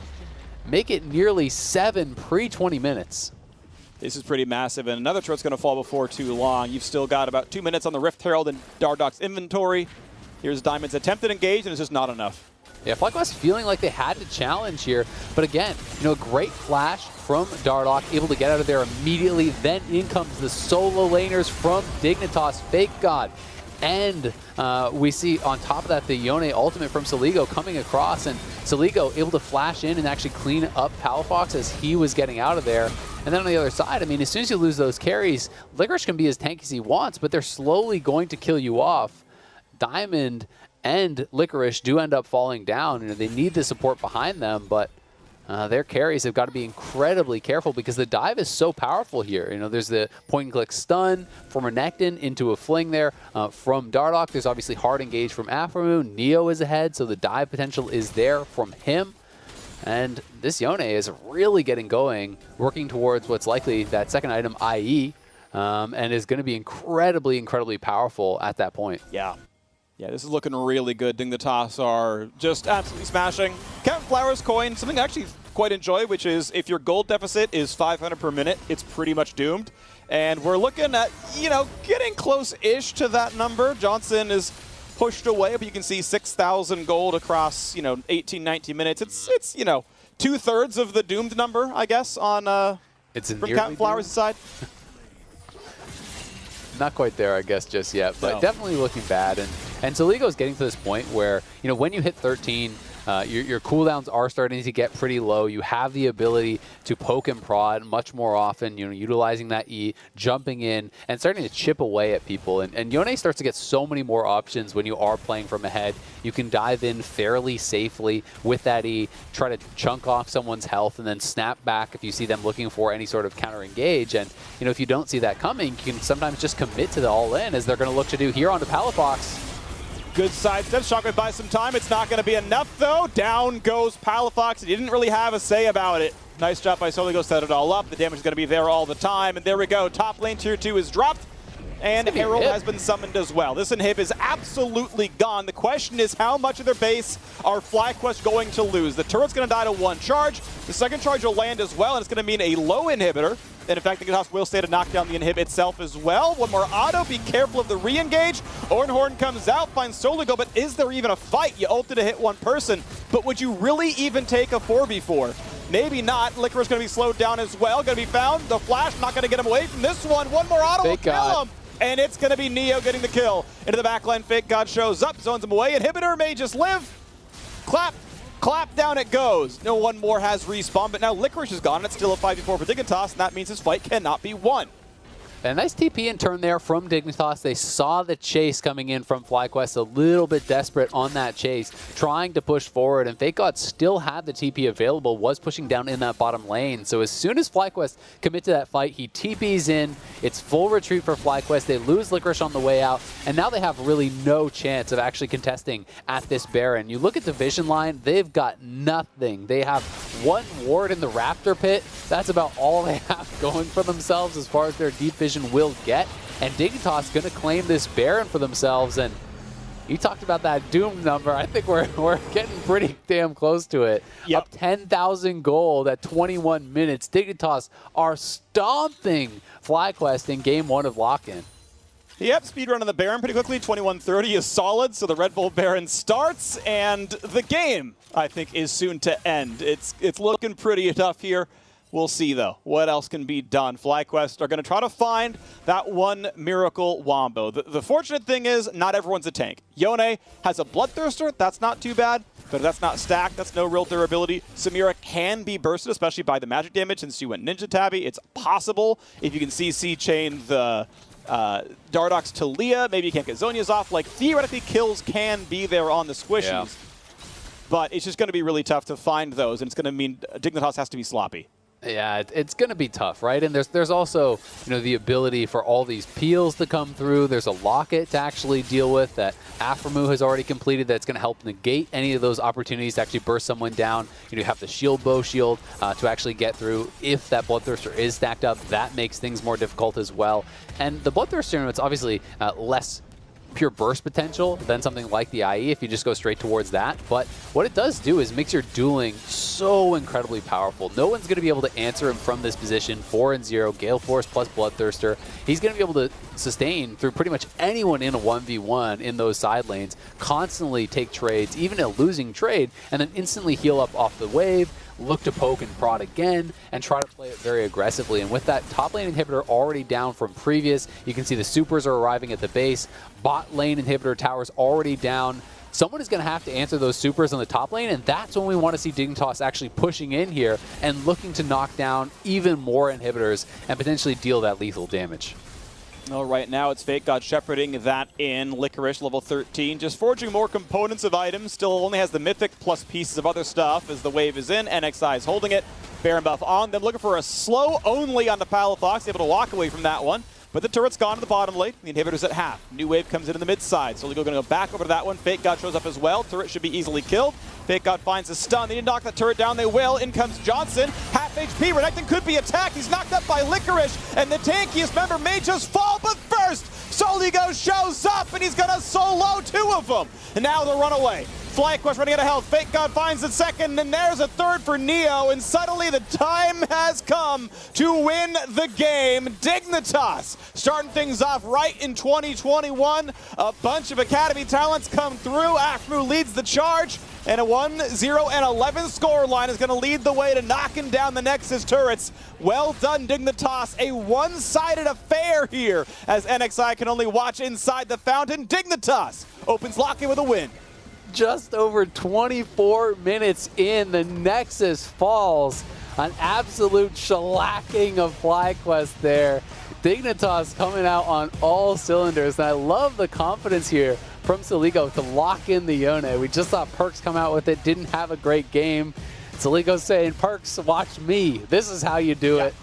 Absolutely destroyed him. Really, really exciting game here from Dignitas. Pretty much everything went well for them. Their bot lane was doing well. Dardoch was getting to steal away some of those camps, albeit not full camps. He was taking away bits and pieces from the opponent's jungle. They had constantly pushing solo lanes, allowing them to go for some of these objectives, allowing them to constantly pressure their opponents. And once they got a lead, they did a damn good job snowballing the game. They were unafraid of looking for dives. We saw the wraparound from Aphromoo, pairing up with Soligo, getting that dive on top lane to crack the inhibitor there. We saw great engages in those team fights over by Dragon. Soligo getting the double knockup on the key members with that Yone ult. Really good stuff from Dignitas. They have got to be so happy with this first game of Lock In for themselves. Yeah, honestly impressive stuff, and especially because I think the standout players for me on the Dignitas side were the solo lanes, Fake God and Soligo. Players that kept bouncing up and down and up and down in 100 Thieves Academy, back to 100 Thieves. Are they going to start Someday? Are they going to start Ryu? There was that split where Someday smurfed Academy and won them an Academy title because they just needed Ryu to play because Soligo just wasn't cutting it. It's like, no, we just need Ryu back. Sorry, you're gone. And the fact that these two came back and it's like, look, it was tough back in 2018, 2019, or 2020, but here they are back in the game, and man, did it look amazing. The Yone, I think, single-handedly won so many of those team fights. Renekton, obviously, they played through him a fair bit. They got him a good matchup. Sure, yes, they had to, they instantly show up with the Talia Renekton. They go for a strong lane, but the lane worked out. It turned into early Herald. That money was, by the way, donated to bot lane, right? It didn't even go to Fake God. He just got them the Herald because lane pressure, and then here, Neo, go receive 700 gold from this turret kill. Here you go. I gave you this money. And it worked so well. He still managed to kind of show up well. The TP to bot lane was good. It's impressive stuff.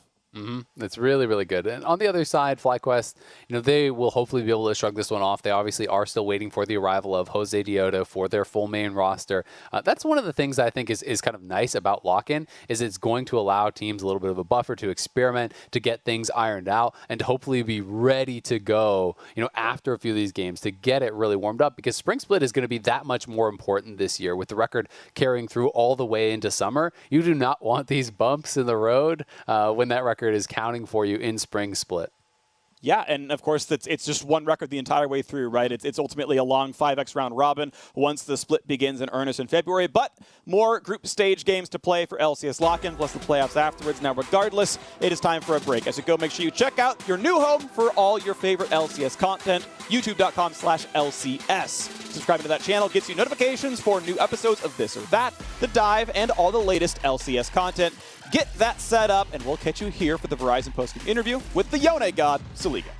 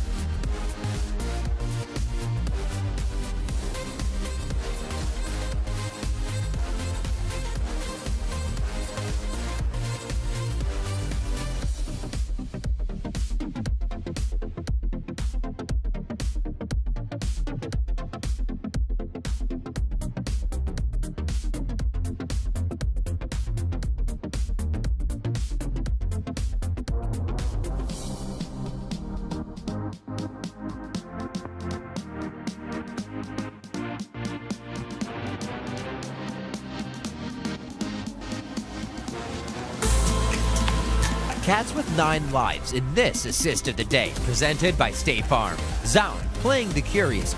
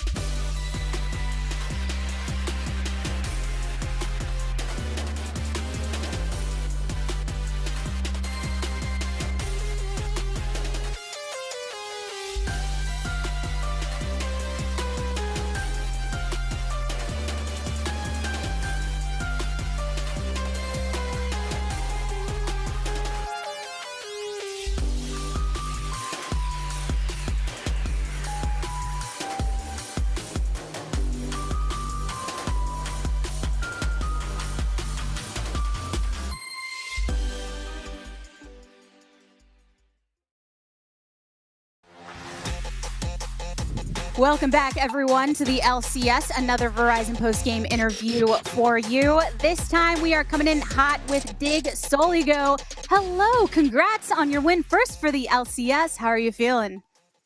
Really good, thank you.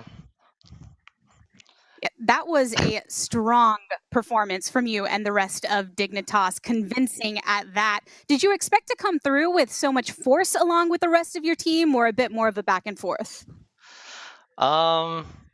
Honestly, I thought that we would be under a lot more pressure, and especially since a lot of us are, I guess, newer to LCS, that there would be like more nerfs going on and that we would be playing a lot more slowly. But I think Aframu and Dardoch did a really good job like facilitating the comms and leading us forward, and I think that really pushed us as a team to get this win. In the video that Dignitas released earlier, it made very clear the fact that Dardoch and Aframu were here to be leaders and have that veteran voice. You just mentioned how they're able to have that shot calling aspect. But what does that offer to you and the rest of these developing players when it comes to being outside of the Rift as well? I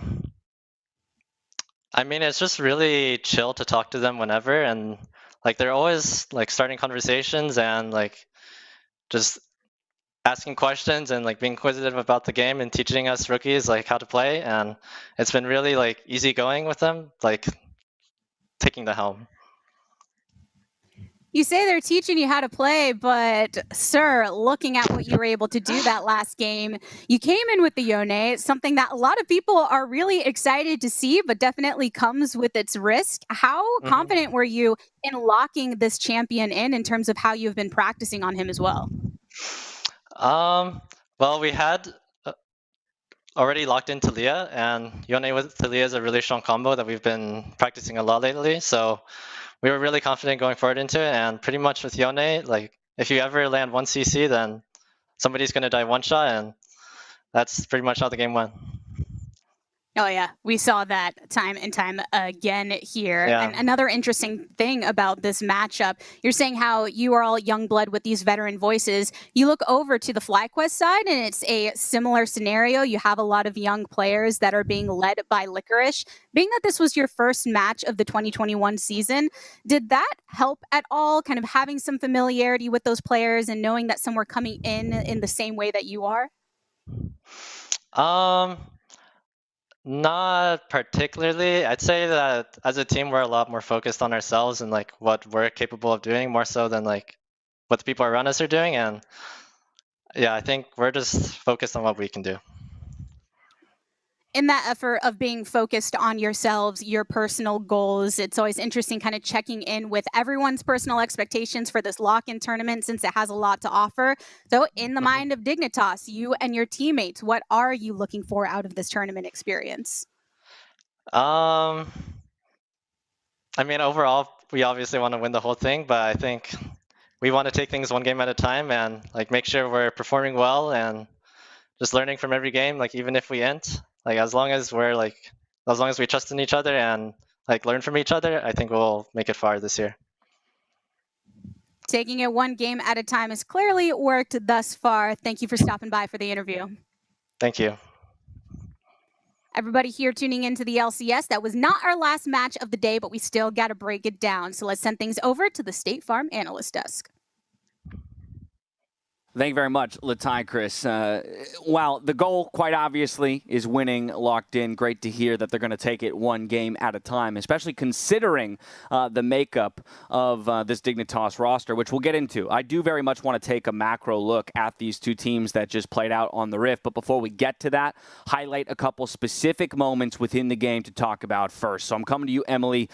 Licorice, 10:49 into the game. With his TP play to the bot lane, this is the guy we would have the biggest expectations for in terms of performance in this game, and yet he underdelivered.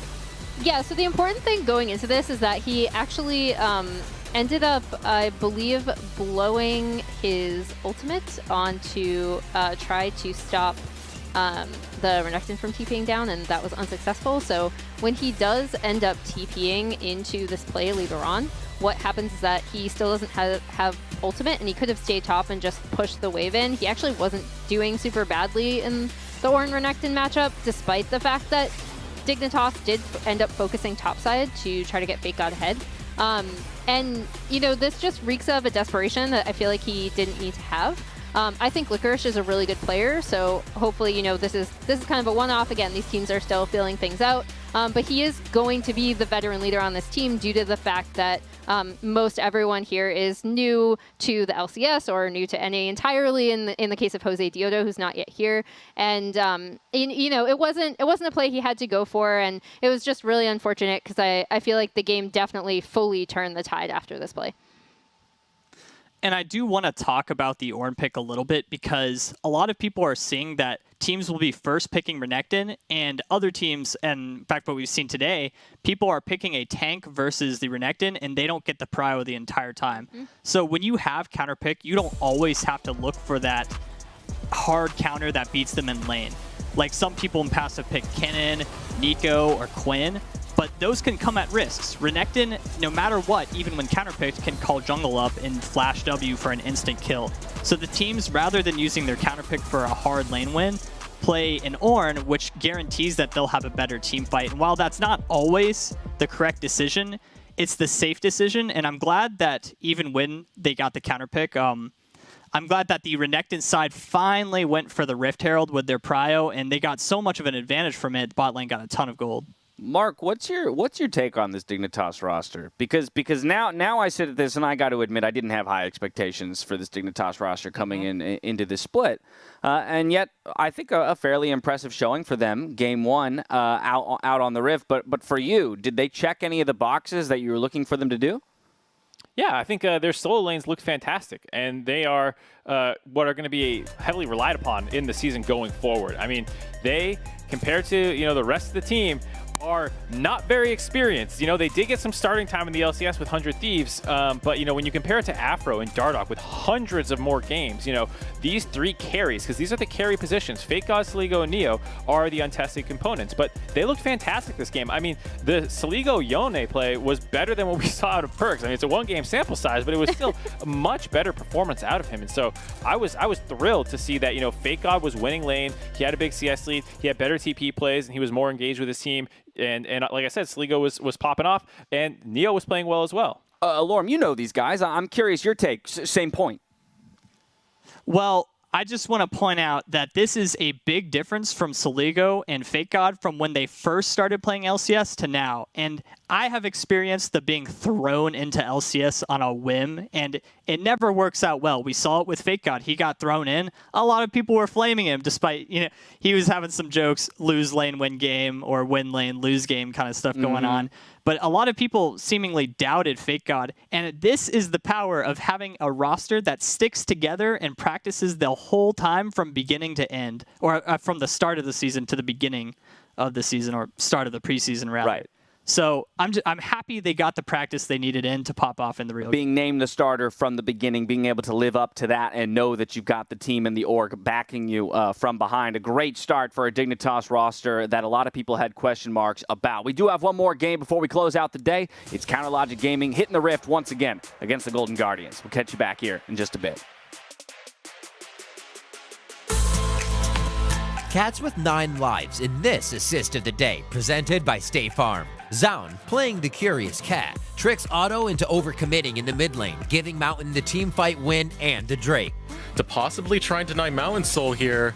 Gonna be spotted. Out is Mountain. Out comes the hook from Otto. Goes after Sound. Will not find much other than death as Spawn is able to grab the kill. Now Niles on the run as the curtain call's not gonna land onto much. Here comes the shockwave. A double kill.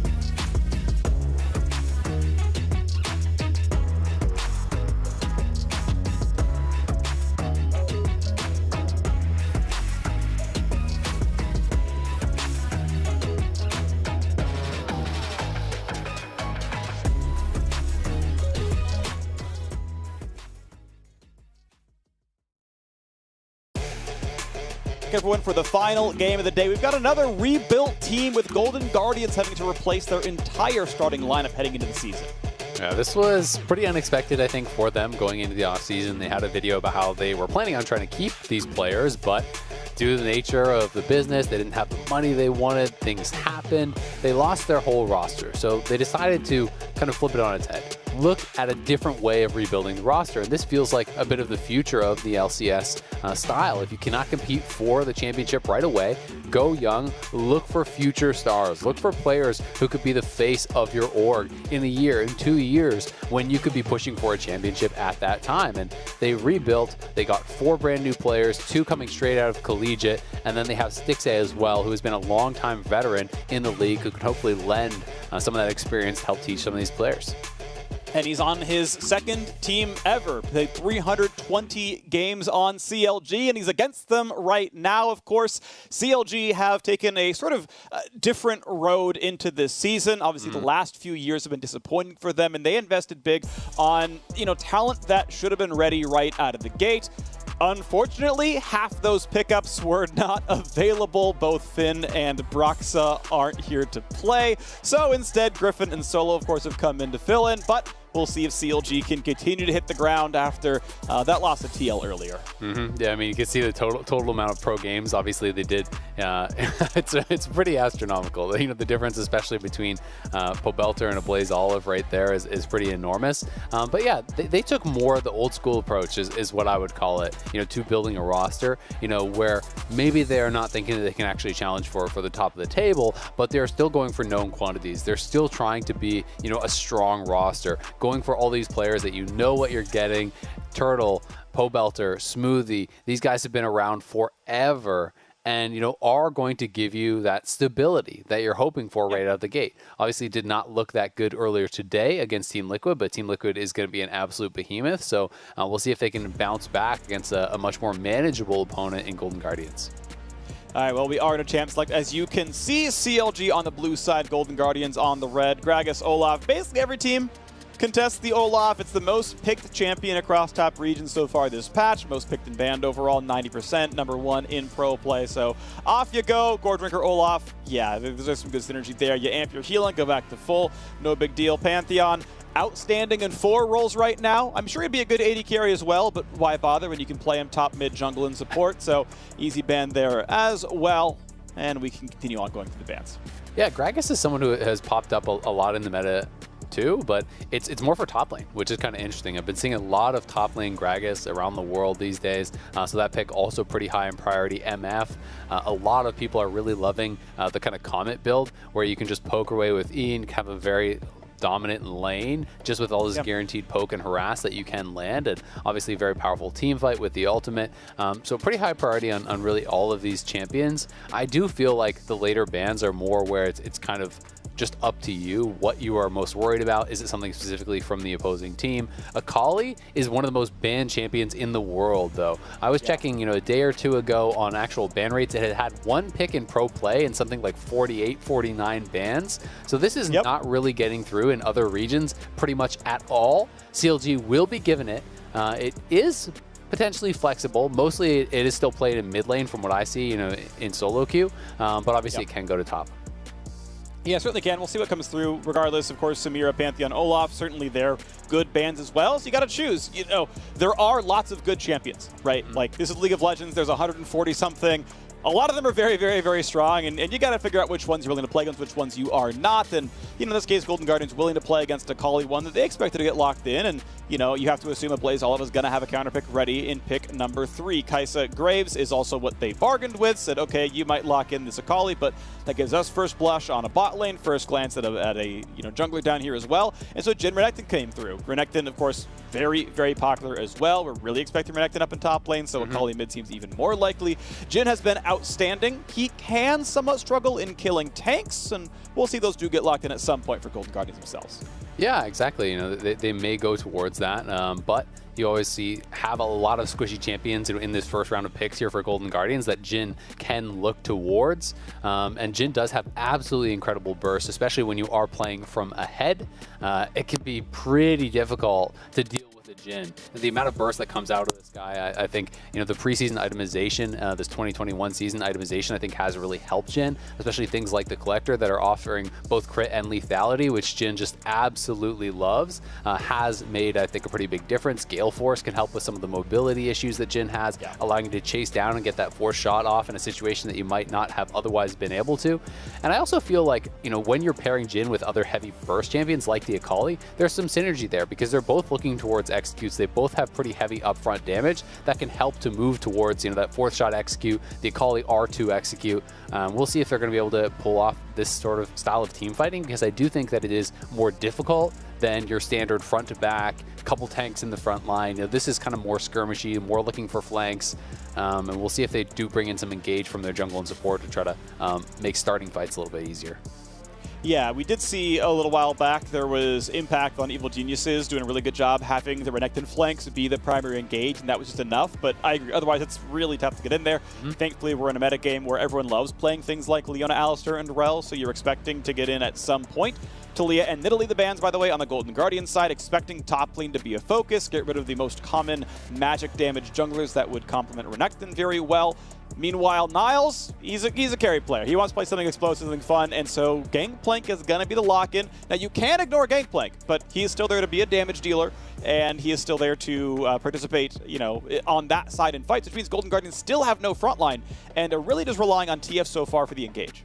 Yeah, I'm expecting that we'll get some sort of an engage, out of the support for their last pick is what I would assume. And then you can have setups where, you drop the GP ultimate on them, your support goes forward, tries to look for some sort of an engage there. And GP also, you can answer the Renekton point and click stun, orange out of that, hopefully avoid any sort of combo from the junglers that we've been seeing. We've been seeing a lot of Renekton Talia. Renekton Nidalee was very popular last year. These types of combos can be pretty frightening, but Sejuani going to be coming in. So CLG rounding out their composition with more frontline.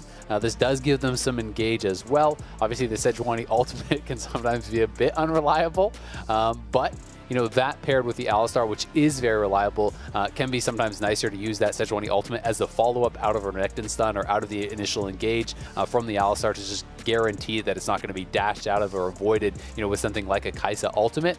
So some pretty heavy engage here to round things out for CLG, but they're a relatively short-range team overall.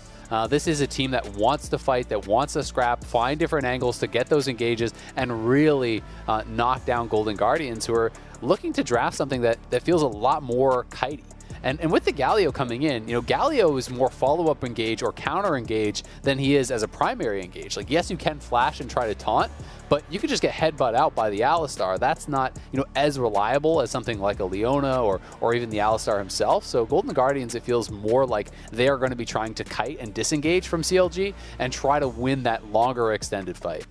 I think they're going to play the map as openly as they can. Four of them are, global or quasi-global, right? Even, the Kai'Sa and the Galio can get in from pretty far away. Obviously, GP ult from anywhere on the map. TF has most of the map for range as well. So you're right. The conventional engage is going to be tough. You can TF into the back line with a Galio over top, and that can kind of work, but that's not really the look. It feels like a split push heavy team. The problem is who's going to answer the Renekton pretty well, because off of Ruin King plus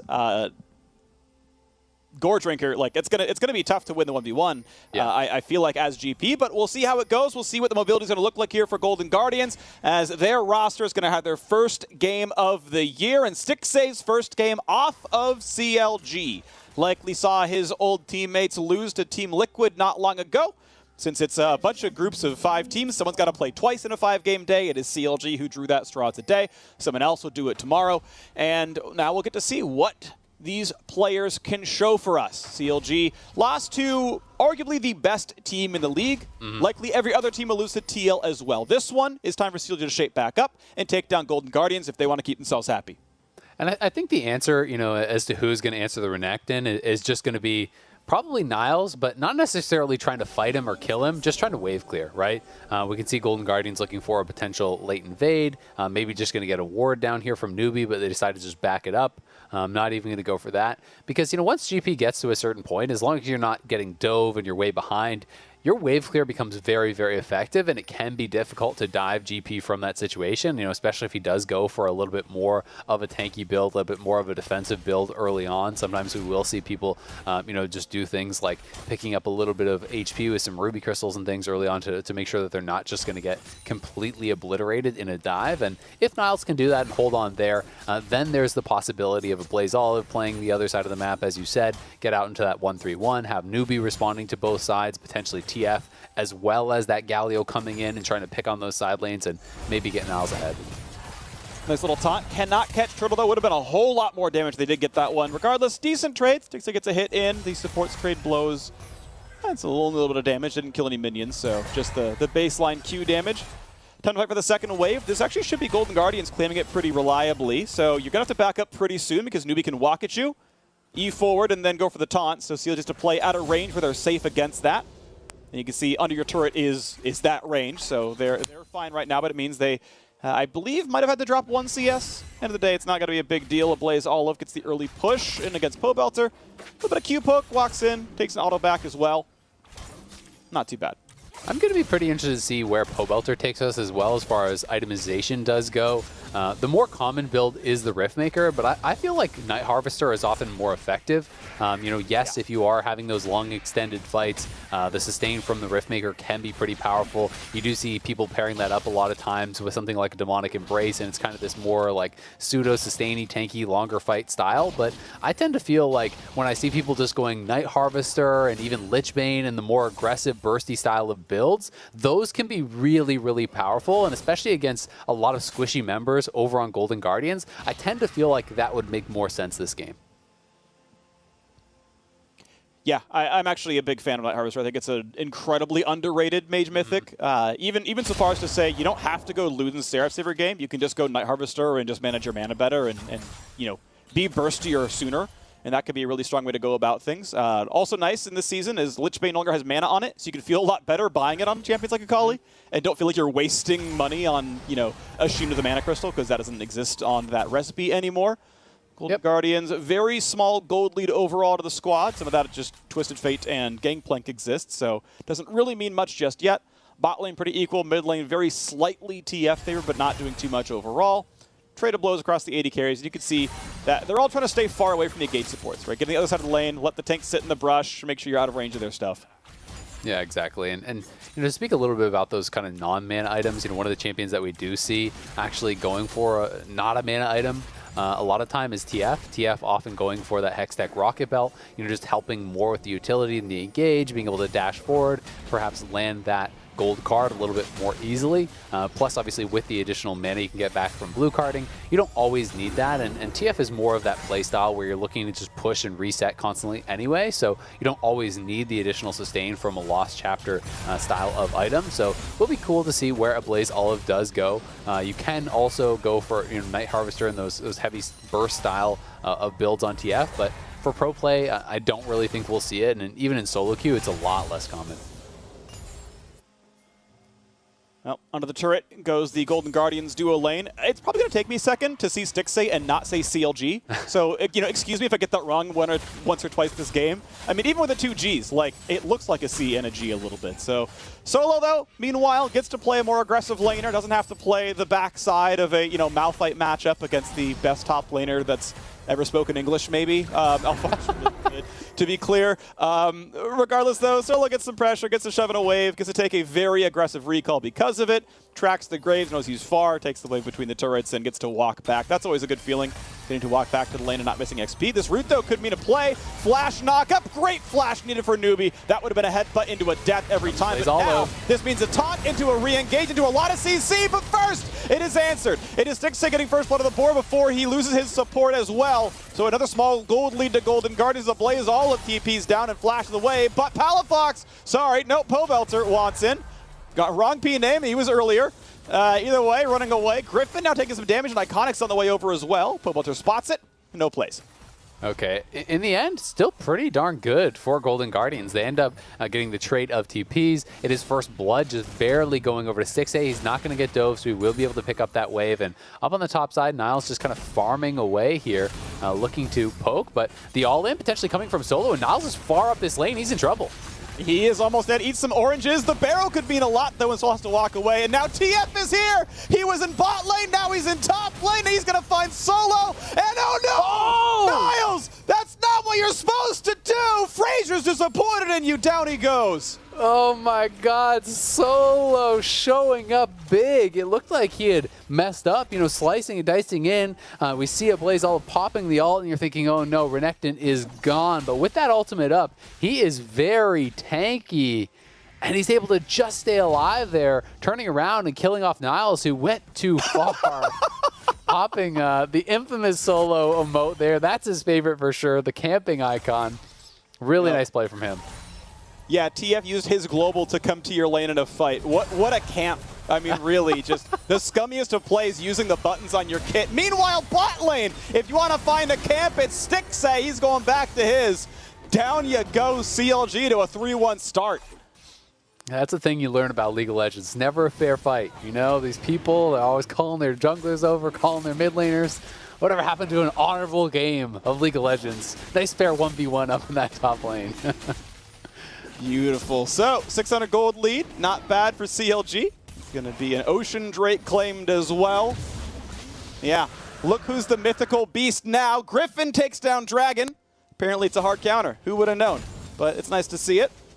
We're getting him in early, okay? Look, he's not the intended starter. I've only got so many options to cast Griffin here on the LCS. I respect it. I respect it. Thanks, man. No problem. All right.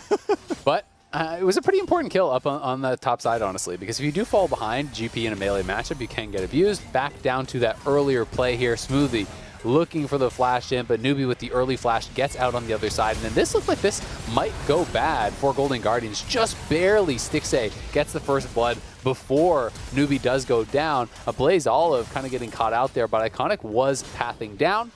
And now back to live here up on that top side. Solo in trouble here. Yeah, he missed the barrel kill. Gets his ult, off. Yeah, he's going to hold on to that one and look for some kind of a dive. He's got Smoothie nearby as well. Wanted to bait it. Not quite going to find that, but there's some nice honey fruit. Smoothie accidentally takes one of them away. I mean, it makes sense. I mean, I'd probably eat a honey fruit smoothie. But either way, back into the top lane. Solo going to feel comfortable enough. Still has his 10 CS lead. Still has his skill. He's going to be doing just fine up there as Griffin takes down a blue buff. Doesn't need to get that one over to Akali either, but will do so. Pulitzer pings on the way and gets extra energy for the laning phase being even easier. Yep, and we'll see how they want to try to play this out. It looks like they're going to just use that pressure to go over towards the Rift Herald instead of trying to dive the GP or messing around with anything like that. They'll just have Solo shove it out, move over to the Rift Herald, and then use that to try to extend their lead. But CLG could be in some trouble potentially here as Golden Guardians making the move up towards Rift Herald now. And we do see that Pobelter is pretty far away from this play. And it looks like Golden Guardians are going to commit to it. Solo fighting Niles up on the top side, though. Big damage on both sides, 300 HP on both, but away they go. Blaze Olive gets himself stunned. Gold card comes across, ulti's over the top. Galio's going to show up, and it's a 2-4-0. Golden Guardians ties the game back up. Griffin is on the wrong side of this map, and make it a third in a row. Blaze Olive claims the kill. Nicely done there by Golden Guardians. It was CLG starting that up, but again, they were fairly split. You know, Pobelter was back towards mid lane. He didn't have the TP. Blaze Olive had mid prio. He was making the move first and had his ultimate available. And Solo moved back up towards the top side, so they were never really going to be able to actually kill off that Rift Herald very quickly. So Golden Guardians will win the fight, will pick up the delayed Rift Herald here. And CLG with a pretty botched setup and play there, just not really all on the same page and not with enough members in the area to actually take the fight. So they end up losing out big time.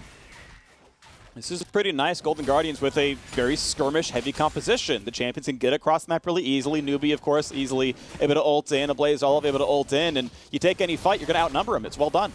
Yeah, exactly. I mean, Pobelter here, he's split towards the bottom side. You can see up on the top side, Solo is in trouble. So Blaze Olive just ults up towards him. Pobelter is always going to be behind the play as the rest of Golden Guardians just crash in here. Newbie dropping the ultimate, knocking up another member. And Pobelter was just never able to really get involved because intelligently, Golden Guardians engaged away from him. They didn't fight at a static location. They moved up towards the top side and just continued to kite away from that Akali. And that made it so they always were going to have that numbers advantage. And once Solo went down, there was not really any opportunity for Pobelter to join in on that fight. Well done, and it means the gold lead goes back to Golden Guardians, so 500 for them. Dragon on the other side, though. Solo going to be in this trade yet again as they go back and forth. The oranges get eaten. Solo gets the health bar pretty much back to equal, and they're both at 2/3. A nice little trade on that back end, but GP sitting in a pretty comfortable position, and it feels like it's getting harder for Solo now. Niles is kind of in his comfort zone, does have a lot of poke damage, with that grasp, the empowered Q coming through. It is a very similar playstyle to what GP did go for before, and it's always frustrating if you do fall behind. If GP gets into that comfort zone, it's hard to push, it's hard to pressure, and if you're too risky and staying in lane too long, you can kind of just get chipped out and potentially killed off by the GP, especially when he does have TF here to back him up in a lot of these situations. Well, BlazeOlive may be attacked here in the mid lane. A jungler on one side, support on the other. Newbie is nearby, but right now in Fog of War. No ulti, but has Flash Ignite. And, of course, there is a ward. And puts it down, says, wait a second. Smoothie's waiting for this one. So BlazeOlive, kites toward the ward. Suddenly sees Sejuani, and he's like, and yeah, I'm glad I went to the right, not to the left. We are safe here. I went towards the Galio, no problems. But Dragon is up in 20 seconds. CLG could get drag number 2. Teleport down for both top laners, but Niles has GP ult. TPs are coming up pretty soon, though, so if the fight is late, they could still both show. You can see Solo taking his recall, wants to get almost Gore Drinker. He might have the money for it. Just putting components together. Walking towards top side, but will have teleport if a fight breaks out. It could potentially lose some plates here, though, if he doesn't actually TP back to topside. I think Niles is going to be happy to just give this one up. GP ult if he needs to, but just try to get some turret plates down. Obviously, he has the empowered autos. His passive works on towers, so right there, he just knocked down 2 turret plates, and that's already, worth a kill, essentially. His team needs to be careful to not get engaged on, though. Newbie kind of moving up pretty far for nothing. TF ult pop goes right in front towards Pobelter. Here comes the rest of the squad and immediately burst him down. Could only Zhonya's. He can't turn invisible against TF, but here come the teleports. The front line is Solo. Got a lot of damage, but he's still locked down. A BlazeOlive had a Zhonya's and gets away with it. Yes, a drag was taken by CLG, but Golden Guardians find 2 more kills. They get the 2 kills. They get the 2 plates up on that top side. Golden Guardians looking good, and CLG just not really looking very coordinated. They are playing with multiple subs, to be fair to them, but they just don't seem to be on the same page. Engaging while others are kiting out while they're trying to position for a fight, and it doesn't feel like the communication has been there just yet. Iconic going to be able to drop the Rift Herald, collect a couple more plates for themselves, and it's actually going to be the Rocket Belt here for Pobelter. This is kind of the less common option. But it is, helping that positioning, helping with the wave clear, and even a little bit of burst potentially. Obviously, not quite as much as had he gone towards the Night Harvester, but can be a pretty strong option. Yeah, I mean, Night Harvester is the benefit of it. Has its own cooldown for every single champion, so you're guaranteed in a fight to get the burst damage on them. It's move speed on hit as well, so the move speed is in a way longer lasting. Because, now I hit TF the first time. Another burst of movement speed. Great, that's going to feel really good. Rocket Belt does give you the the control for yourself. Like, okay, here is what I'm going to dash. Here's what I'm going to get the move speed. I'm going to get damage onto you. And we'll see how it plays out as, once again, we get the replay. Yeah, so Newbie going in a little bit too early. They did force out the ultimate from Smoothie. That was kind of the one benefit of that. Then BlazeOlive ulting forward, gets that gold card onto the Akali. Obviously, the Akali revealed by that ultimate. Gets locked down, burst out, and then as Smoothie is, really backing off. Obviously, he can't really contribute to the fight. He's very low. He doesn't have his ultimate, but they're TPing in. Griffin, Turtle, and Solo are posturing to look for that fight. Perhaps Solo feeling like he had no way out after committing the teleport, but going in for that play was always going to be a one-way trip, as his mid laner was already down, his support was already leaving, and he just gets burst down very, very quickly. Was perhaps just hoping to at least trade his life for a BlazeOlive, but obviously the stopwatch put an end to that. Solo's on a ward, but he's got a jungler coming in a second. That's going to be a stun pretty soon. Niall's going to be chased down. Easy stun, flashes, oranges. The ult's going to land. Beautifully played by Griffin. That's the mechanics you want to see on a Sejuani, and CLG find their 4th kill. Nicely done. Getting that kill back here, and now potentially going to be able to pressure that turret a little bit, but Iconic is here to clean this up, and we can see Iconic is going for more of this life drain tank style of build of Graves. You can go for the Immortal Shield Bow straight into a Bloodthirster. That is one of the kind of variants that is fairly popular on Graves. You see some lethality builds that are okay, but mostly we have really been seeing more towards the Gale Force. That has been the most common in pro play by far. This is very scrappy, and if you're thinking, okay, this is a team that's going to have to burst me down, I can kind of see the line of logic where you have challenging smite, you have a mortal shield bow, you have a tremendous amount of lifesteal on top of your lifesteal from your runes, and as well as the fleet footwork, and just trying to be really, really tanky and allowing yourself to scrap in these long extended fights.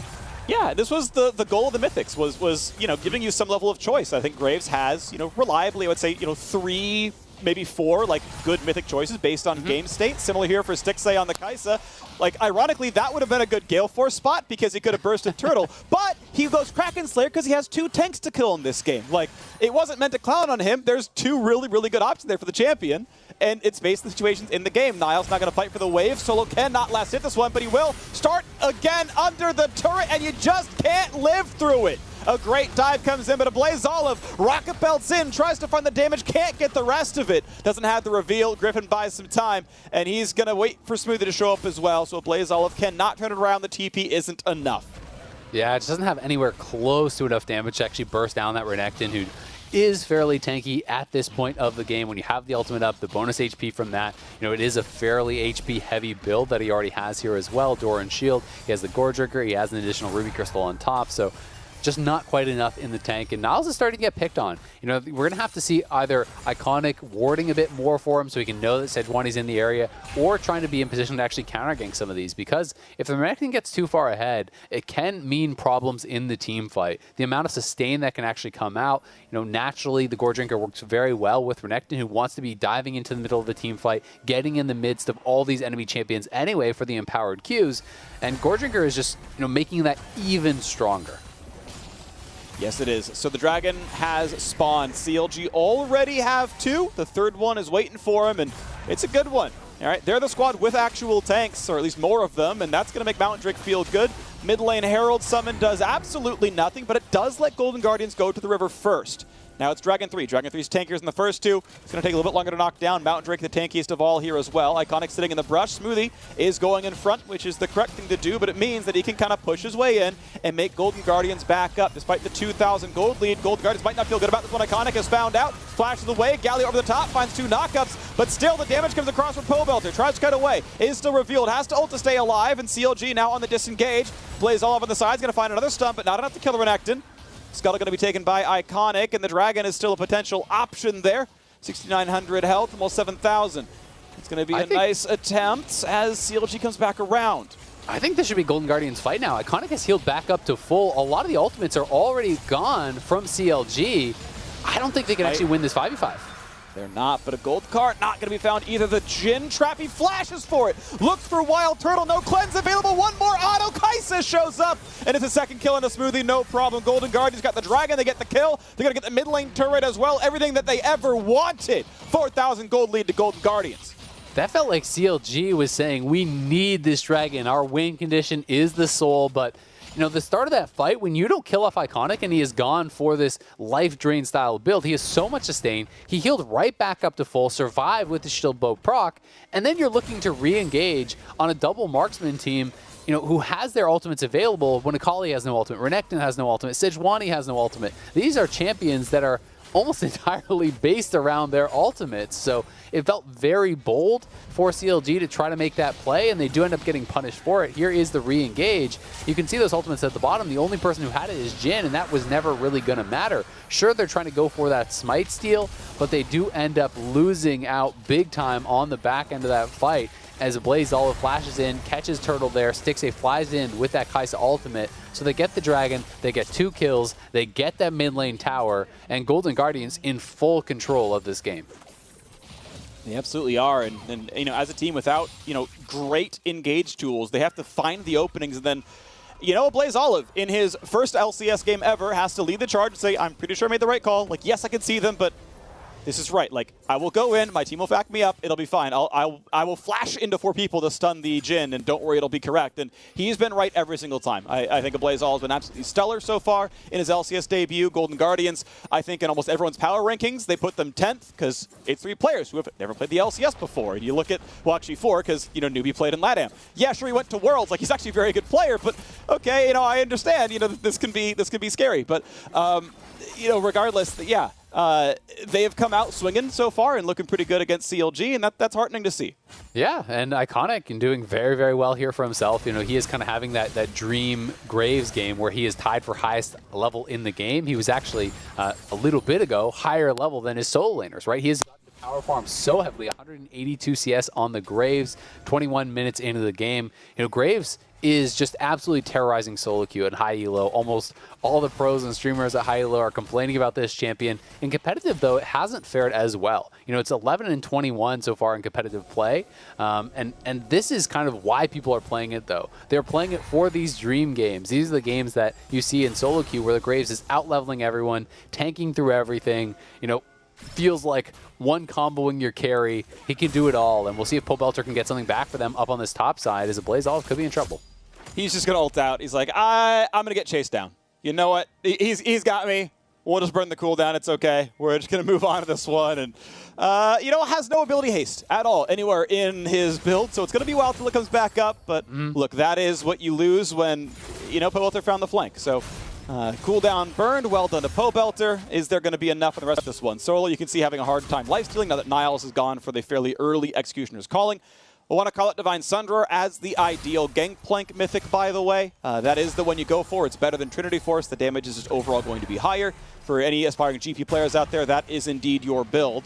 Niall's still going to keep scaling on towards the rest of his items, though, and has held on reasonably well and still been a good contributor in the team fights. It's interesting because you're usually such a win rate guy, and Triforce is actually, you know, a couple % win rate higher than Divine Sunderer. Yeah, like last I looked, it was Sunderer by a lot. That's interesting. Well, maybe something changed with the patch then or something, but yeah, it is interesting. I do think that this is the higher burst. You know, it depends kind of like on what you're placing the value on. Divine Sunderer obviously, you know, feels like a very similar playstyle to what the previous Trinity Force was. You are, you know, kind of doing the same things here on GP with the new item rework. He is a fan of some of these new items, but GP, you know, definitely hasn't been like dominating in solo queue by any means, but is never one of those champions that really does. But always still very, very effective in pro play. You know, coordinating with the ultimates, being able to survive these difficult lane matchups is something that a lot of the pros really do excel at, and it's just kind of always one of those champions in the same bucket with, you know, your Ryzes and your Azirs that always seems to be great in pro play. Yes. So now the group towards mid. 2 turret kills to 2, 2 dragon kills to 1. Gold difference still 4,000, though. Golden Guardians leading in that one, whereas the Dragons, of course, CLGs. But 15 seconds till Mountain Drake number 2 spawns, and it means Golden Guardian either ties that score or CLG goes to Soul Point. Once again, the team fight comp looks pretty good. They've got mythics done for everybody but Smoothie. He's getting close, though. And the Dragon up right now. Golden Guardians, once again, will be late to the play. CLG have control wards. They pop the Scryer's Bloom, and it's time for Golden Guardians to walk in. TF ult pop. Will they dive in time? Can they steal away the Dragon? Niles is CC'd. Will not be in range for the smite, but in comes Newbie. Gets it anyway somehow. Still grabs the Dragon, and the team fight comes in. A 1-for-1. Both supports are dead. Jin opens up. A Blaze Olive just walks in, tanks the shots. No big deal. They walk in for the Dragon, and it's 2-2. It's the 1-for-1 in the trade, but yeah, they get the Dragon. So Golden Guardians again coming out on top and forcing out a lot of summoners. You notice all the flashes forced across the board. No flashes now on CLG, and that does mean it's a lot easier to turn, to find those engages. Flash Gold card is available. Obviously, the Rocket Belt going to be up before they fight again as well. So we could see Golden Guardians try to go and pressure a little bit around Bear and try to look for some sort of a pick if Turtle shows himself, because no cleanse, no flash, you don't really have much of a chance to survive against that point and click flash stun that could be coming in from Blaze Olive. Definitely scary. I'm always a fan of looking at the builds as they progress because you are going to see so many different things. I'm actually a really big fan of the items so far this season. Just last game we cast Azale, we had the Gale Force plus first item lethality for Kai'Sa, and that was the more assassin kind of esque build. This time around, we've got Kraken Essence Reaver into probably Phantom Dancer next up for, you know, high attack speed tank busting here for Stixxay. And again, it makes sense based on the game you're in. You have to kill 2 frontliners. At some point, you are going to be in a team fight, and you aren't going to do better at killing, you know, an ulted Smoothie than true damage and attack speed to complement the kit. So, you know, cool to see different builds doing really different things. I mean, same for this Graves here, right? Doing a tankier build where it's 2 lifesteal items into probably IE next, but it could even be something like a Guardian Angel if you're really trying to make sure that you don't get killed. Yeah, I've really even liked kind of just the inbuilt synergy of Hail of Blades plus Kraken Slayer, because you're getting those really fast auto attacks off and getting that Kraken Slayer proc pretty much immediately. And as you say, when you're building into a Zeal item, you're building fairly heavy on the attack speed. You have the E bonus on your attack speed with that power up from Kai'Sa, and you can really start to proc that very, very quickly, stacking up the plasma, procking off that Kraken Slayer, and the damage can become pretty frightening as long as you can position well, because Kai'Sa is still that fairly short-range champion, and this is a build that doesn't have an incredible amount of survivability. It's not like the AP Kai'Sa that we've been seeing in the past, with Zhonya's and Banshee's Veil and those types of things. There's no Mortal Shield Bow here, so you really do have to rely on your ultimate and strong positioning. Yeah, and thankfully the cooldown is shorter thanks to Reaver, but yeah, agreed. This is a squishy champion that can be tough. Okay, it is not actually Nashor's, Phantom okay. Dance there. It is going for the W evolve, which, sure, fair enough. Nashor's Tooth comes through.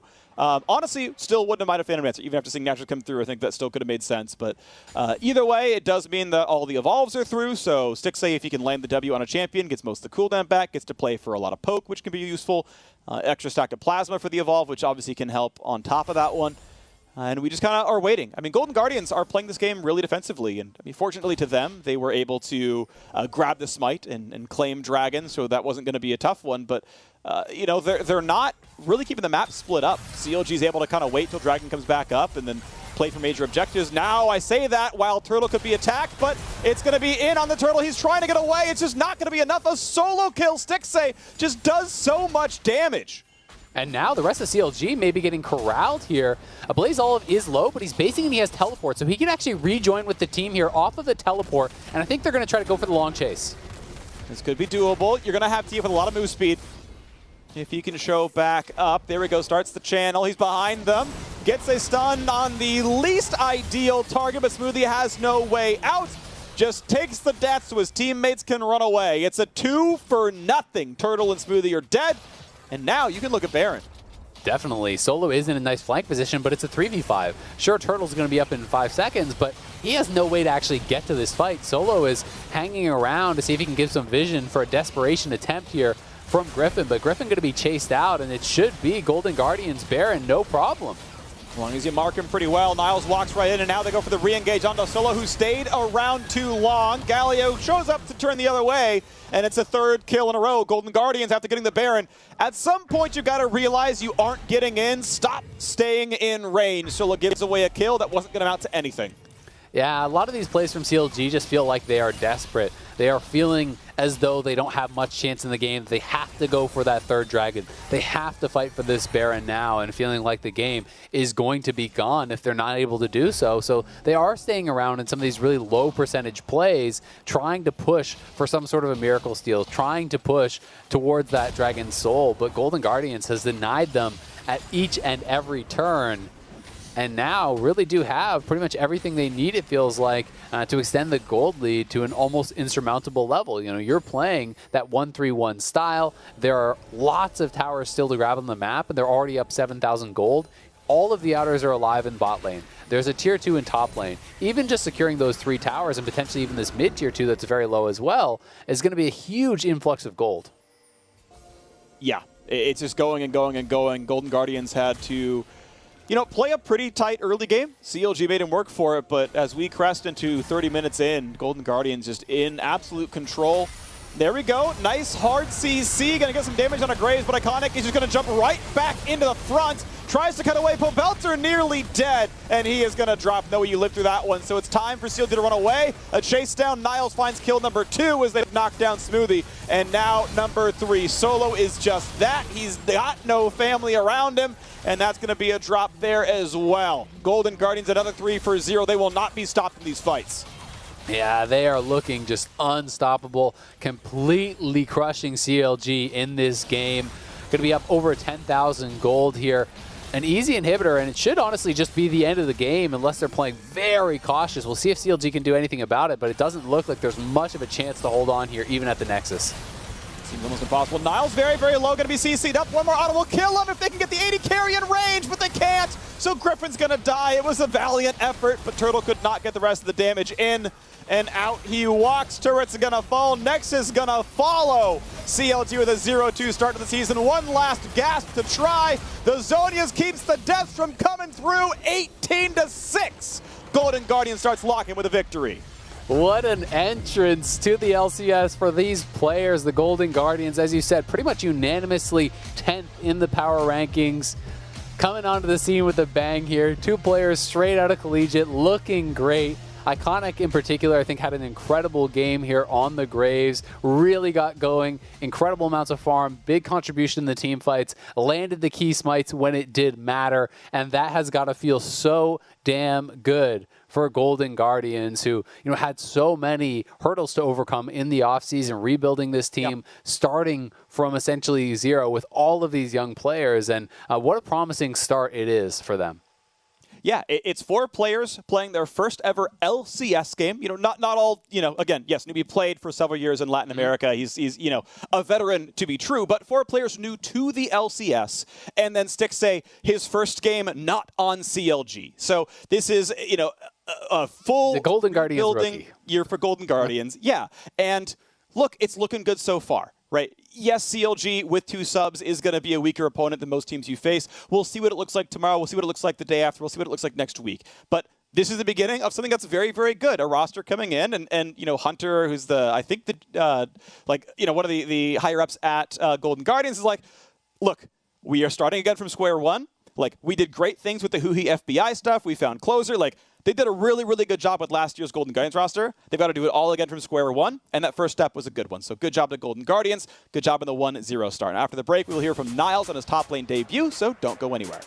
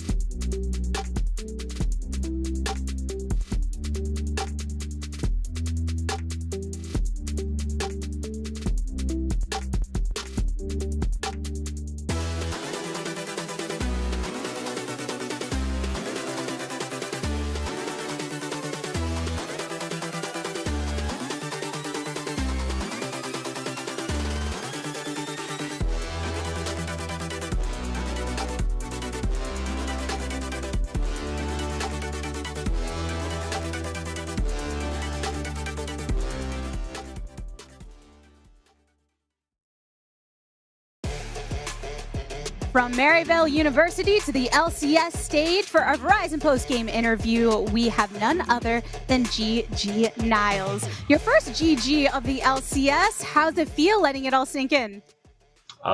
Feels really great. Definitely felt a bit nervous before, just like, and also like in game. But it feels really good just to get the win with my new teammates. Just feeling really happy, yeah. Followers of the collegiate scene know that you have been a strong player for some time. You also have a strong support system around you. I know your mother is one of your biggest fans and such a sweetheart. What do they all have to say about you being the first to jump immediately from collegiate play to pro play?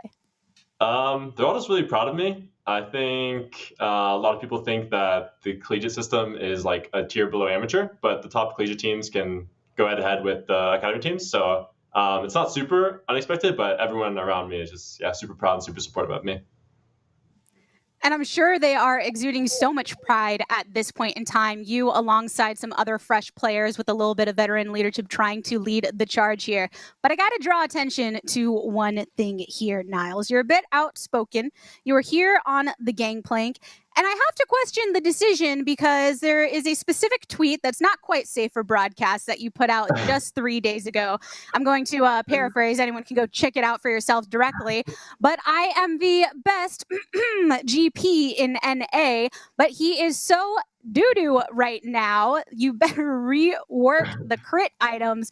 If you really believe that, Niles, why did you bring him out here today? GP is sort of like my signature pick and also a just comfort pick of mine. It's actually a self counter pick.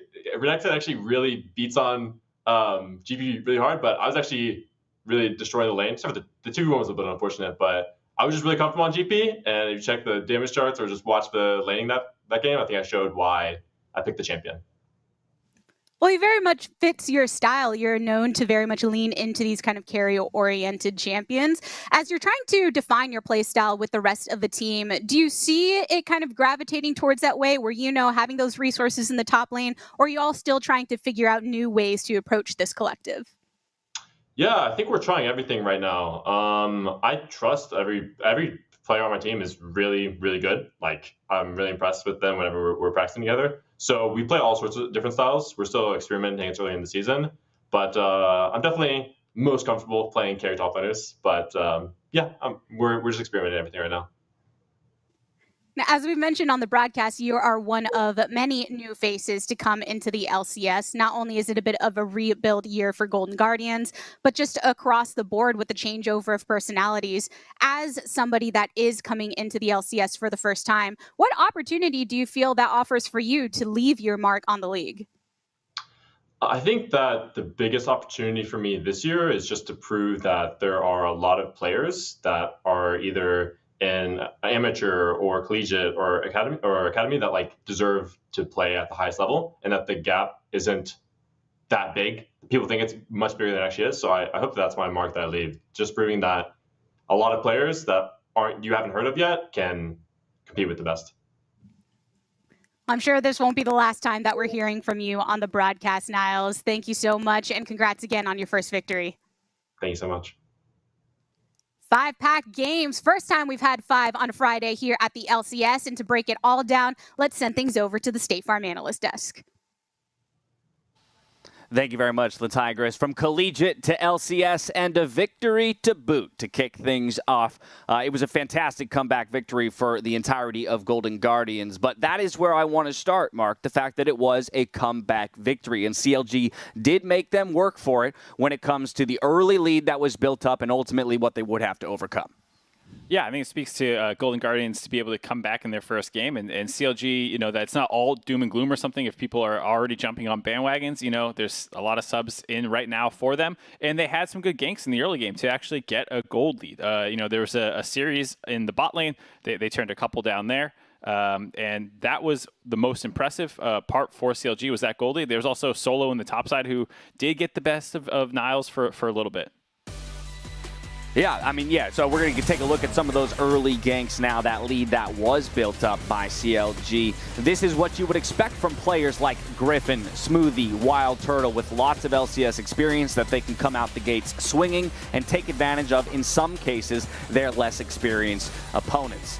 But as we watch the remainder of these highlights play out, Aloran, this is where I want to turn to you and talk about how Golden Guardians ultimately mounted their comeback. Because when I look at this draft, when I look at the 5 champions chosen in isolation for Golden Guardians, these look like a difficult set of 5 champions to pilot to victory. There's no press R and win the game kind of situation here. Right.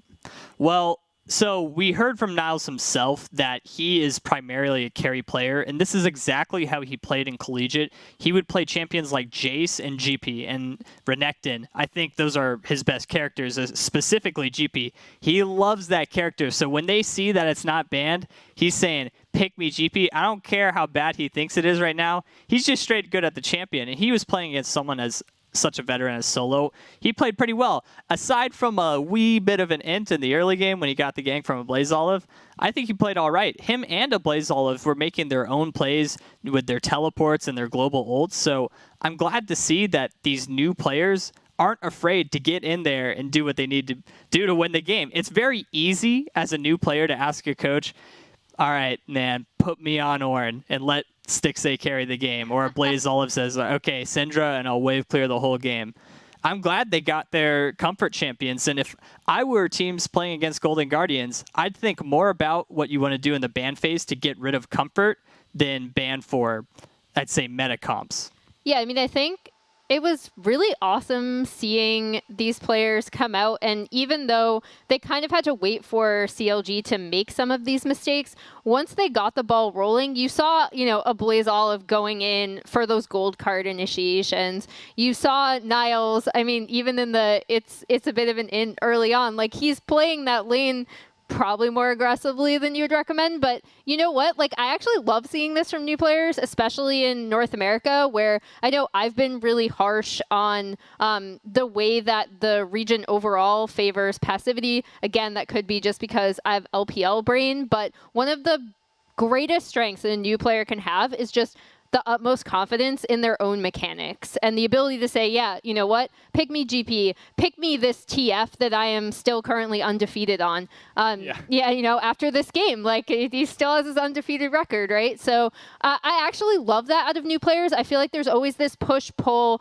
in coaching, and I've even heard it as someone who shadowed teams at scouting grounds where people are like, do we teach them be safe, back off, reset, all this stuff? Or are we just like, okay, you're playing the lane like a crazy person and here's where you could improve, but we like that. We like that you have confidence in your mechanics. I feel like this is something that NA kind of sometimes misses. So even though it's first game, obviously I don't think we should overreact to this. It's great to see this happen, and I'm really happy they had that confidence in themselves. Mark?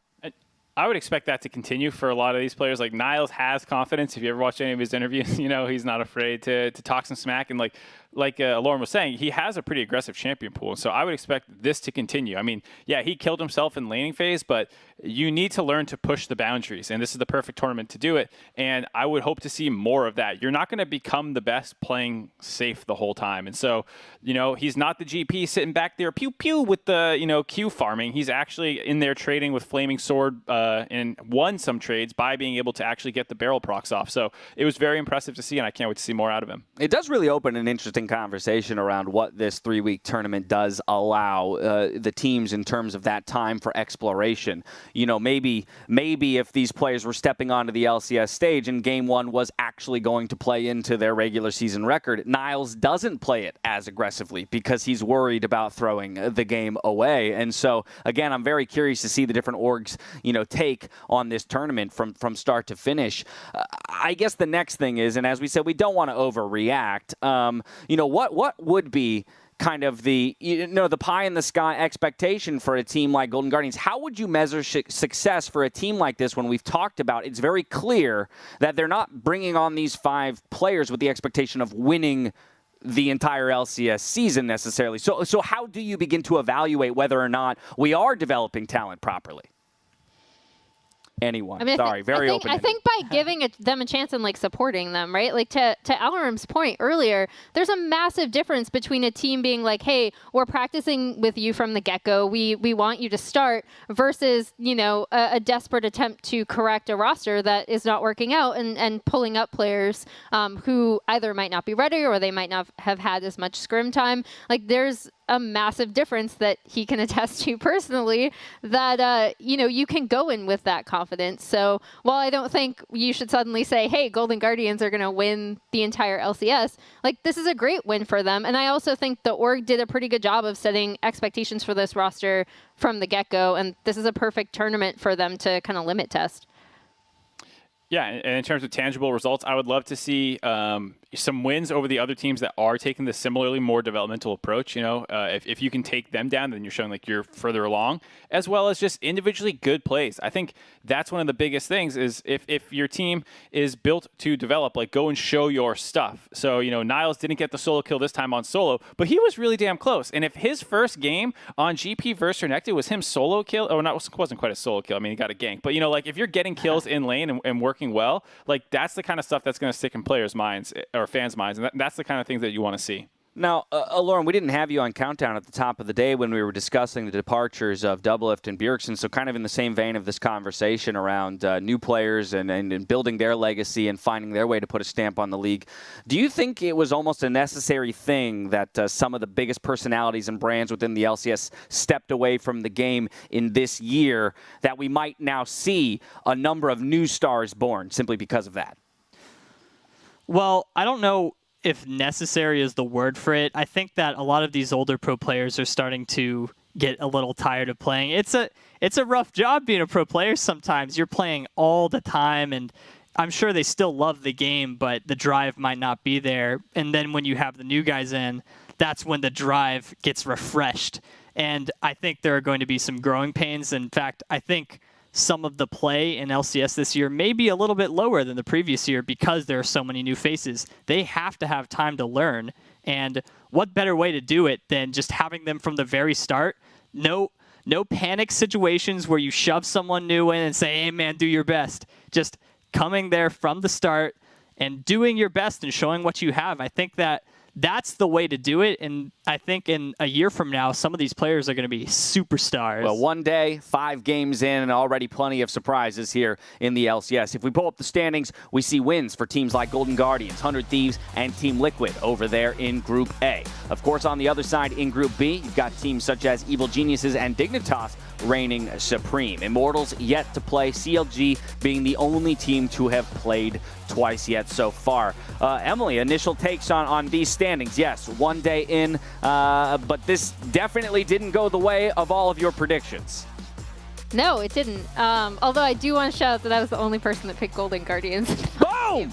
But oh no. But I think the big thing is not to overreact. I'd like to bring up some, Demacia Cup lore in that typically in a lot of these off-season tournaments, a team named Vici Gaming, who is now, I believe, Rare Adam, typically does pretty well. And then they go into the season and do not nearly as well. So I also think that you have to look at this is still technically a preseason tournament. I think teams are visibly taking it seriously, but I also think they are experimenting a bit. They are limit testing. We don't necessarily have all the lineups. Some of these rosters have not been able to practice together for very long at all. So that's why I'd ask that everyone kind of pull back from their initial fiery, please kill this roster already. Okay. Some fans, please calm down. Thank goodness you said it, because I was about ready to send Perks back to Europe, but because you said we should take an extra day, I guess we'll take an extra day.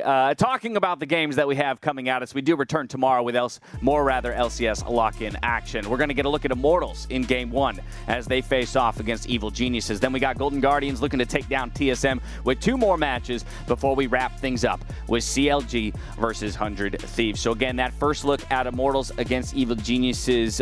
Mark, your take on an Immortals squad, the only team we have yet to see. I mean, it's another one that you would slot into that developmental spot that we kind of talked about.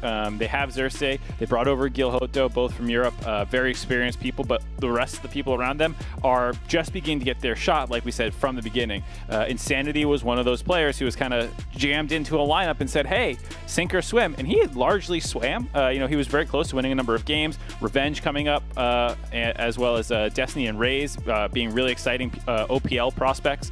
So this is a lineup with a lot of young talent who's finally getting a real starting shot in the league that we hope to see able to make some big plays, and it's a tough task right out the gate. Well, those are the games that we got coming at you tomorrow. As we wrap up the show today, head on over to Twitter, where you can share your biggest overreaction from day one of the LCS Lock-In. Make sure you reply to the tweet on @LCSOfficial or use the hashtag LCS so that we can discuss your takes on LCS Countdown tomorrow. That's going to be a ton of fun. But from there, that's going to do it for us here. So now on behalf of myself, the casters, the entire remote broadcast crew, thank you so much for watching. We'll see you later for more LCS. Stay safe, stay healthy, be good to each other, and good night.